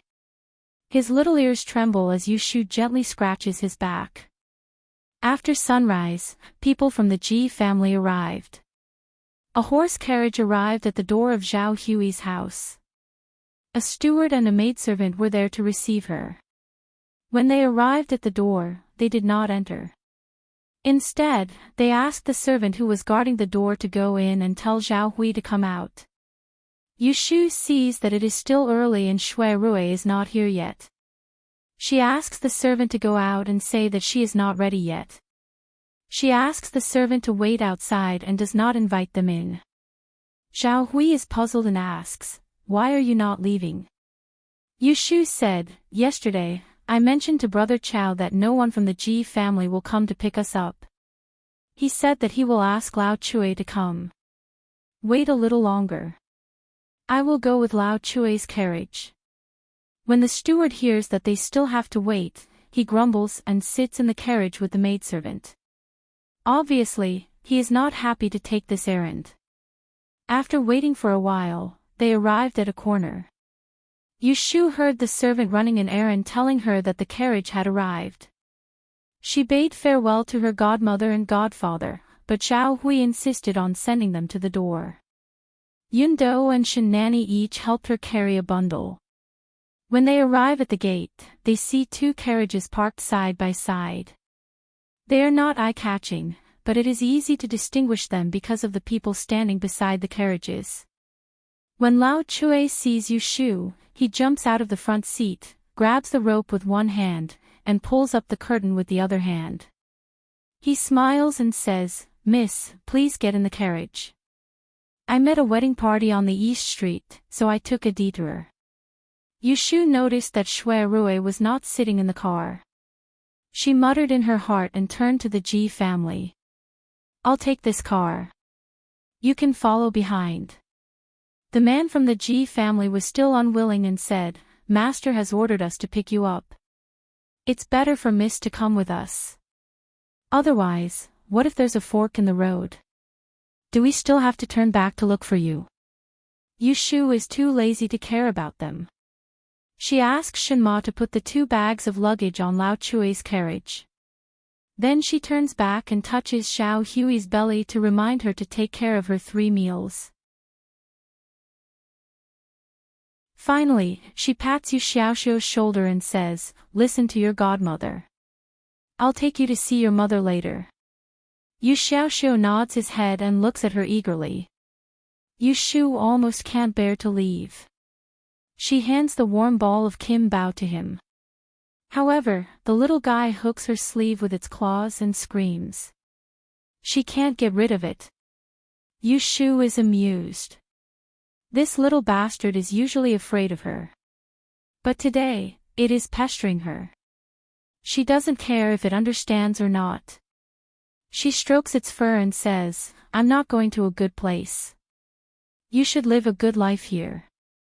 The man from the Ji family sees her playing with a mouse. The maidservant almost screams. She is frightened and hides behind the steward. Yu Xiaoxiu sees Kim Bao hanging on her sleeve shamelessly. He can't help but laugh. He suggests, Sister, you take it with you. At least it can be a companion. Yushu is worried that she can't get rid of Kim Bao. When she hears him say this, she smiles and says, okay. So she puts Kim Bao into her sleeve and gets on the carriage. She waves to Zhao Hui and the others. Lao Chui puts down the curtain and urges the horse to leave. The people from the Ji family have to follow. Lao Chui drives the carriage. He doesn't care where the people from the Ji family are going. He drives the carriage from the south of the city to Qianyuan Street. He stops in front of the gate and asks Yushu to get off the carriage. The Ji family's coachman saw this from afar and hurriedly told the people in the carriage. The steward stuck his head out to take a look and saw Yushu moving from one carriage to another. He was somewhat knowledgeable and recognized the newly arrived luxurious carriage with a vermilion crown. It was a carriage used by a court official. He was surprised and urged the coachman to catch up, wanting to see who it was. But before he could catch up, he was left behind again. As for Yushu, she changes the carriage and sees Shui Rui in the carriage. He is wearing an embroidered jade crown, his hair is neat, his brown coat is buttoned on his shoulders, his collar is spotless, and his waist is decorated with embroidered pouches, jade rings, green ribbons and gold tassels. From head to toe, he looks like a handsome and dignified young master. He is even more elegant than usual. She guesses that he is trying to support her image. She can't help but laugh. Big brother, you don't need to dress like this. Just tell me your name. People will know that you are the young master of the Shui family. They won't dare to neglect you. She called him big brother very naturally, so Shui Rui smiled as well. He glanced at her and said, This is my usual attire. It's only because you're a little girl who doesn't pay much attention to details that I keep everything simple when I'm interacting with you. Today is the 5th day of the new year, so it's time for me to wear new clothes and a new hat to celebrate the festival. Do you think that everyone is like you who doesn't follow the rules? As he says this, he glances at what Yushu is wearing. It is still the same dress that he saw 2 days ago. Nothing has changed. Hearing the ridicule in his words, Yushu unhurriedly says, I was about to say that I will buy some clothes in a few days so that I can dress decently in the future. When Shui Rui saw that she was actually in the mood to dress up, he came up with a plan.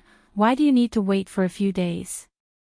You can go to Wangji Lu tomorrow, and I'll look for 2 tailors to take your measurements with the cloth and picture books. We'll see what style you like, and we'll make them together. At first, Yushu wants to say that there is no need to trouble her. But on second thought, she just became brother and sister with him yesterday.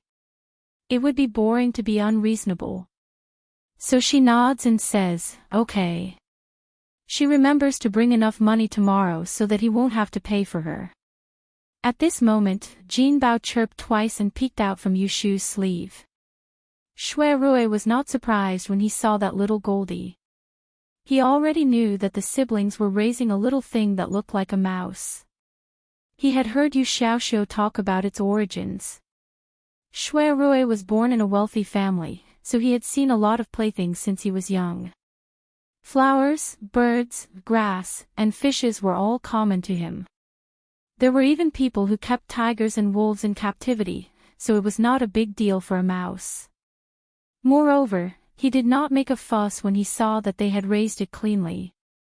Yushu knows that Kim Bao smells the fragrance of the desserts on the tea table. It is hungry. So she breaks a little and feeds it. Seeing that Shui Rui is looking at it, she says, I will take it to be a companion. Otherwise, it won't be able to sleep at night. Shui Rui reminds her, be careful of being scratched by the cat. Yushu pokes Kim Bao's head and warns it, did you hear that? Don't run around. If the cat catches you, it will swallow you in one bite. You won't even have time to call for help. Shui Rui sees that she is reasoning with the mouse. He just smiles and doesn't say a word. While they are talking, they arrive at the door of the right magistrate's mansion. The carriage that is chasing after them has been left behind. Shui Rui is not in a hurry to get down. First, he asks the servant outside the carriage to take the name card and hand it to the door. He asks to see Ji Huaishan in his name. He doesn't mention anything about Yushu. On the name card, it is written Shaoqing of the Supreme Court, Shui Rui. After a cup of tea, a housekeeper comes out of the carriage to invite them. Yushu and Shui Rui get off the carriage one after the other. The servant behind is carrying her luggage. The housekeeper doesn't know who Yushu is. He feels strange. However, because he is afraid of Shui Rui's identity, he doesn't ask. Mr. Shui, please come this way. Hearing the way of address, it is obvious that the housekeeper knows him. Otherwise, he should call him Lord instead of young master. After all, the Shui family is so famous in Anling that everyone knows them. Entering someone else's garden, Shui Rui is not restrained at all, but he is less kind and more arrogant. Occasionally, he stops, points at the scenery in the garden and tells Yushu, this right magistrate's mansion was built in the Baotai period. At that time, the right magistrate who served as the celestial commissioner was the late Mr. Zhou Shaoxing. He was born in the 3 rankings of Dian in the early Baotai period. He was famous for his feng shui. The east tomb of the imperial mausoleum was built by him at that time. Look at the feng shui in this garden, it was also done by him. After several right magistrates moved in, they didn't dare to change it without authorization. Yushu nods and suddenly asks curiously, what is the current right magistrate good at? Shui Rui doesn't laugh at her for being ignorant. He answers, the current right magistrate is also a capable person who was born in the 3 rankings of Dian in the past. He is best at looking at stars, but it's a pity, he pauses. Yushu asks, what's a pity? Shui Rui smiles and continues to walk forward with her, it's a pity that Yunhua Ez was still alive. No matter what kind of genius he is, he will lose his edge. There is only one person who can cover the whole court. The moon shines but the stars don't know. Yushu heard the mockery in his words and laughed. She followed him, thinking that Ji Huaishan might be full of himself now, but there were times when he was suppressed to the point where he couldn't even lift his head. The housekeeper, who is leading the way, listens to the conversation between the two of them. He becomes more and more suspicious of Yushu's identity. He doesn't know why the eldest young master of the Shui family is visiting today. He escorts the two of them to the flower hall in the garden. There is already charcoal on the stove. Tea and fruits are served. The housekeeper bids farewell and says, "Our master will come back after changing his clothes. Mr. Shui, please wait for a while and drink some tea." On an idle day, Ji Xingxuan is in her room drawing a 2-color 9-plum blossom painting. Two maids hold a brush and a handkerchief, waiting by her side. The parrot on the windowsill suddenly calls out, "Young mistress is lucky." Lucky. Hearing the sound, someone outside reports, "Young mistress, master wants you to tidy up and meet a guest in the garden." Ji Xingxuan picks up her brush and observes the color of the plum blossom. She asks, "Who is the guest?" He said it is the eldest son of Minister Shui's family. A drop of green juice drips from the tip of the brush and colors appear on the blank space. Ji Xingxuan stares at the ruined painting and sighs softly. She doesn't feel like drawing anymore. She places the brush on the tray in the hands of the maid and says, "Tell grandfather that I will be there in a moment." She then washes her hands and lets the maid comb her hair. She changes her clothes and applies a thin layer of powder. She puts on a veil and a short green cloak by the door before heading to the front yard. In the middle of the courtyard, she sees Ji Huaishan, who is coming out from the study. Both grandfather and grandson walk towards the flower garden together. After dismissing the two maids, Ji Xingxuan asks, "Why is the master of the Shui family suddenly paying a visit?" With his hands clasped behind his back, Ji Huaishan slowly replies, "The invitation says that he wishes for this old man to help him with something. Hence, he wants you to come and listen." Ji Xingxuan mutters, "I have mentioned to you before that when Junju brought me to the Dingbo Hall to meet Prince Yang, I met Mr. Shui, who brought Yu Shu with him. From this, it can be seen that the two of them are close friends. You just met her yesterday and allowed her to enter the residence today. Today, he is here to visit. It is quite a coincidence. Do you think this Mr. Shui is here for someone else?" You're tuning into the LoveLore Library YouTube channel. We're so grateful for your support, and don't forget to subscribe to join us on this incredible journey through captivating stories. Your generosity through donations truly makes a world of difference, as it's the primary source of revenue that allows me to expand and enhance this channel for you. Thank you from the bottom of my heart for being a part of this adventure.